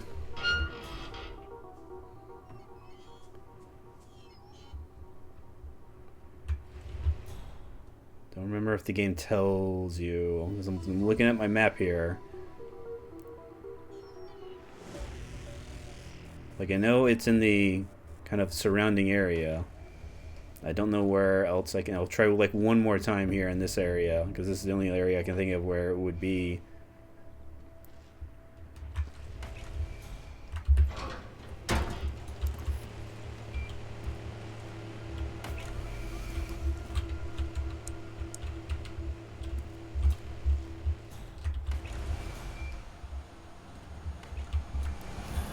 Oh, there we go.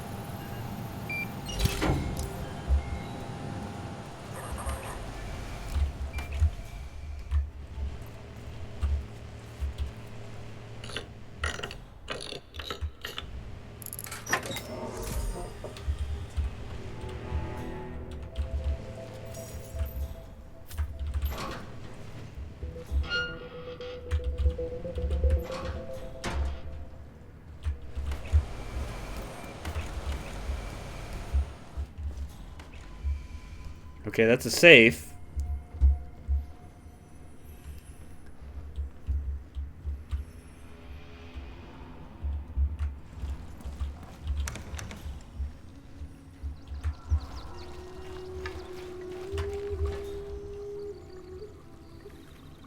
So he's in the supplier's in the clinic. We have a couple couriers that we're not going to be able to do anything with because they're. Yes, we can make him slip on a banana peel, but that's a lot. That's a lot of work for not that much of a payout. I'm just double checking. I think there are some throwables here.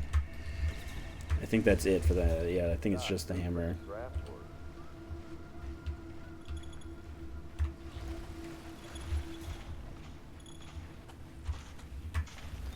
We don't necessarily have to not be caught on camera.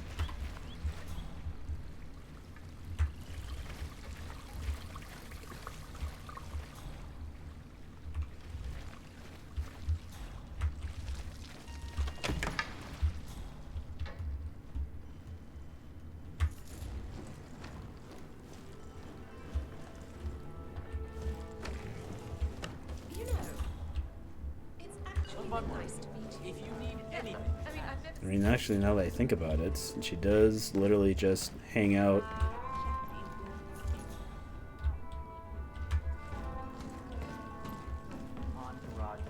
So I can run in through here. Does anybody... That's a little harsh, isn't it? A total... Somebody sees it through there.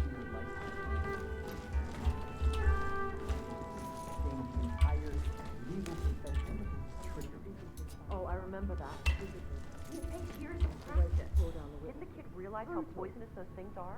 Yeah, he's a kid. I always felt like Probably wanted to throw off, I don't know. But anyway, the hospital administration probably thought it would be better banned serving fugu altogether. Poor chef. That was his best party trick. Now what do we do with the last fugu? Throw it out, I guess. It's a damn shame, too. Chef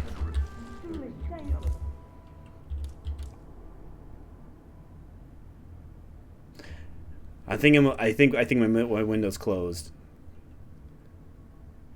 Because even if I start shooting at her, it'll only be leg shots. There's no way to guarantee that I'm gonna get her.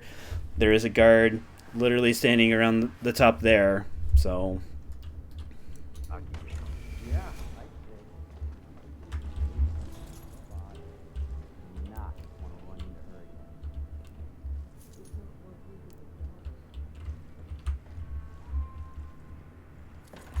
I mean, hey, I can try throwing something again. Never Nope. cut down on security, Nope, never right? mind. Yeah, too much foot traffic down here. That's okay though. All right, so we'll stick with the chandelier solution. I'll tell you what. I'll tell you something. We're up here. We'll most likely get a collateral kill, unfortunately, but again, that's fine. We're getting paid out pretty generously so far.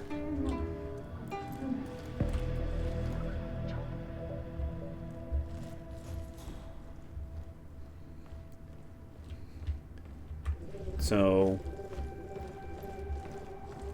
wait for her to sit down. I should be, yeah, I am allowed to use this.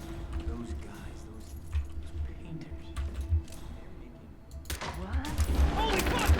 Syndicate member eliminated. Well done, 47.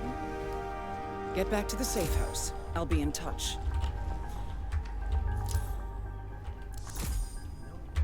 Did you see that patient with the bandages? Well, apparently, that's a thing in South Korea. Good evening. Getting plastic surgery.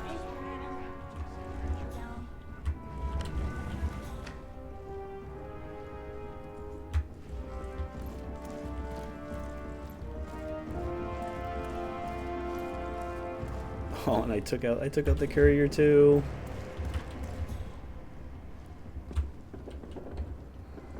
Where are you dragging that body to? I mean, I'll totally take credit for looking like a genius where I took out both my target and a courier at the same time.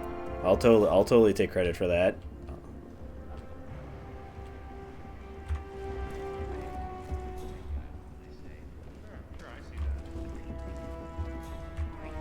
Isn't it? Lines in the sand. Here now, gone. And on top of all that, I didn't blow my disguise. So, yeah.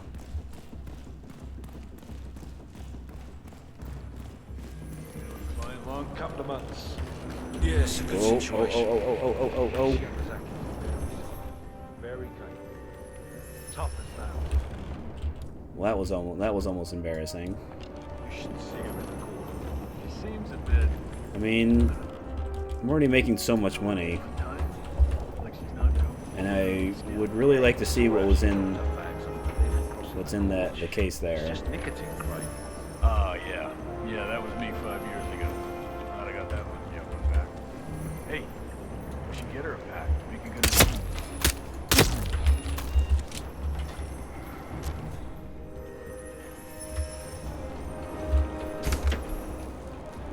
Come with me.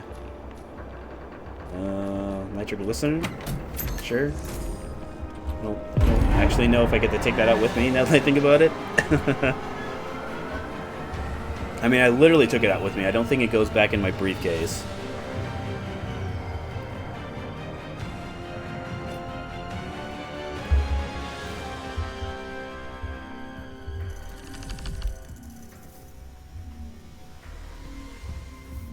I'm just glad that I said I'm going to use a chandelier, and the chandelier actually killed them, as opposed to the chandelier not killing them, which I was afraid that it wasn't going to. Because again, like I said, I've never There's been plenty of times where I'm like, oh yeah, sure, I'll just knock a thing down while they're walking underneath it, and it'll not kill them because I was either too soon or too soon or too late. Black Cat makes sense. Killed somebody. One person was killed unseen. The other person was killed completely by accident.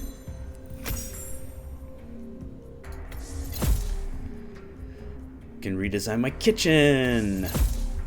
More art. I can redesign the living room. Even more living room.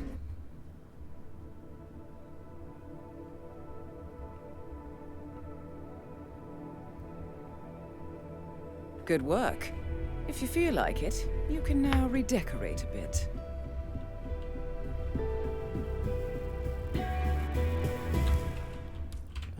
Put you back. Put you back. Put you back. Yeah, the nitroglycerin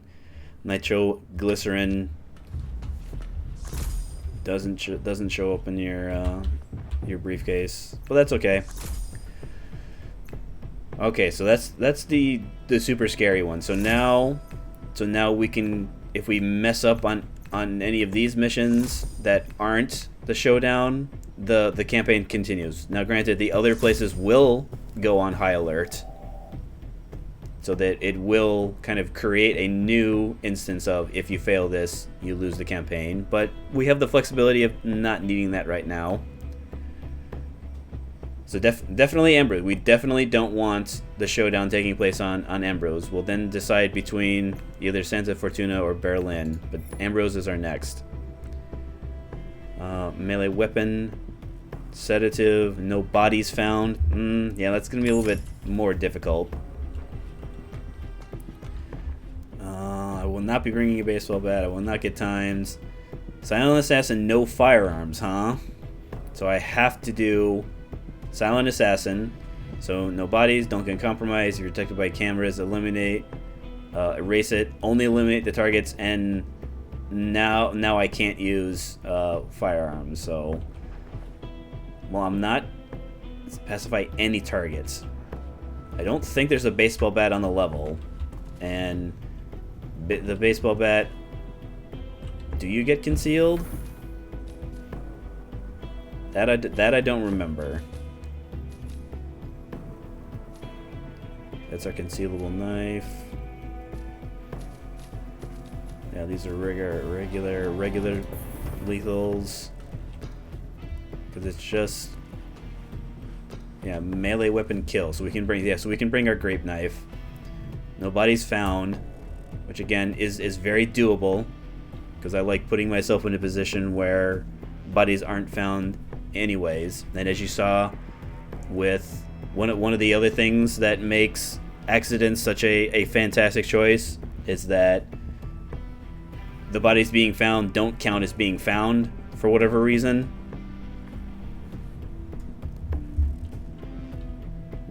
I mean, I'm not going to bring a bat with me. I'm definitely not going to do this. So of the things that I could be doing, this is the only really possible one. Explosive phone. Resemble a generic smartphone. Place visibly to cause the target to pick it up. Call the cell phone to trigger the device. Detonates when answered. Okay, so that would be good for like a collateral kill. We can get our endemic syringe back, which I think is what I'll take. So even though we used our endemic syringe on the last mission, we got it right back. But we don't have any. We're not gonna bring any sedatives. I mean, sedatives are okay. The issue is, I mean, I suppose we could do this. We could do the syringe, because what it'll do, we walk up behind them, we syringe sedate them, they fall over, all sleepy. We then have a snap neck option. So anyone that has been incapacitated, you can then decide to kill. Things like vials and pills have to be put in things that are eaten or that they eat or drink. Chloroform. So the tranquilizer, I don't believe... yeah, tranquilizers have like their own category. So this, even though it would sedate them, it's not going to count as a poisoned sedation. Proximity, remote. Yeah, no, we don't need explosives. Tripwire. We might need the lockpick. I'm trying to remember how many there are a pretty fair amount of doors, but again, I don't think there's so many doors. So if we'll only bring it in if we can't find a rusty nail. Because the reason I like the rusty nail so much is because there are lots of areas that are locked because they contain keys or key cards or whatever. So the idea being we turn one lockpick into many lockpicks without risking the lockpick, because the lockpick is fantastic. It's stupendous. It's amazing. Wrench time for our blunt.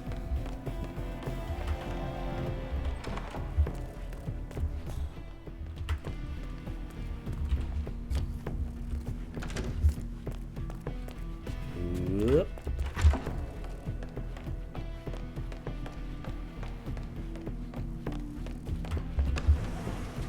Get our grape knife. We'll then look and see if we can find a rusty nail. We'll look around and see if we can find any coins. Yeah, we'll hold on to that for right now.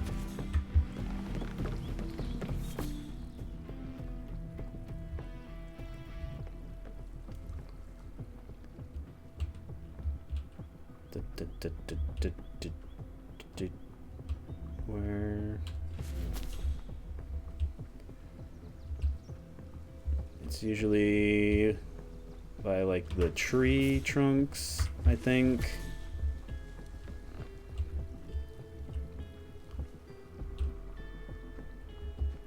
That's a light.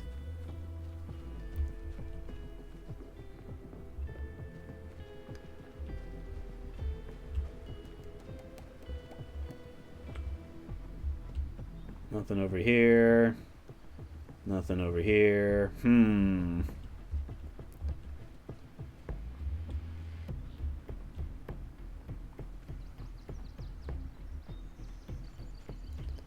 Alright, we'll just check this back area over here. Maybe behind the house.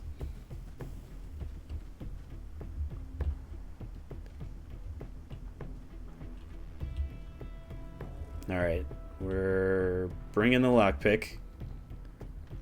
That's cool. That's fine, because the game lets you have multiple lockpicks. So that means we're going to need to drop a poison mushroom back downstairs. We're getting the cardio in today early, 47.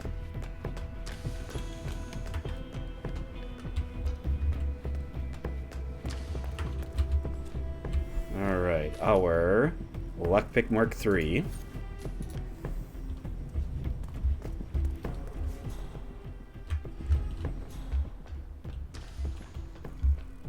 Alright, go time. We got our lockpick, we got our banana. We got our... Oh, wait a minute. That's why I was over capacity, because I left the... I don't think that changes anything, because I'd rather now bring a gun than the mushroom. Yeah, I should have... Yes. Alright. Banana, blunt melee, grape knife, silenced pistol. Okay. Now, go time. Bon voyage, 47. Oh, this time we took the boat. I guess it's one of those things where when you pick the ticket counter, it just picks one of them.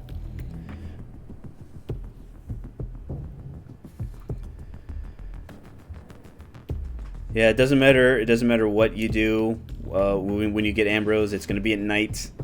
which is okay. Welcome to Ambrose Island. Syndicate members are currently in the area. Find them and take them down. Be careful, 47. So it is 2 members. I see someone sitting down, so they could be a guard. It makes me nervous. Ever since they got back from the raid, the mood's been different. They're not being as chummy with the girl soldiers anymore.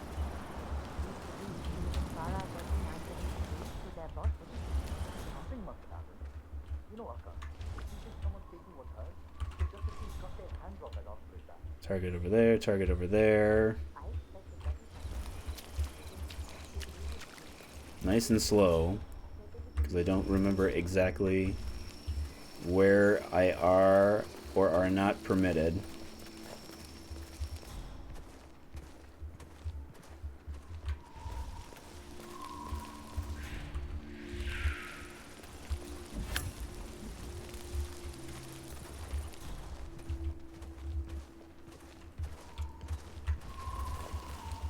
Alright, this looks like it's the kind of little shantytown area. Alright, he's definitely... Target 1's definitely a guard.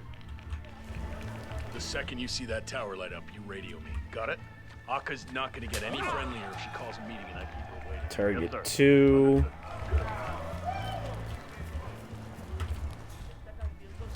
Target 2 looks like they're a civilian. Because I'm not seeing a weapon on them.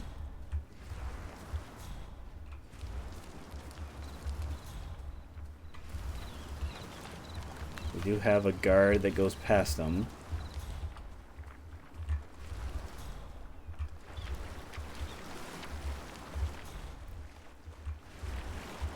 Yeah, they're definitely a civilian.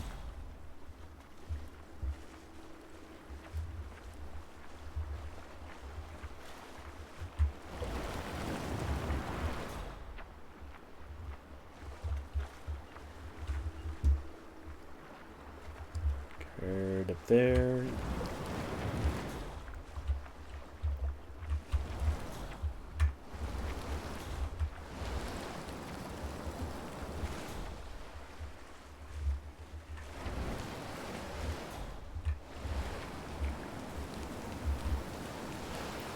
Oh yeah, that's right. This has the... So the bone lockpick kind of behaves similar. Actually, now that I think about it, I think the bone lockpick does...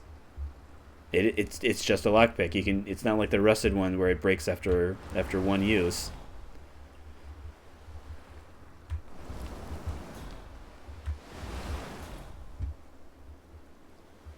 Guard over there. Alright, so this guy won't be a problem.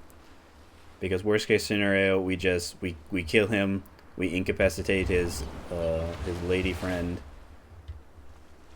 Because again, she's, with her not being a guard, she's going, when she sees illegal activity, she's gonna run and find a guard and tell him, hey, illegal activity happening over here.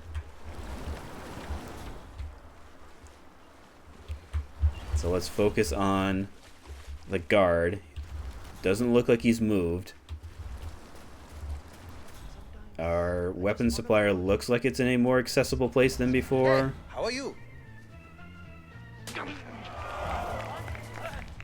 I mean, he could be inside like a room that I'm not allowed in, which they like to do that.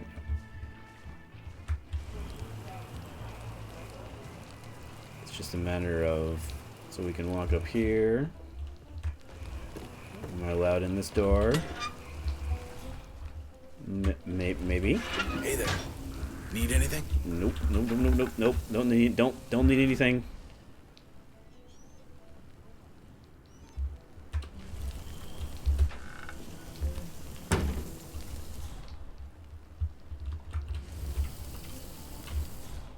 I think that was someone through the window. Yeah, the lady through the window. Sure. Wrench. Outstanding, so it's a second instance of coin. Epic melee. That's a lethal. That's gonna be like a high powered but not silenced. Golden sawed up or totally. I mean, it's cool. It's one of those things where, yeah, so I can put it in my pockets. It only costs 1, but again, it's loud. It's a sawed-off shotgun, so the range is going to be terrible. So this is the type of thing where I walk up to somebody and I plop them as I'm standing directly in front of them. But again, as neat as that is, that I can do the exact same thing with a common lethal lethal weapon. I am considering the combat axe, because combat axe is something that shows up as bonus objectives, killing with a combat axe. So this is the type of thing where this investment pays for itself. Hey, just come back if you need more. You there? So we're gonna worry about that later. Can we get better access to our target number 2 up here?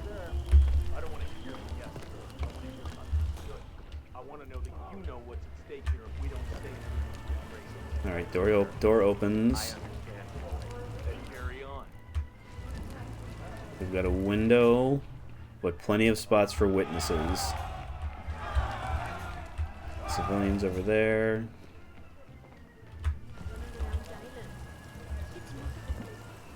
So I do have access to the ledge.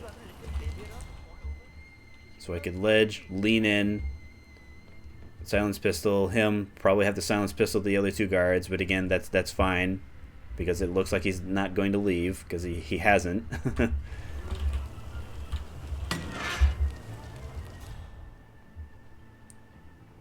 I mean, technically we have a place that if we need to, if things go bad, we can climb through the window, hide in the closet there.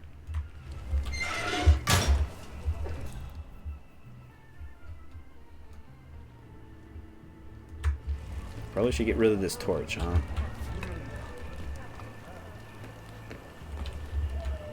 Am I allowed? Is anybody going to be suspicious of me being on a ledge here? I could climb through. I could drop down, which will let me... Okay, so I can just... I actually don't even have to do that. I can get the target, get the 2 guards. Oh, is he actually moving? Nope, getting up, sitting up, getting up. he had stretchy time.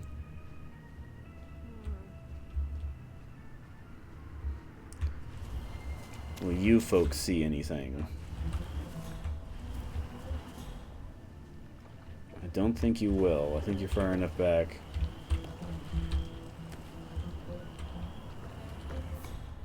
Yeah, you're not. You don't have full vision, and since it's a silence weapon, you won't hear anything.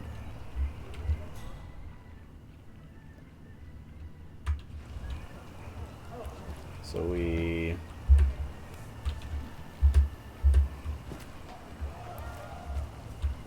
get through the window seal. We should be able to take him out in quick enough succession. Target the 2 guards. I might not even have to take out the 2 guards, because I don't think the guy in the end there will see me. I mean, it's gonna blow our nobody's found, but our other option would be to kind of try and find out how to get these guys out, incapacitate them one at a time so that it's just our target, and then leave them.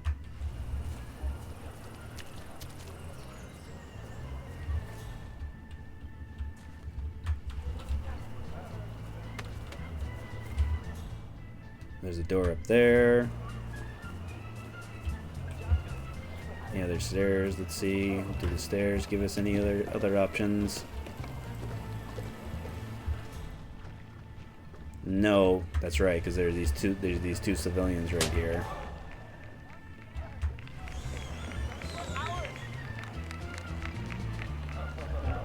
All right, we're gonna see how well this goes, because that's going to determine how difficult our second target is.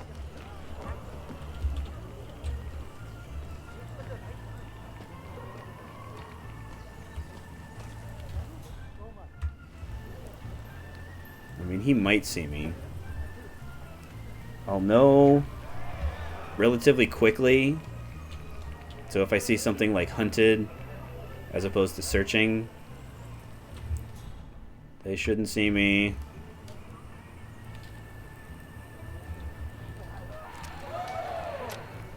Yeah, I didn't see the little kind of like warning reticule thing fill up.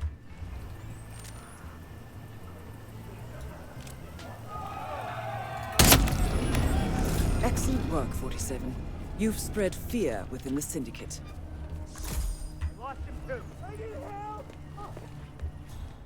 Por favor! Necesito ayuda! I'm in command. I don't think I don't think there is anything in this direction. Yeah, I have no safes.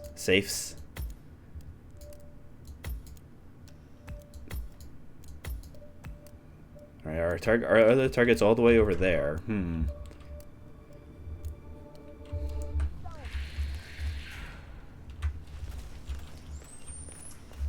Make sure I'm going. Yeah, I'm going the correct direction. All right, so this one will just get with a melee weapon.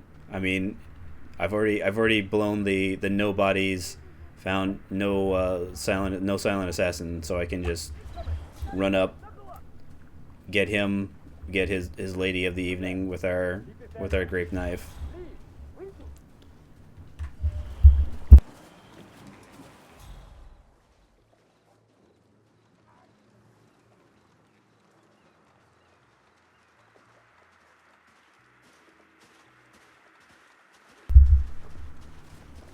Alright, he's on the move. At least, I think he's on the move to the direction that I want him. So this should go well. We'll have an opportunity to go, by the time we get back to where the supplier was, things should be cleaned up over there.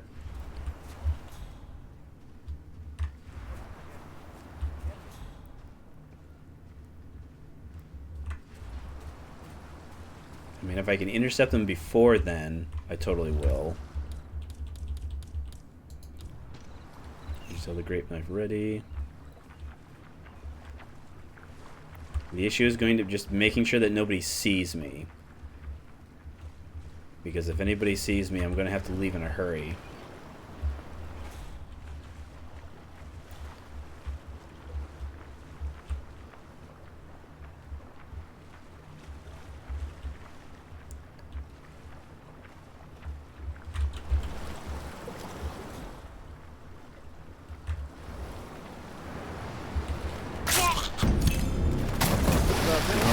See? Sorry, lady. This will surely be a blow to the Syndicate. You should get back to the safe house. I'll contact you later.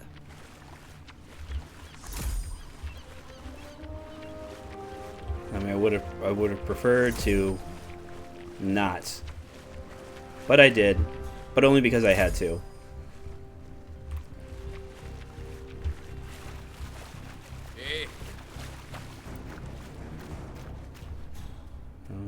All right, he's in that direction. Let's pick up that combat axe.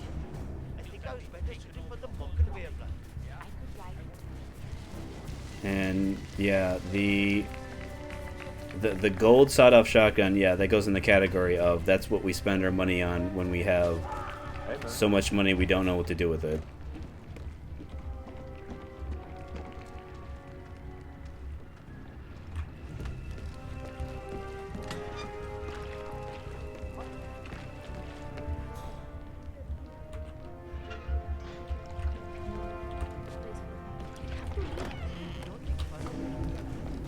You want to buy something? Oop. Hey. Okay. Nope, you didn't. Nope, you didn't see anything.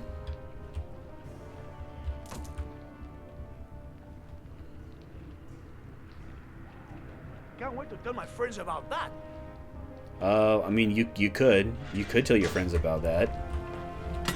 Don't know what exactly. Hey, you need your friends. You want to buy something? You name it, I got it. Lead the way. Combat X. We already have we have plenty of epic melee. I don't think this has any. Yeah, this doesn't have any special. I mean, I suppose I could take the outstanding service coin to take it out of the loot pool. Water canister, no. Handyman wrench. I mean, again, it's cool, but one spawns for free in my garage. If you need more, you know where to find me.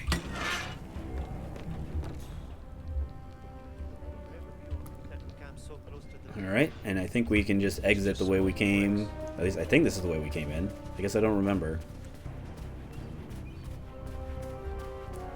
Is this area trespassing, though? Hmm. No way. I'll never be that. I believe safe. Or not a safe item pickup. Or this could be Mercer's. Think we might be our hands. Coconut, fishing line, yeah, water canister. I think this is the one that comes out with me.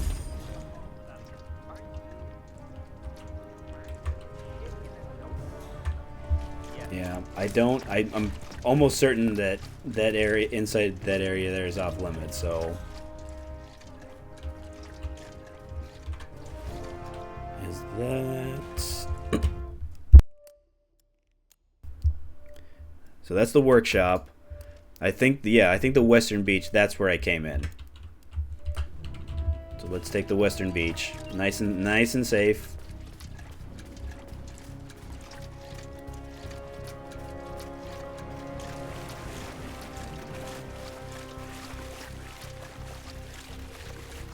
I mean, you can never not have enough cardio, right? 47.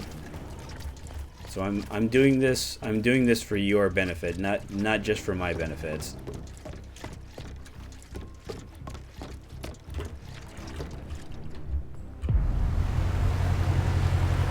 Excellent.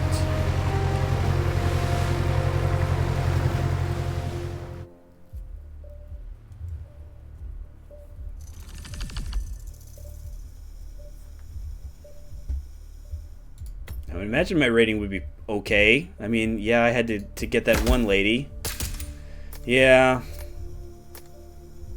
Yeah, I guess I was kind of a nutcracker on that one.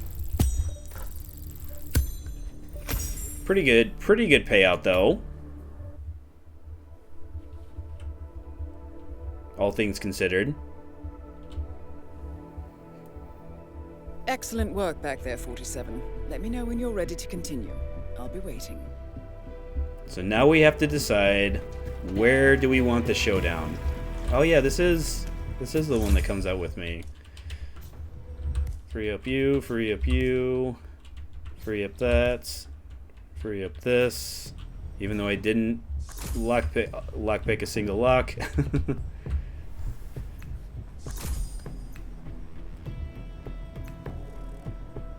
I'm leaning towards Berlin as the showdown.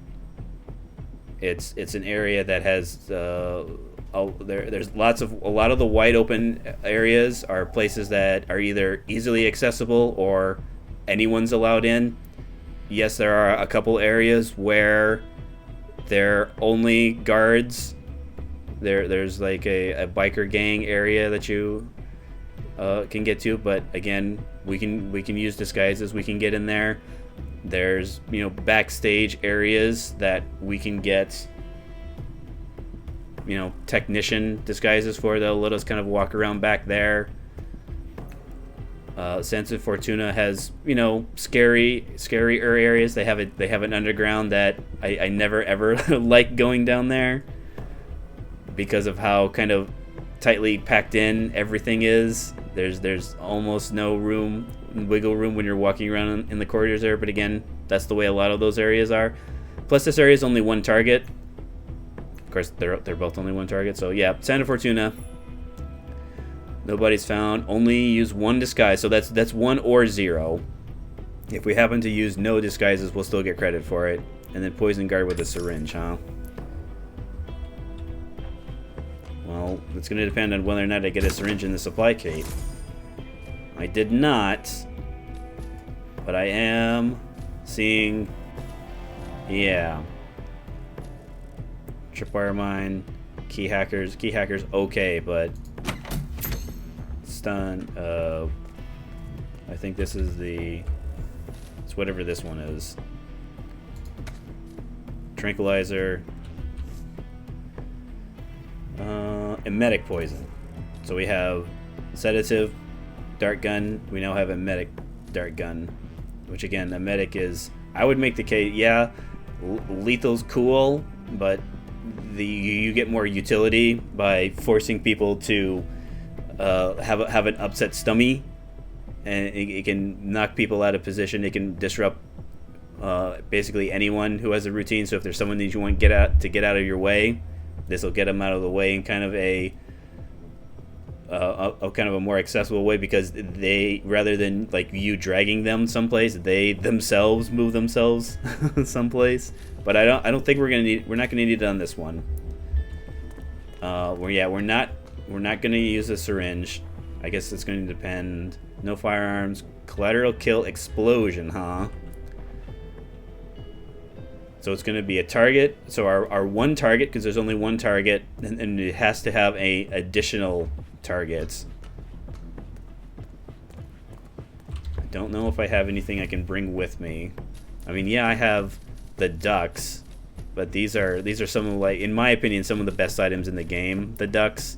I mean, yeah, I have the remote Semtex, but that's heavy, that's messy, that's loud. Breaching charge. Proximity explosive. Detonated by proximity. Exercise extreme caution. Highly suspicious. Remote explosives. Yes, it would be the same, except I control when it remote. That's a concussion. The micro, I believe. All right, so it's just the distinction is that it's if you throw it, someone won't be able to see it.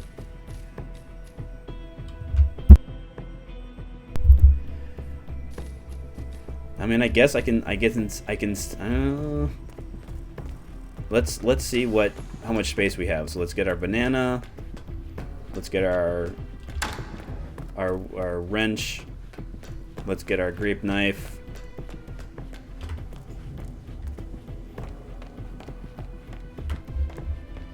Let's get our banana. Let's get wrench out of the garage. Let's get our grape knife.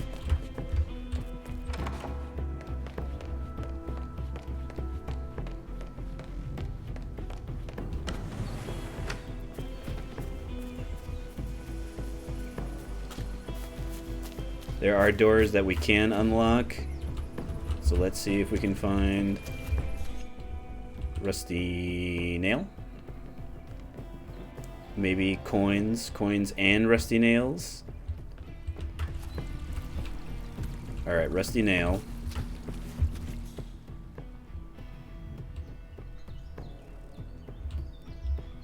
Nothing.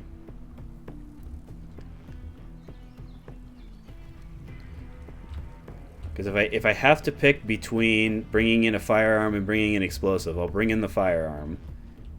Because it's going to give me more options.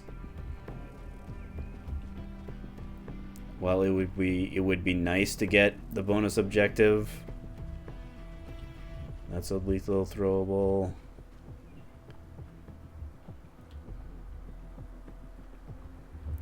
So no coin. Yeah, so with only having 2 gear capacity available, we'll bring the pistol. Maybe we'll just select.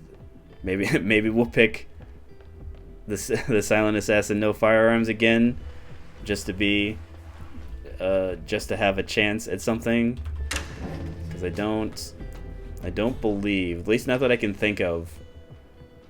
Not off the top of my head, there's not explosives. Like, I know there's like one of the story, because this spot has 3 targets. One of the story elements is you can bring like an explosive package to one of them, but the explosive package is in, the heavily guarded mansion area, so that's not an area I'm going to go to unless I have to. So Hee hee. Let's try and silent assassin no firearms again. Yeah, we're not poisoning the garage. Poison guard syringe.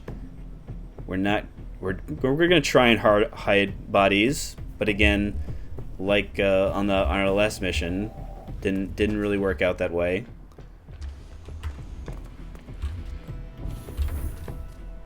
One covert HWK. All right, we're at the max. We're as geared out as a 47 can be. Bon voyage, 47. I do also like how the boat's random every single time, implying that 47 has, you know, his own like private marina.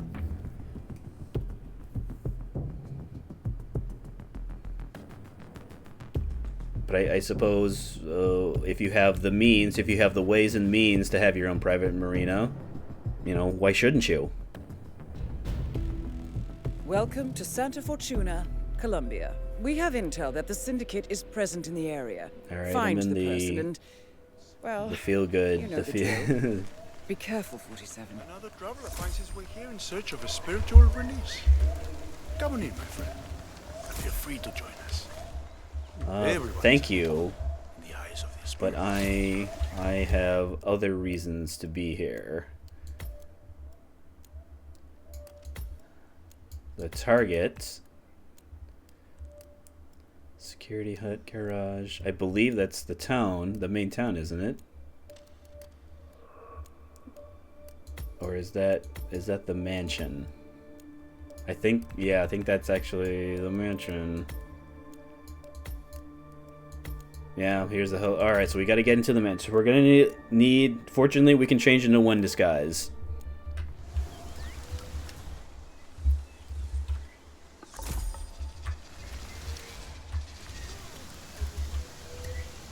This is. Alright, so we got an nemenic poison. Is this also a nemenic? Yes, we got a nemenic poison for days.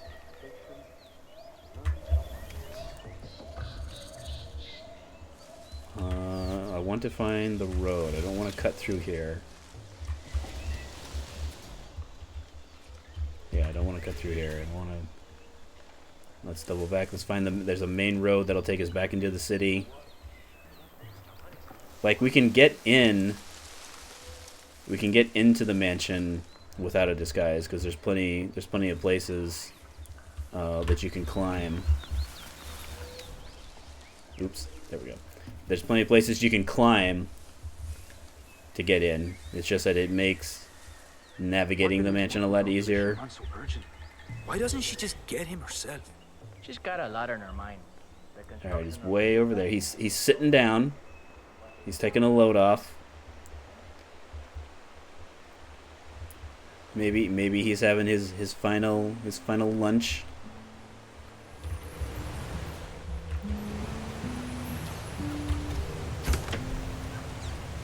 Pool ball, explosive baseball. Yes, one explosive baseball would be fantastic. I thought this one through. Is When that? the rickshaw is ready, I'm gonna take the tourists down the bumpy road. I mean, if we're in a Watch all the situation where we spur have chains to roll out. I would've throw and considered run, we'll totally do it. Ooh, he might. They might be underground. Yep, they're. Okay, this is fine. Because that's what this area is for. So at least I'm gonna double check. Yeah, so we get in there. So he might be. There's an area down there where there's a bunch of guards like sit and watch TV, or something like that. At least I'm thinking that's what that area is. So that at least that's where they are right now. I mean, I'd like to think if they're there now, they'll return at some point. So let's focus on getting a disguise that gets us underground. And if I remember correctly, there should be. There's a bar, like a dive bar. Because I don't believe it's the soldier. And yeah, I don't believe it's these guys. I believe it has to be specifically the smugglers.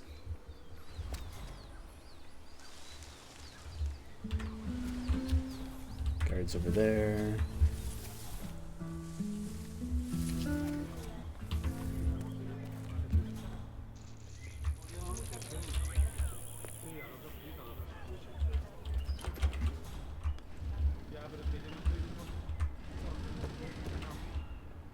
No. No. No. Let's see. No. I'm trying to remember. I want to say like the bartender. This disguising as the bartender. Hmm.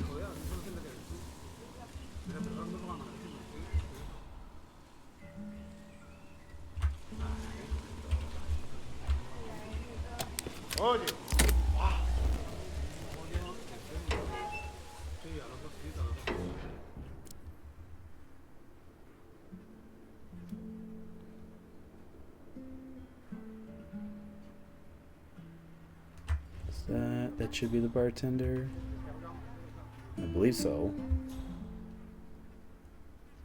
Ooh, I think he might. Yeah, I think with that guy standing right there, he's gonna see if I try and take down the bartender.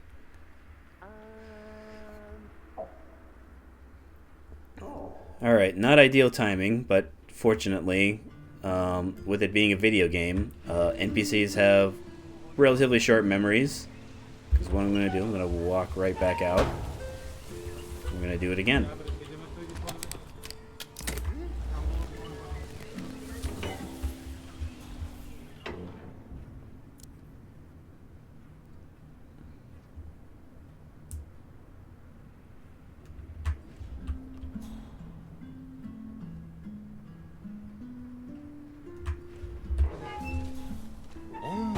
Why such manly hands? Uh-oh, uh-oh, uh-oh. Alright, I guess I did all that worrying for nothing, because he didn't see him.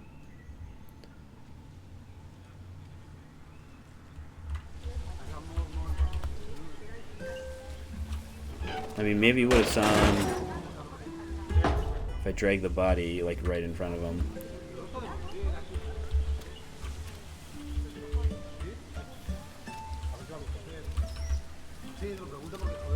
Oh, does he not have a disguise? I could have sworn. Ooh, oh, nope. Nope.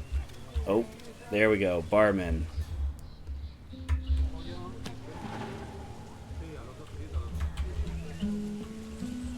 Alright. Here's our one disguise, our one and only disguise. But I'm confident this'll get us in. Who is it where he was the last time? I think so.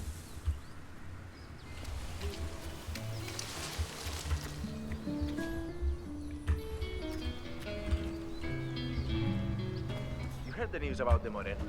How they had 15 guys in lockup in Mala, and yet all of them worked 2 hours. Alright, if I haven't used my lockpick by then I'll lock it. Otherwise, I'll just walk around and climb in.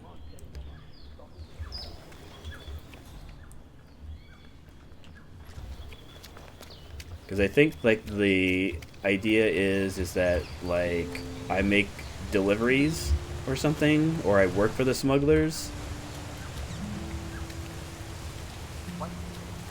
I also could become 100% wrong. Not today, man. Come back when you're not a total nobody. Yep.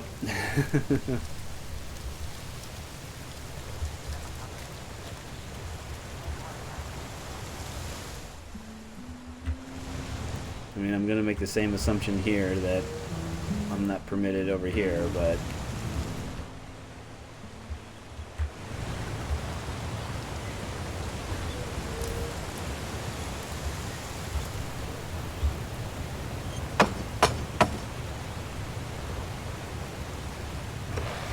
Fuck off. Well, that was unnecessary.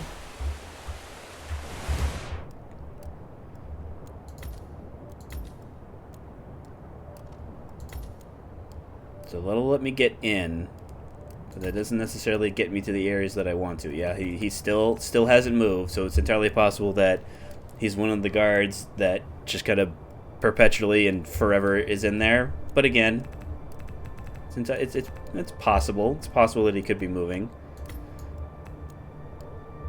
Maybe. I'm just now realizing what is... There is something behind the bar. Uh-oh. Okay, no, I'm just trespassing. I mean, it blows Silent Assassin, but that's okay.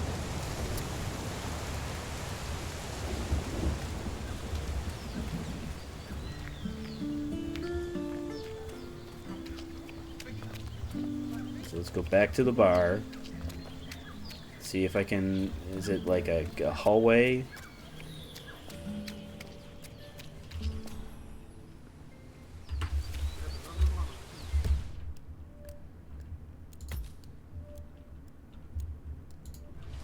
Like a door? I open like a secret door? Oh, I just gotta double check. Is there anybody who sees through the new bar guy? Yep, there, we can see him down there.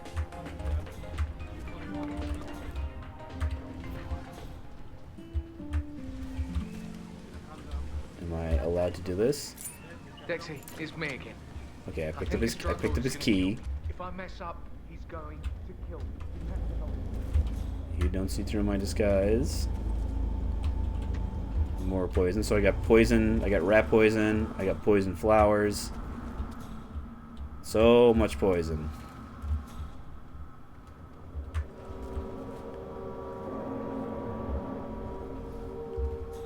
So there is in fact a secret door. It looks like I'll have to incapacitate a bunch of these guys.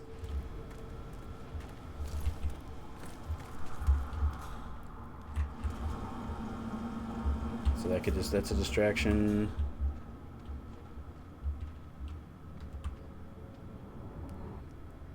I mean, if I have, yeah, I just got my wrench.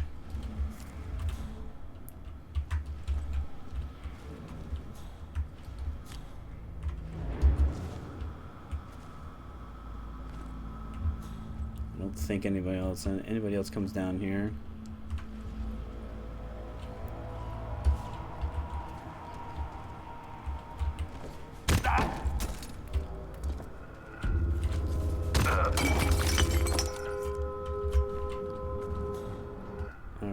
Don't want you guys to be found.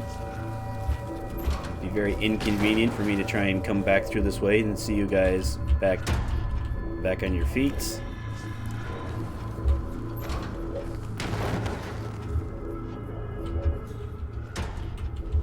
They drop weapons, which I'm technically not allowed to have, but that's fine. Alright, secret door.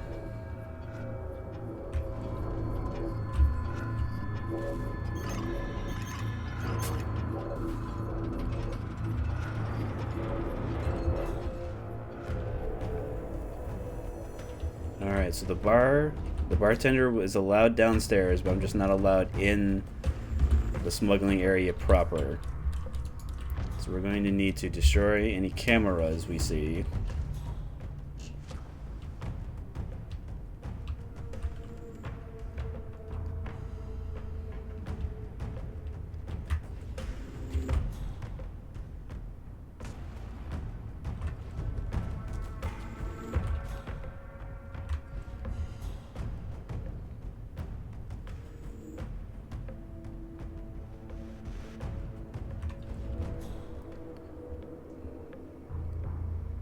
I don't remember if these guys do patrolling or not.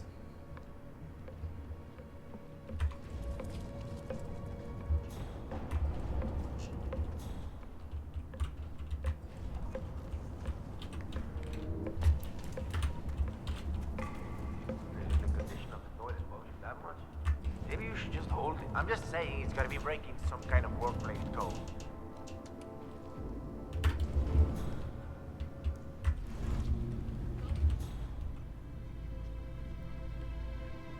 Oh, you might have to take out your friend there, friend. The louder the operation down here, the less secret it is. some point it wouldn't even be worth the hiding anything. Might as well just transport it in the middle of a damn parade.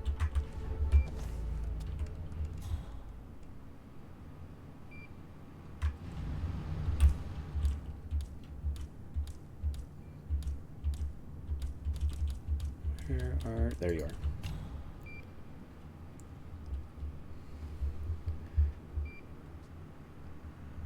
Because I don't see a situation where I only kill that guy without killing the other guy. I mean, yeah, I can just turn around and shoot him.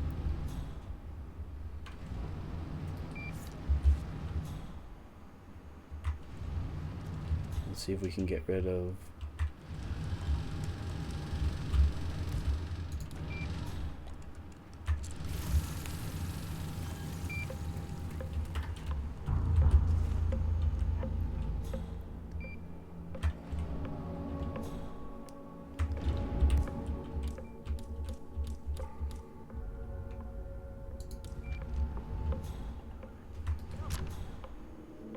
Alright, he's going to have a bad time.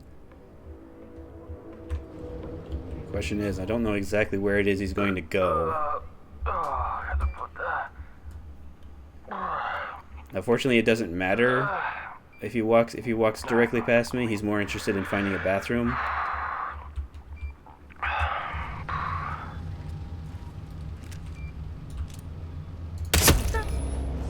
Well done, 47. This will surely be a blow to the Syndicate. Return to the safe house. Collect yourself. I'll be in touch.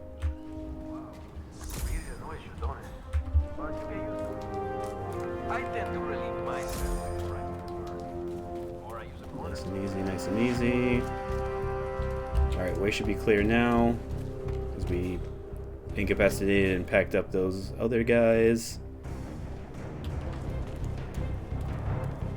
We kept our one disguise, fortunately. Now, if I remember correctly, I mean, I'm not going to test it. I'm pretty sure you can change back into your 47 suit. So if there's a situation where I had compromised this outfit and I wanted to change back into my standard suit, it would let me and still count as only using one disguise. So let's check our weapon supplier.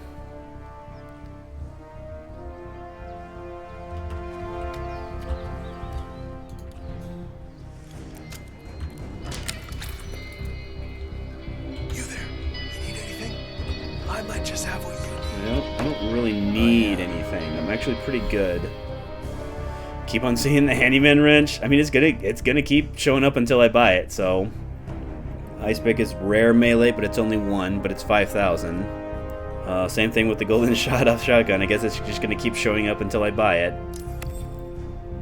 All right, that's fine. Masamune. I mean, again, it's 32K. It's almost all of my money. This is not silence. This is silence, but again, I'm good on silenced machine guns. But then again, this is a pretty safe. Like, I've already accomplished a mission. I just need to get out. So yeah. And flash device. All right, this is fine. Come back anytime.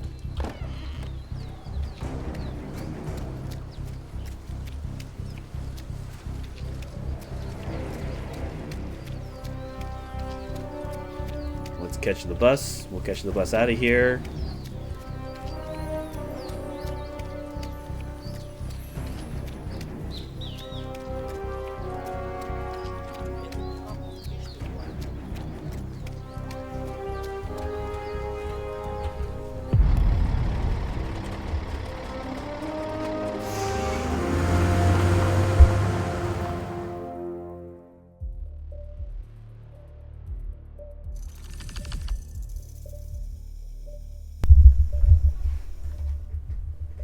I mean, it being the one target obviously is made things easier, rather than like if I have as the escalation, as you get further on the campaign, you get more and more targets. So I would imagine having multiple targets is going to make use only one disguise more and more difficult. But we take bonus objectives when we can get them. So Nutcracker. I mean, maybe it's because I took out the a non-target. I mean, because I guess again. I mean, hey man, the alternative was I used the exploding baseball, and that would have attracted way more attention that I would have wanted. So I'm pleased with the results.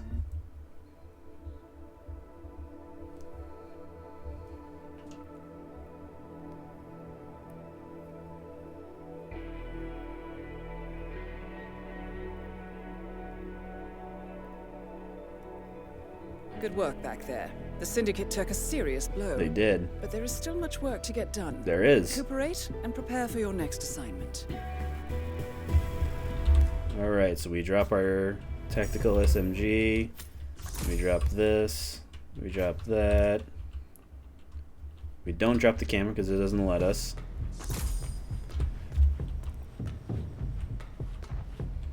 So, the shark, huh? Well, let's see what the shark looks like. Berlin, 6 possible targets, 1 safe, 1 set, 1 courier, 1 supplier. Yeah, supplier. Use only 1 disguise. Poison guard with a syringe and a poison kill, huh? I mean, I'll at least consider it, because it's one of those things where it's just like when we had our first showdown. The game will let you know that when you kill someone, it is in fact the target, whether or not you could have possibly known that it was the target or not. But we don't worry about the specifics of things like that. Just like with the first showdown, we're gonna have our little suspect camera. Suspect camera will remind us what their tells are, what the thing, some very very basic information of how they look. We also, that's the other thing that happens with more suspects, is that you run into a situation where we had at our first showdown where some of them will have multiple tells. I believe there are situations where the game gives us enough information through all the various tells, the various secret actions that they're there for, and their appearance, that you can differentiate. Because I'm trying to remember. Because I have completed, I believe I've completed at least 1 campaign. I think it might just be the 1 campaign. The number of suspects can get pretty high. We're talking like 9 or 10, and that's 9 or 10 people that you have to eliminate. Now granted, with there being so many descriptors, that you can eliminate them relatively quickly. But again, that's 9 or 10 people that you have to track down and eliminate. But I think this is fine. We've done well. 47 did fantastic. We've done way better with our one spot that we had to go through where we had to complete it unless where we had to complete it without failing. Otherwise, that would have ended the campaign. But I think leaving on a cliffhanger is fantastic. So for tomorrow, oh yeah, that's right. For tomorrow, there will be not tomorrow, because I streamed Wednesday, Thursday, and Friday. I think what we'll do is we'll return on Sunday.